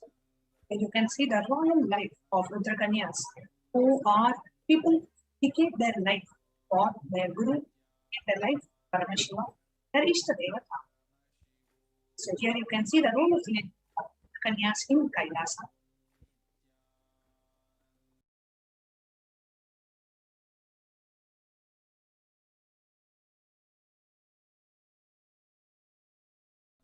Now, the impact of the temple communities, such impact on the temple communities on the great sacred order of the Kanyas and Devadasis. Rudrakanyas is the ancient tradition of sacred, powerful women who dedicate their lives to Paramashiva, the women. They are respected as they live extremely pious integrated life. As per the Kamika Agama, the sacred Hindu source books as revealed by Paramashiva himself, their position in the society is immediately after the king and the queen. They are held in high respect as they were the repositories of the 64 sacred arts of ancient Hindu culture. Devadasis, who were also well versed in the 64 arts, there to serve in the sins of the temples and access of the temples, and were held next only to the Kanyas and positions in the society.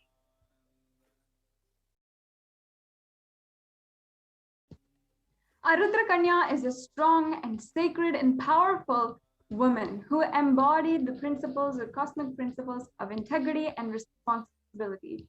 In the most sacred scripture, the Kamikagama, the sacred Hindu text, that Bhagavan Paramashiva describes a Rudrakanya as a woman who is a true devotee and describes her features, her roles, her responsibility, and most importantly, her chastity to Paramashiva, which Bhagavan Paramashiva only initiates her into. And these exact lines are found from 346 to 350 of the Purva Pada of the Kamikagama, where it says that after the king, the queen, and the great authorities, Bhagavan Paramashiva instructs that it can be offered, any ritual, the Dhruva, can be offered to the Rudrakanyas. After the king and the queen, the Rudrakanyas hold the next most responsible esteem, and these are directly towards the scriptures of Hinduism.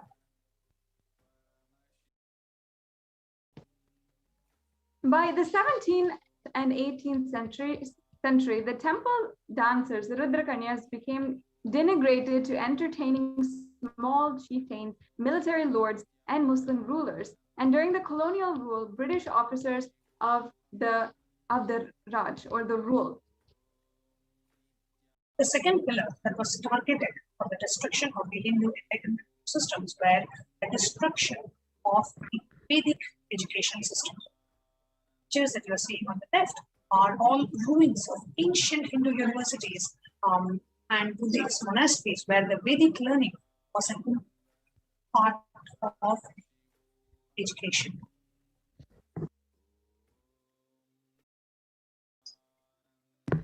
Now, the Gurukul is the most powerful knowledge transmission system. Bharata, the greatest center of the learning to the world in the ancient times, and it attracted students from all over the world, especially from Southeast Asia and China. Teachers from India traveled abroad to share their immense knowledge, and students competed even in the best of the universities. The foremost universities were Nalanda and Takshashila, and the Gurukul education was there in every village of India.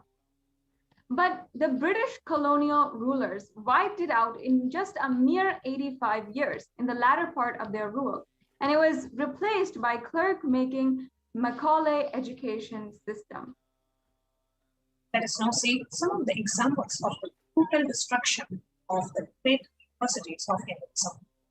First, see the example of the Nalanda University. Muhammad bin Bakhtiar Khilji burned Nalanda University.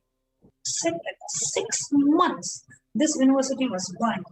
Every Hindu source scripture, the palm leaf manuscripts, everything was burned, and there was an unending fire of 6 months of burning of all the great scriptures of Hinduism from the university. Now, during the first wipeout, Khilji was done by Khilji in 1198 AD. Nalanda University was burnt to the ground. The student and faculty was massacred by tens of thousands, and 9 million manuscripts were burnt to ashes. And actually, it took 3 months for the fire to die down completely. Even if you imagine a forest fire, it doesn't even take 3 months for those to die down. That was the intensity of what was burning and how persistently, how they ensured that it was entirely lost. So it was not 6 months, it took 3 months for the fire to die down.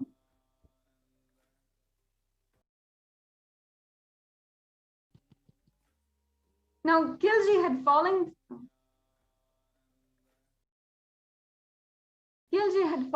sick, and the doctors in his court failed to cure him.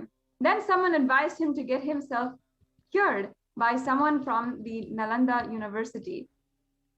And Khilji was too proud of his Islamic culture and refused to get himself treated by a person outside of his religion.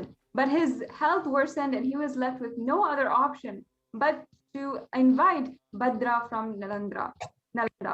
But Khilji put a condition and asked Badra to cure him without any medicine. Badra then asked Khilji to read some pages from the Quran as a remedy to his illness, and to everyone's surprise, Khilji was cured. Disturbed by the fact that an Indian scholar and a Hindu scholar and teacher knew more than the doctors of his court, Khilji decided to destroy the roots of knowledge of Buddhism and Ayurveda from the country. He set fire to the great library of Nalanda and burned it down.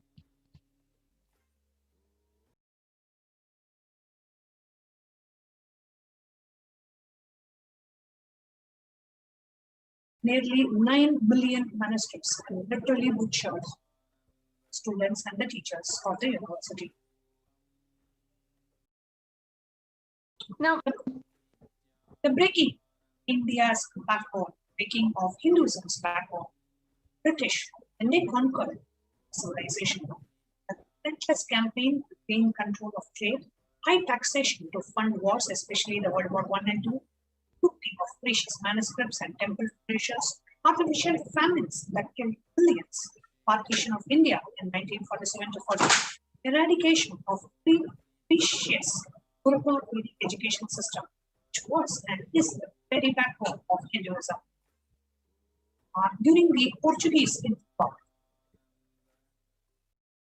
the Portuguese invasion and war lasted for about 250 years.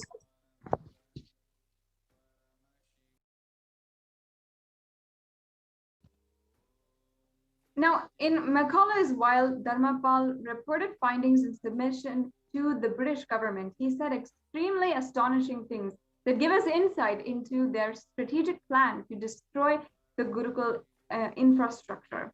He said, I have visited the length and breadth of India, and I did not find any beggar or unemployed in India. I have visited many places like Frankfurt, Chicago, Germany, Moscow, and London.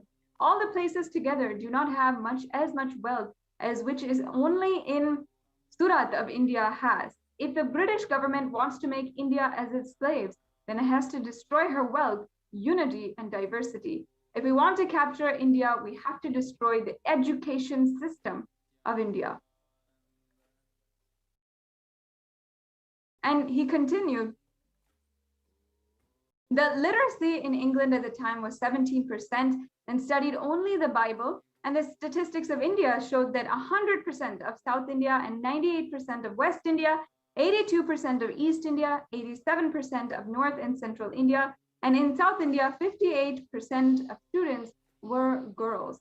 In 200,000 villages in India were the highest revenue. Every village had a Gurukul and temple, and one teacher was enough to run a whole school. Teaching was by a monitoring system. 18 subjects were taught, and including the mathematics, the astronomical sciences, the metallurgy, architectural sciences, the astrophysics, and the chemistry as well, all in the sacred Hindu science, the original Hindu sciences of each of these. And specialized universities were also only teaching metallurgy, civil engineering, etc. And students were judged according to their talent, not according to their role.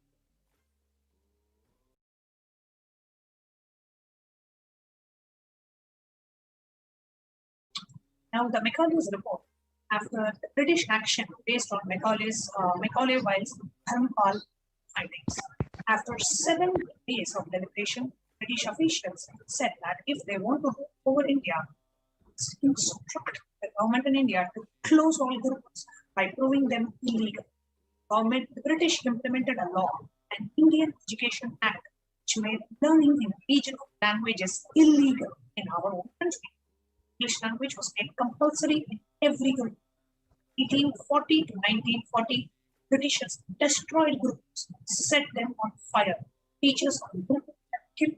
All this changed the education system of India, placing it to the system that churned out clerks and sepoys.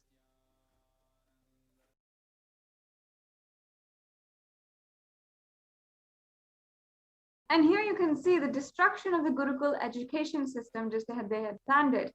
How in just a matter of a few years or just a matter of time, how the number of schools per the 10,000 population had drastically decreased. And how all over India, the number of schools, the number of Gurukuls, number of schools that are catering to the population of children is also decreasing.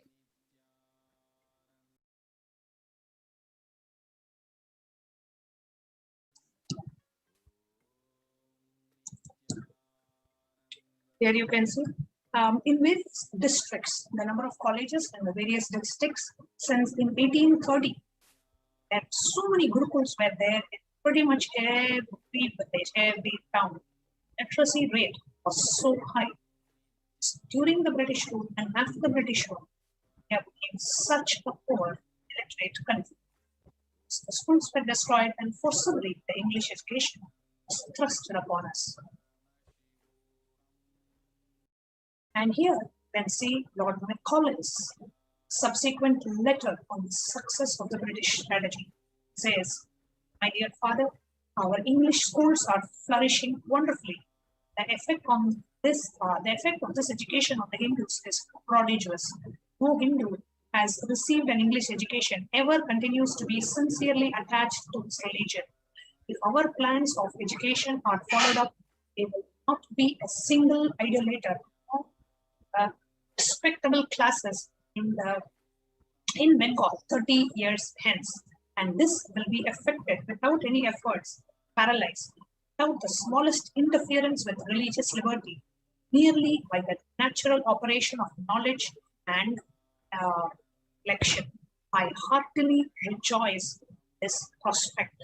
The destruction of Gurukul led to the destruction of Hinduism, led to the destruction of Hindu system.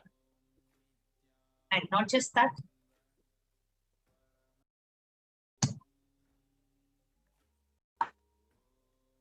it was the destruction of temples, the destruction of gurus, ultimately the destruction of the sampradaya that had led to the destruction of Hinduism. So the third pillar that we are going to see is the destruction of the gurus and the Guru Sampradaya, how the anti-Hindu elements destroyed and is still attacking supreme of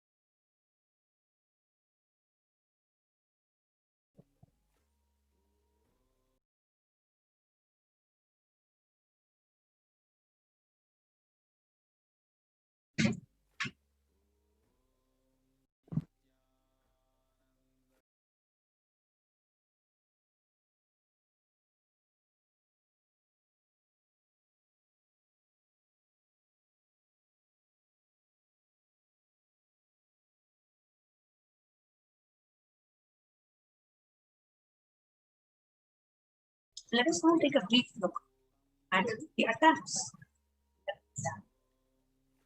First lamp of Supreme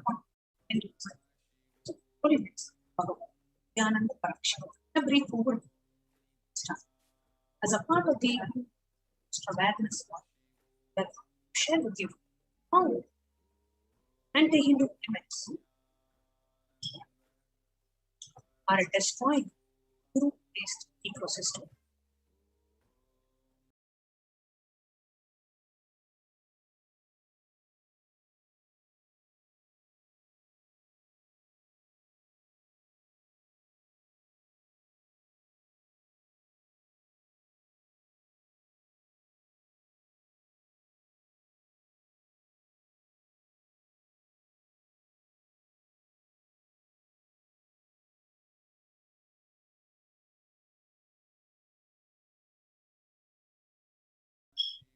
So the main steps in executing the persecution against the Hindus, as we had shared, is that it's the 7 steps of the genocide: segregation and isolation, programmed confusion, exploiting the weaknesses, justification propaganda, silent assassinations through mob lynching, relentless persecution, denial and diverting the attention from the scene of the persecution, and continuous hate speech.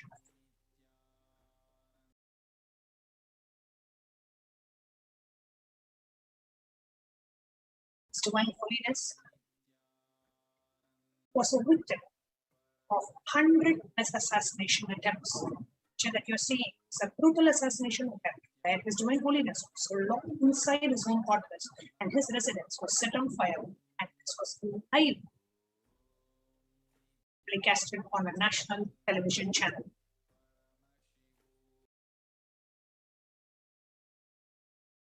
Not just that, using the social media fueled the fire of the fake news and mockery, used most brutally, prevented people seeing that despite their sincere efforts by His Divine Holiness and his disciples.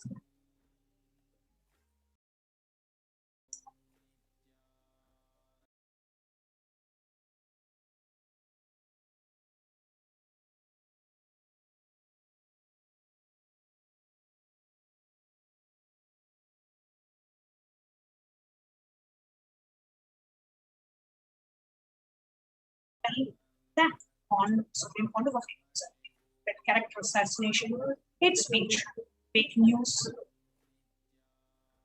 media madness, media violence, spreading the fake news and the false news.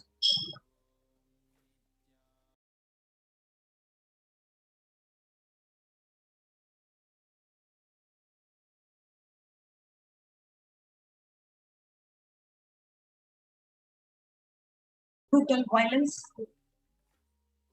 demonizing Supreme Pontiff of Hinduism,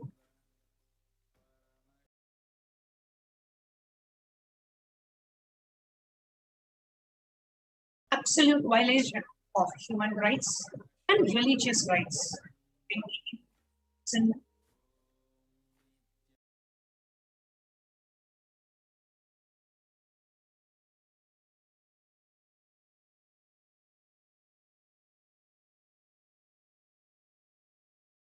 And brutal lies cover up the atrocities.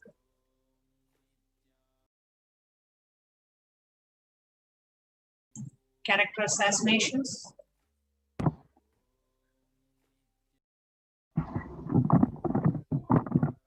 Illegal arrests.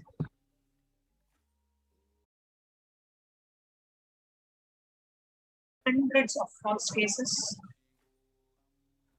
Ridiculing the very gender identity of the Supreme Pontiff of Hinduism.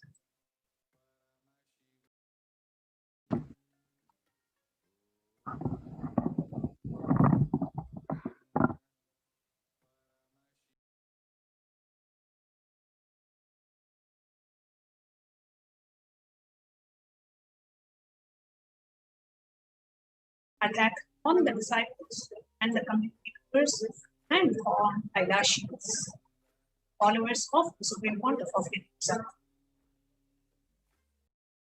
Violence against women,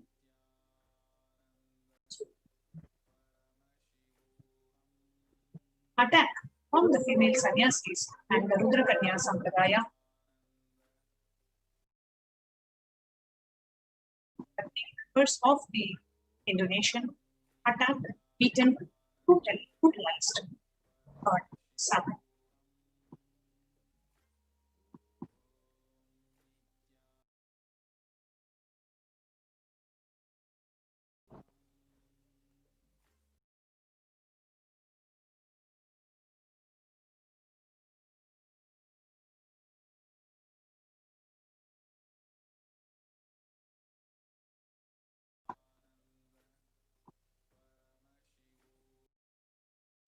Despite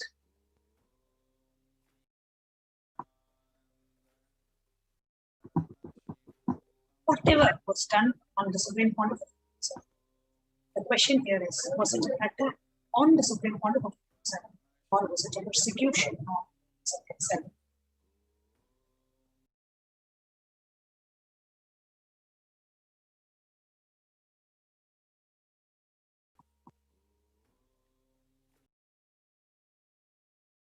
That is a question. Was it an attack on the Supreme Pontiff or was it an attack on itself? It was an attempt to present to you attacks on himself, continuing up to the Supreme Pontiff of himself, who is doing everything possible, the ultimate sarva parityapa, sacrifice, by into enlightened science, the Hindu enlightenment ecosystems, and bring it and the attention of the international attacks, genocide done to the past 5,000 plus years of untold persecution on the Sakailasa's attempt present to all of us. What has happened in history is a part of the constructs against mind. Can you present two statistics and information on Hindu cost and Hindu persecution upcoming episodes of this series? Conclusion of today's segment is informative by opening each Hindus stand collective to share this information with the Supreme Pontiff of his relentless work as successful, getting the Hindus to be recognized by the United Nations. The United Nations has recognized the persecution of the Supreme Pontiff by each and every one to share this information. This conclusion of this segment, and now we are entering in Kailash Kotia Power Manifestation session shortly. People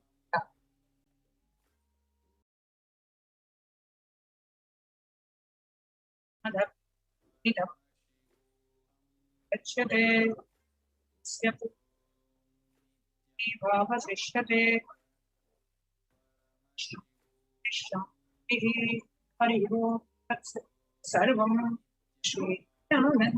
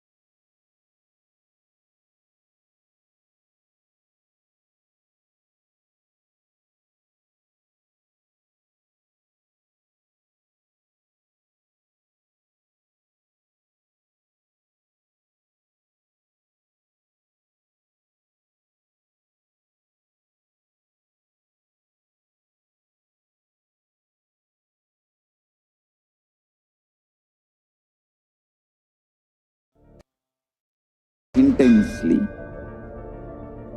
Enlightenment ecosystem, literally enlightenment itself, in your own home, wherever you are.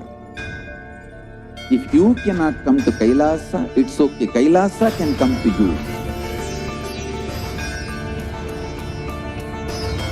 Kailasa coming to you is E-Kailasa.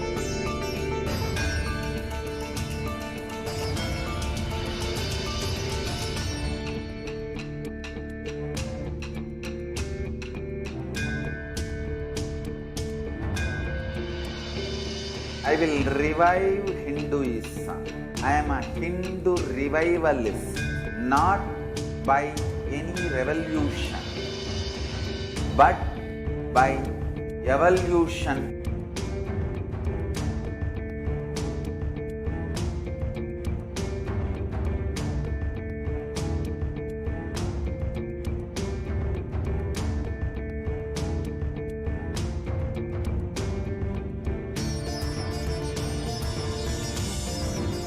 And setting model community.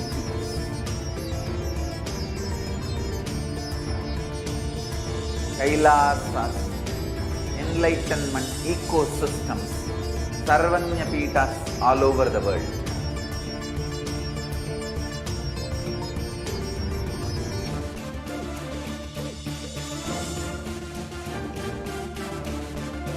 All powerful cognition, knowledge, only when you live, power manifestation and possibilities manifestation happens.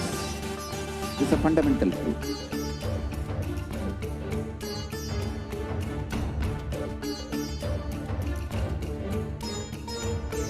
Hinduism cannot live exclusively as one sampradaya. No. All sampradayas of Hinduism is an ecosystem.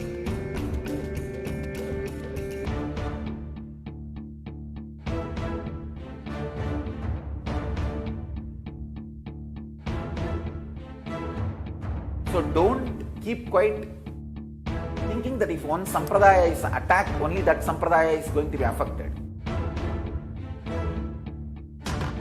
All of us are ecosystems.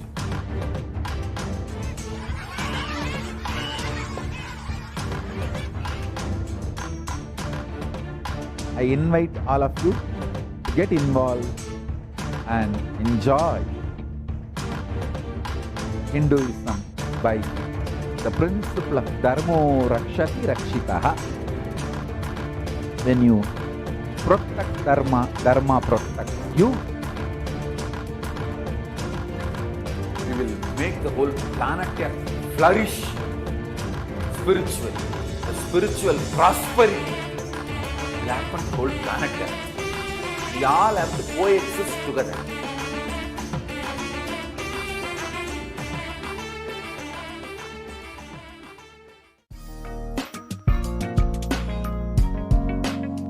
We get you health. We get you ability to build beautiful relationships in your life. We get you direct spiritual support, and we make sure you become wealthy.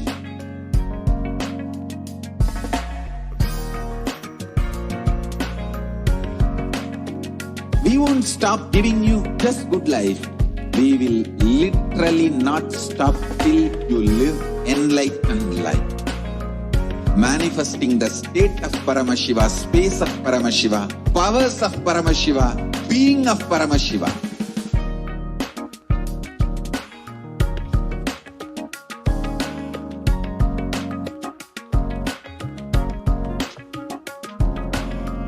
Whole world should become E-Kailasians.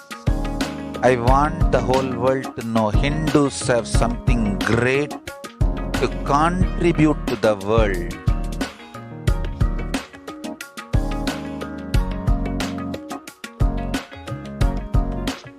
We have something great to contribute to the world. Let us do that.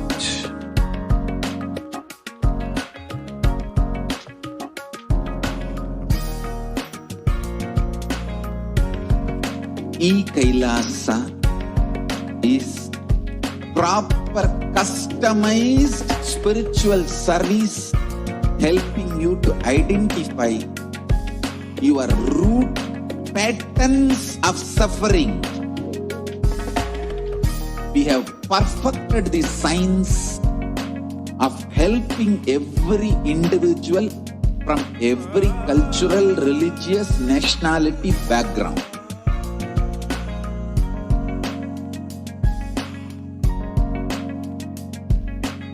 You will have lowest reactionary assumptions, highest awakened response, alive response for life continuously.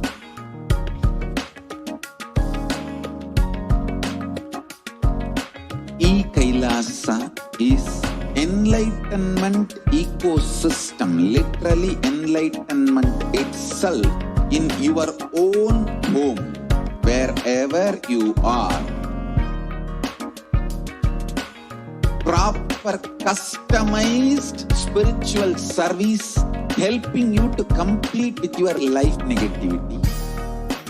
Withdrawal from life, self-hatred, self-denial, self-doubt, so much of tiredness, laziness, we can support you aligning your diet, your attitude, your aptitude, your understanding about life. We can help you with everything.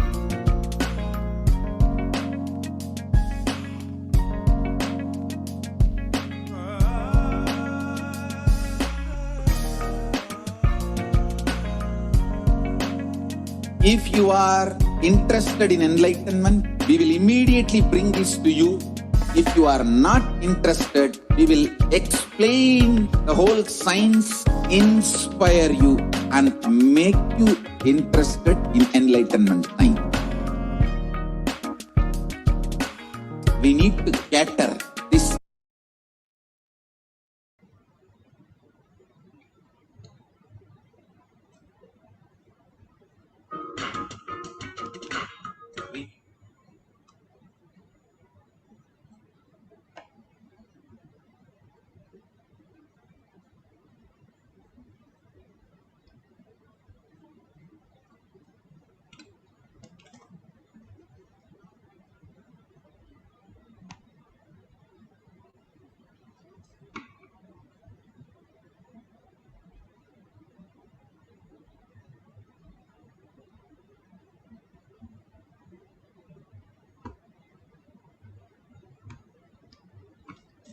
Let's start with the Sadguru Vandanam. Nityanandam Paramasukhanam Kevalam Jnanamurtim Dvandvatitam Gaganasadusam Tattvamasya Laksham Ekam Nityam Vimalamachalam Sarvadi Sakshi Bhutam Bhavatitam Trigunarahitam Sadgurum Tam Namami. Let's go through the disclaimers. Security measures. No photography, video, audio recording. Important cautions.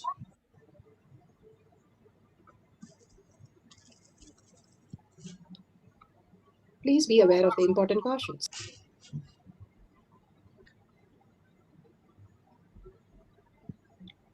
What is Pa manifestation? Let's hear from Bhagavan himself explaining what is Pa manifestation. All the 25 states of consciousness, when they happen in you, due to your chemicals and hormones ups and downs, it is powerlessness. When it happens in you, out of your free will and consciousness, it is powerfulness. That's all. When you fall into sleep, it is powerlessness. When you enter into sleep, it is powerfulness. When you fall into dream, it is powerlessness. When you decide to dream, it is powerfulness. So I have added the ultimate powerfulness, Turiyatita, in your whole being and doing, manifest all the powers. Understand, power manifestation is nothing but cognitive shift. It is not work. It is cognitive shift. Understand? It is just cognitive shift. It's not work. Work is a 4-letter word. Power manifestation is cognitive shift. Playing life. Playing with being alive.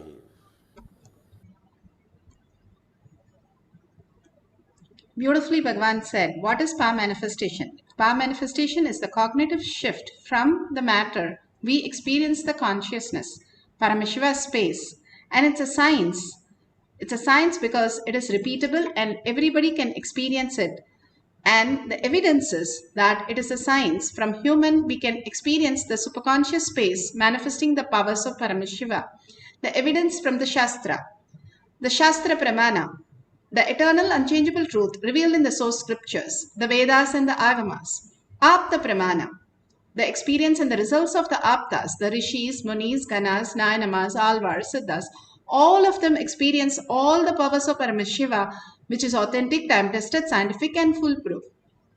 Atma Pramana, account of His Divine Holiness, Bhagavan Nityananda Paramashivam, this millennium's avatar's personal experience of power manifestation. Bhagavan's very own Leelas, mapping to the Shastra Pramana and Apta Pramana. Shakshi Pramana, the experience of the millions of disciple devotees, followers all around the world, manifesting the powers of Paramashiva.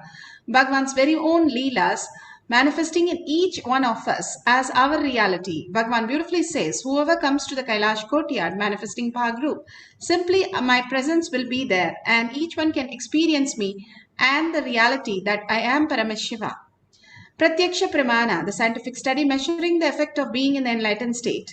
When we measure when the power manifestation happens and when we measure their state of the mind, where the thoughtlessness, 0 thoughts per second is measured in the balasans, in the devotees, in Bhagavan, again and again, repeating that space of oneness as our reality. And more we exist in that space. We are in the enlightened space of consciousness. Beautifully, Bhagavan has given the Shastra Pramana.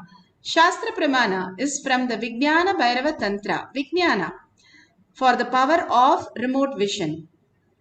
Vijnana is consciousness, Bhairava, one who experiences consciousness beyond the mind, and Tantra is a method. By using the method, step by step, we can experience the power manifestation. Here, Vijnana Bhairava Tantra, Sutra 63, Dharana 40. The Shastra Pramana. The Shastra Pramana for the power of remote vision is taken from the Vijnana Bhairava Tantra, Sutra 63, Dharana 40. Sarvam deham chinmayam hi jagatva aribhavayet yugapan nirvikalpena manasa paramodayah. Sarvam deham chinmayam hi jagatva aribhavayet yugapan nirvikalpena manasa paramodayah.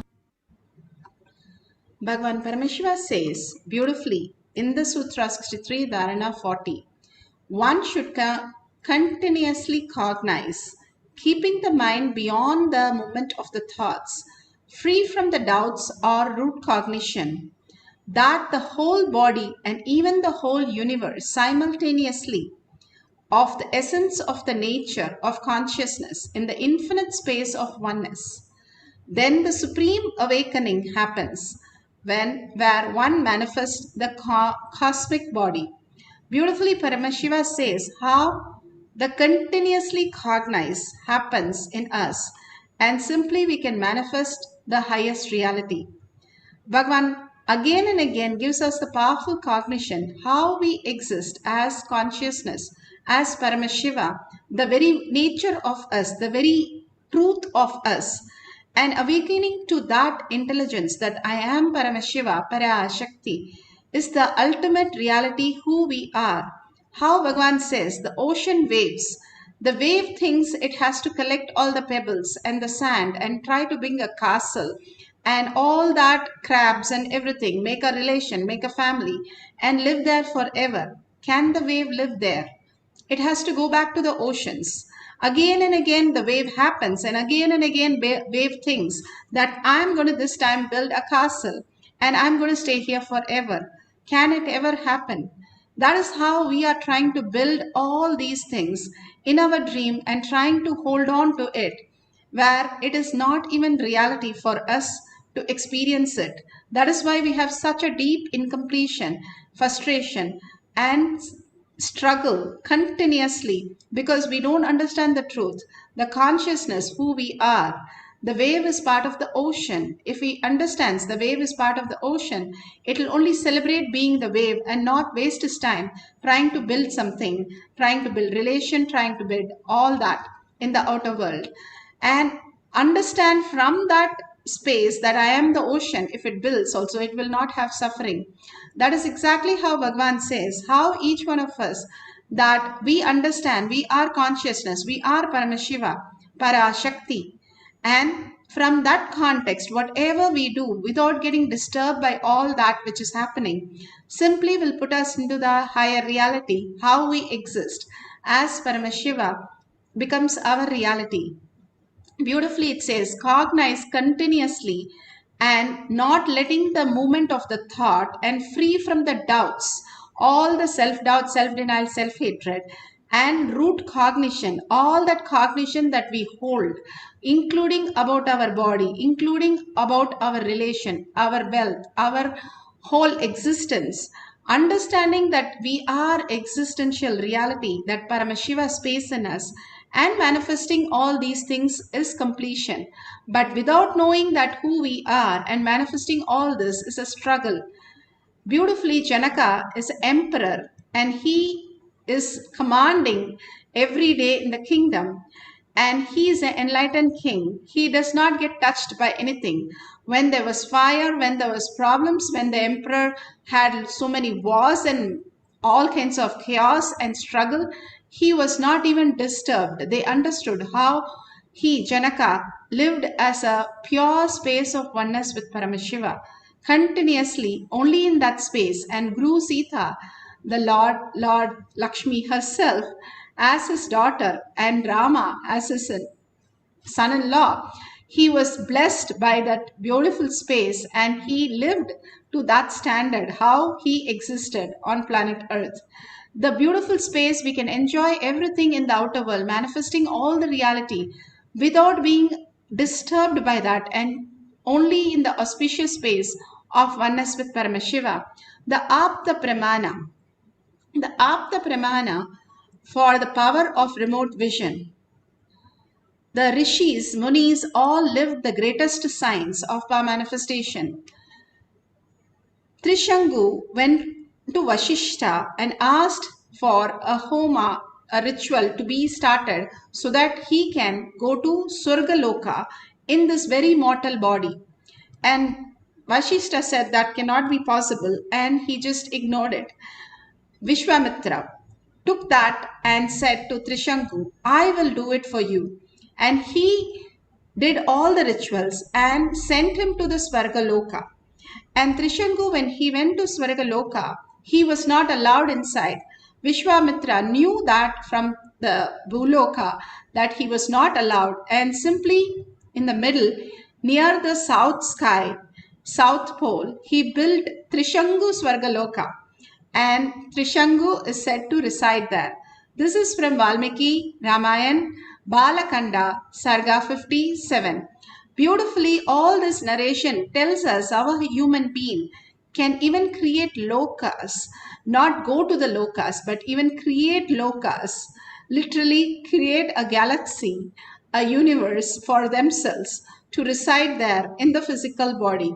All these possibilities is endless when we understand that we are Paramashiva, PARASHAKTI. Instead of struggling with all that we are going through, when we stand a little away, we start understanding the higher science, not getting clutched from all the things which are happening, but being responsible for everything, because everything is a manifestation of the very source that is you as reality.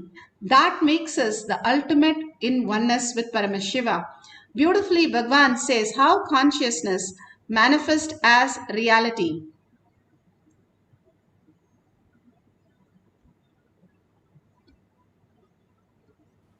Unconsciously, if you cherish even 10,000 years, you are a cursed being. Consciously, if you declare even once, you are a blessed being. The conscious declaration overpowers 10,000 unconscious cherished thought current, because Even if 10,000 years a room is in darkness, one matchstick is enough to light it in 1 second. Listen. All powerlessness, all fear-related thought currents, and all low self-inner image you are cherishing, which puts you in powerless, is not clutched to consciousness. You need to understand that. They're all there indirectly receiving or sucking the energy from consciousness, but they are not supported by consciousness. That is why the asuras, how much ever powers they may get, finally they do not exist. Only with consciously what you clutch, you empower, exists. So what I am trying to convey with these few statements, every idea, thought current you cherish in your brain creates certain map. If that map can be taken out and inserted on somebody, it is called circuit. If you cannot take it out, it just dies within you, it is map. If it can be taken out and inserted on somebody's head, it is circuit. For example, you cherish a thought current. Let the whole world be blissful. Let Sada Shivatva happen. These thought currents create certain electric signals in your brain, certain map.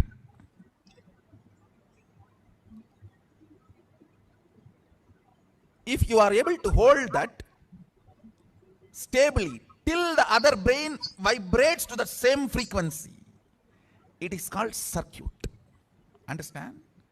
My Sadashivatva, I hold on to that till all of you are able to reverberate to that frequency. That is what is initiation. One good thing with your brain is it always goes towards the bright side. Beautiful. Apta Pramana, Atma Pramana, Shakshi Pramana are the millions of disciple devotee initiated by Bhagavan. Let's listen to the Shakshi Pramana.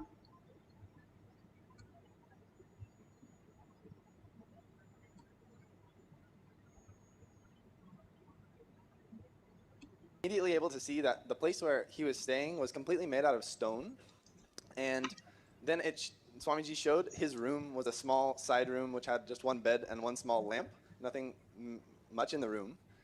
But see, he asked us to scan the temple where he lives, and so the temple is at the top of one mountain and inside a cave, and the whole thing is pure stone. And what more was showing was I saw that the main deity was a Shiva Linga, and that the whole inside was like hung with flowers, and it was very beautiful.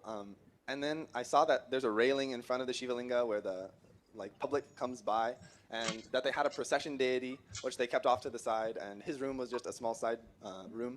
And so he confirmed literally everything that Swamiji was showing. And he was so excited actually that he got out his phone and was showing us pictures of the place. And it was so amazing to see what I was seeing with my third eye physically immediately, like such an amazing confirmation and just so exciting to be a part of all this.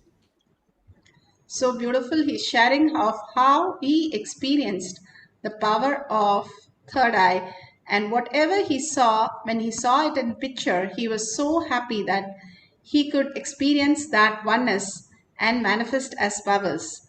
Now let's turn on the video camera. If you have the Kantamala, take the Jnananjan, apply on your temple and your third eye, and bring your awareness to your third eye. Living through the third eye is the way of existence, manifestation. If you have a partner, that's wonderful. If you don't have a partner, you can call anybody and you can scan their childhood home or their friend's home or family's home, any home that you have never visited before. And you're going to draw the structure of the home, the color of the building, and also a unique feature of the home. And you can share it with them at the end of this session, and to verify if it is authentically what Bhagavan showed is exactly matching with the whole thing.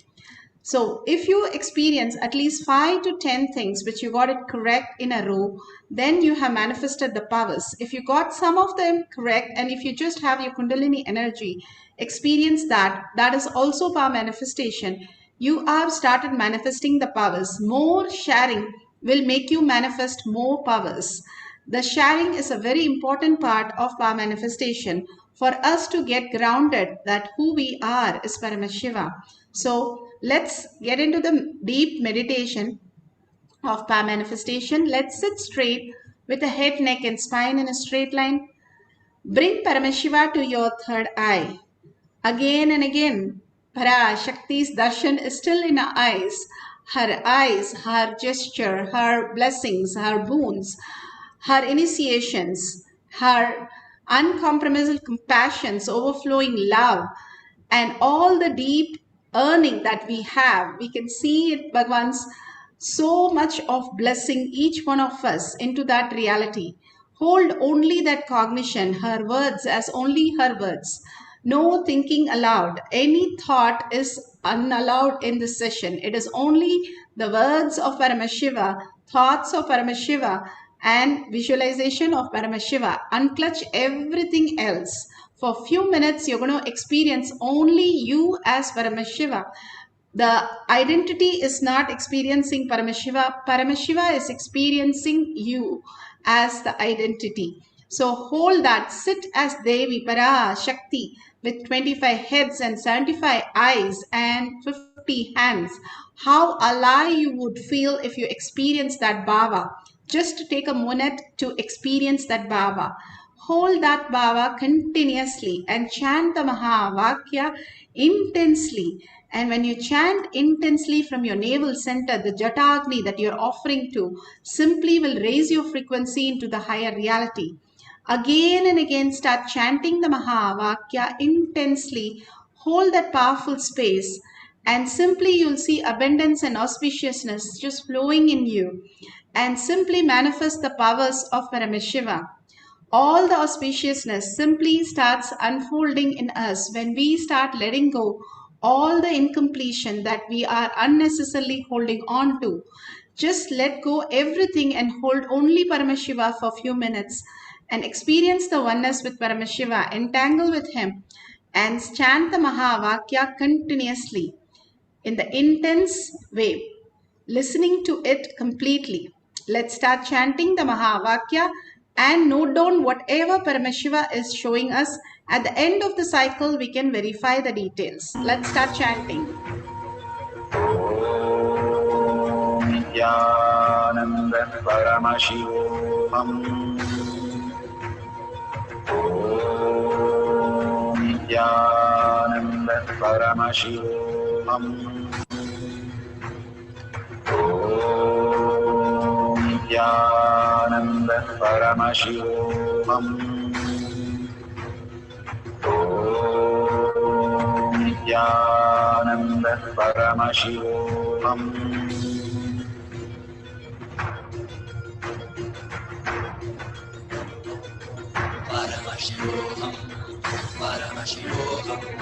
Let Paramashiva's third eye manifest in all our third eyes. Let the Amrita pour, let the Varni open up, manifest in all of us.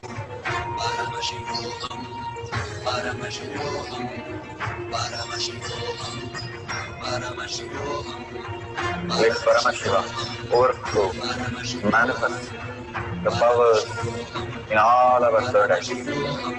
Om Jnananda Paramashivam. Om Jnananda Paramashivam. Om Jnananda Paramashivam. Om Jnananda Paramashivam. Om Jnananda Paramashivam. Om Jnananda Paramashivam.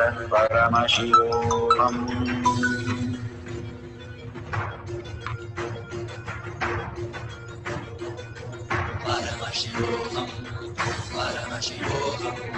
Let Paramashiva's third eye manifest in all our third eyes. Let the Amrita pour, let the Varni open up, manifest in all of us.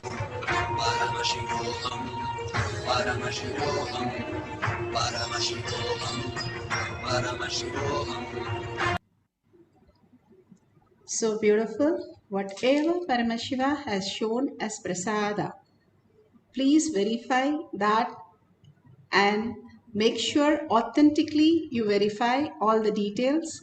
All this, whatever the power manifestation, is not just a scanning a place. It's also making sure your inner space shifts and manifest as powers. Even a glimpse of just few minutes, few seconds that Bhagavan says, you can manifest this reality. It shifts you into such a powerful space of bringing abundance and auspiciousness. All this, when we start manifesting, we start understanding that we are Paramashiva. Unless we swim, it is not going to be the same thing watching somebody swim or watching somebody do the cycle. It's just a click. Only if you swim, you understand how beautiful it is to experience the swimming. Same way, only if you start manifesting, each one of you, you will start experiencing, oh my God, I am Paramashiva. I thought I'm only the logical mind that I can do things in my life, but there's something more where I can be Paramashiva and he can simply manifest as my reality. And whatever he showers is auspiciousness in my life. And everything that happens in my life is abundance and auspiciousness. And more abundance and more auspiciousness starts showering in your life as your reality. Such a beautiful space, you can start experiencing the oneness with Paramashiva. Now we'll have one more cycle. You can scare one more person or one more place of the same person. And this time very clearly surrender all your thoughts to Paramashiva's lotus feet. Again and again cognize that Bhagavan, what he said, that which remembers you and that which cannot be forgotten and that cannot be remembered, but that which remembers you. Hold on to the space that Paramashiva is the one who even makes you understand to manifest all these powers, makes you understand to think like this, walk like this, talk like this. The very source of you is Paramashiva. How the very source that you breathe in is the prana, the energy, consciousness. That very source is only making you understand everything. When you start relating to the source, you become pure and consciousness. And Bhagavan shows that through the power manifestation, removes our blocks and makes us pure consciousness and manifest all the abundance, all the healing and all the blessings that we need for manifesting our reality. So let's start chanting intensely. Let's sit straight, put away our gadgets for a few minutes and start chanting the Mahavakya intensely, holding PARASHAKTI, Devi herself as your reality, and continuously chanting the Mahavakya will manifest the beautiful remote vision for you, and you can verify at the end of the session. So now let's start chanting the Mahavakya. Let Paramashiva overflow, manifest the powers in all our third eyes. Om Jnananda Paramashivam. Om Jnananda Paramashivam. Om Jnananda Paramashivam. Om Jnananda Paramashivam. Om Jnananda Paramashivam. Om Jnananda Paramashivam. Om Jnananda Paramashivam. Om Jnananda Paramashivam. Om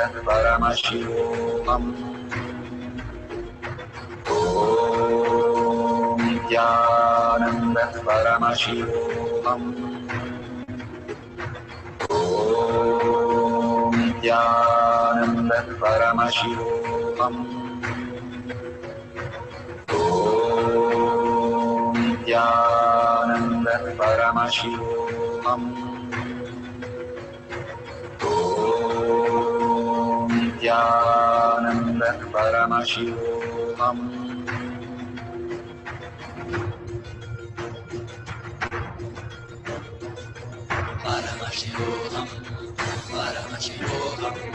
Let Paramashiva's third eye manifest in all our third eyes. Let the Amrita pour, let the Varni open up, manifest in all of us.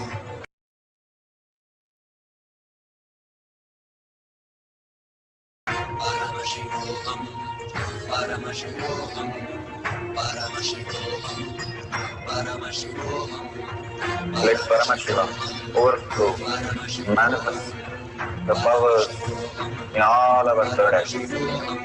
Om Nityananda Paramashivaham. Om Nityananda Paramashivaham. Om Nityananda Paramashivaham. Om Nityananda Paramashivaham. Om Nityananda Paramashivaham.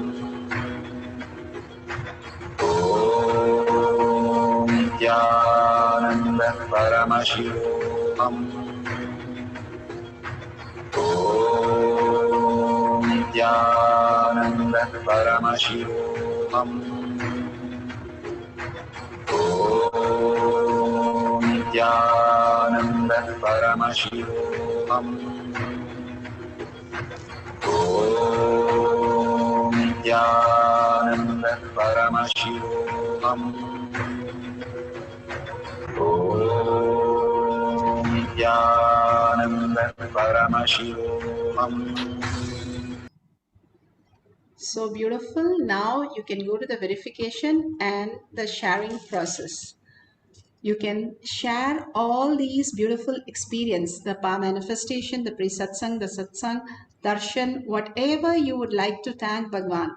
Please share in tinyurl.com/power manifestation. All these great powers that you are experiencing, if you share it to the world, you will start getting grounded. All these glimpses that we get, for it to become the reality as an existential reality, as a way of life. In outer world, you call it practice. In inner space, you call it causing and enriching, where you create the reality in others by sharing these great truths. When you start doing that, from the context, you understand that simply when you cause others' reality of the higher science, you become that itself. And surrendering all this powerful cognition and power manifestation to Bhagwan's lotus feet again and again makes you very intense, and the depth you can experience oneness with Paramashiva. And thanking each one of you here, manifesting such a beautiful space of meditation, such a beautiful space of power manifestation today, experiencing the oneness with Paramashiva.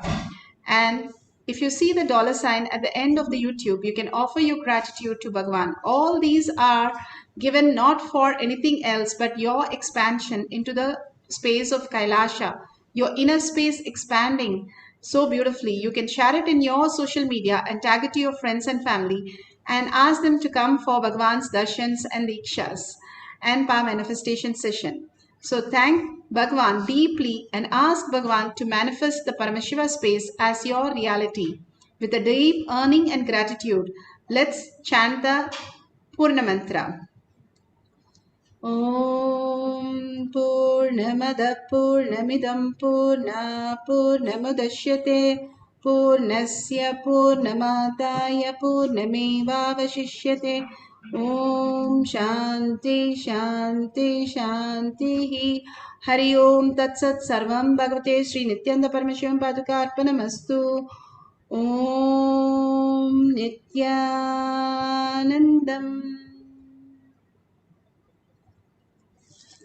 Thank you so much. See you again at 6 p.m. The Kailash Kotyar will be happening with a Zoom session. You can join through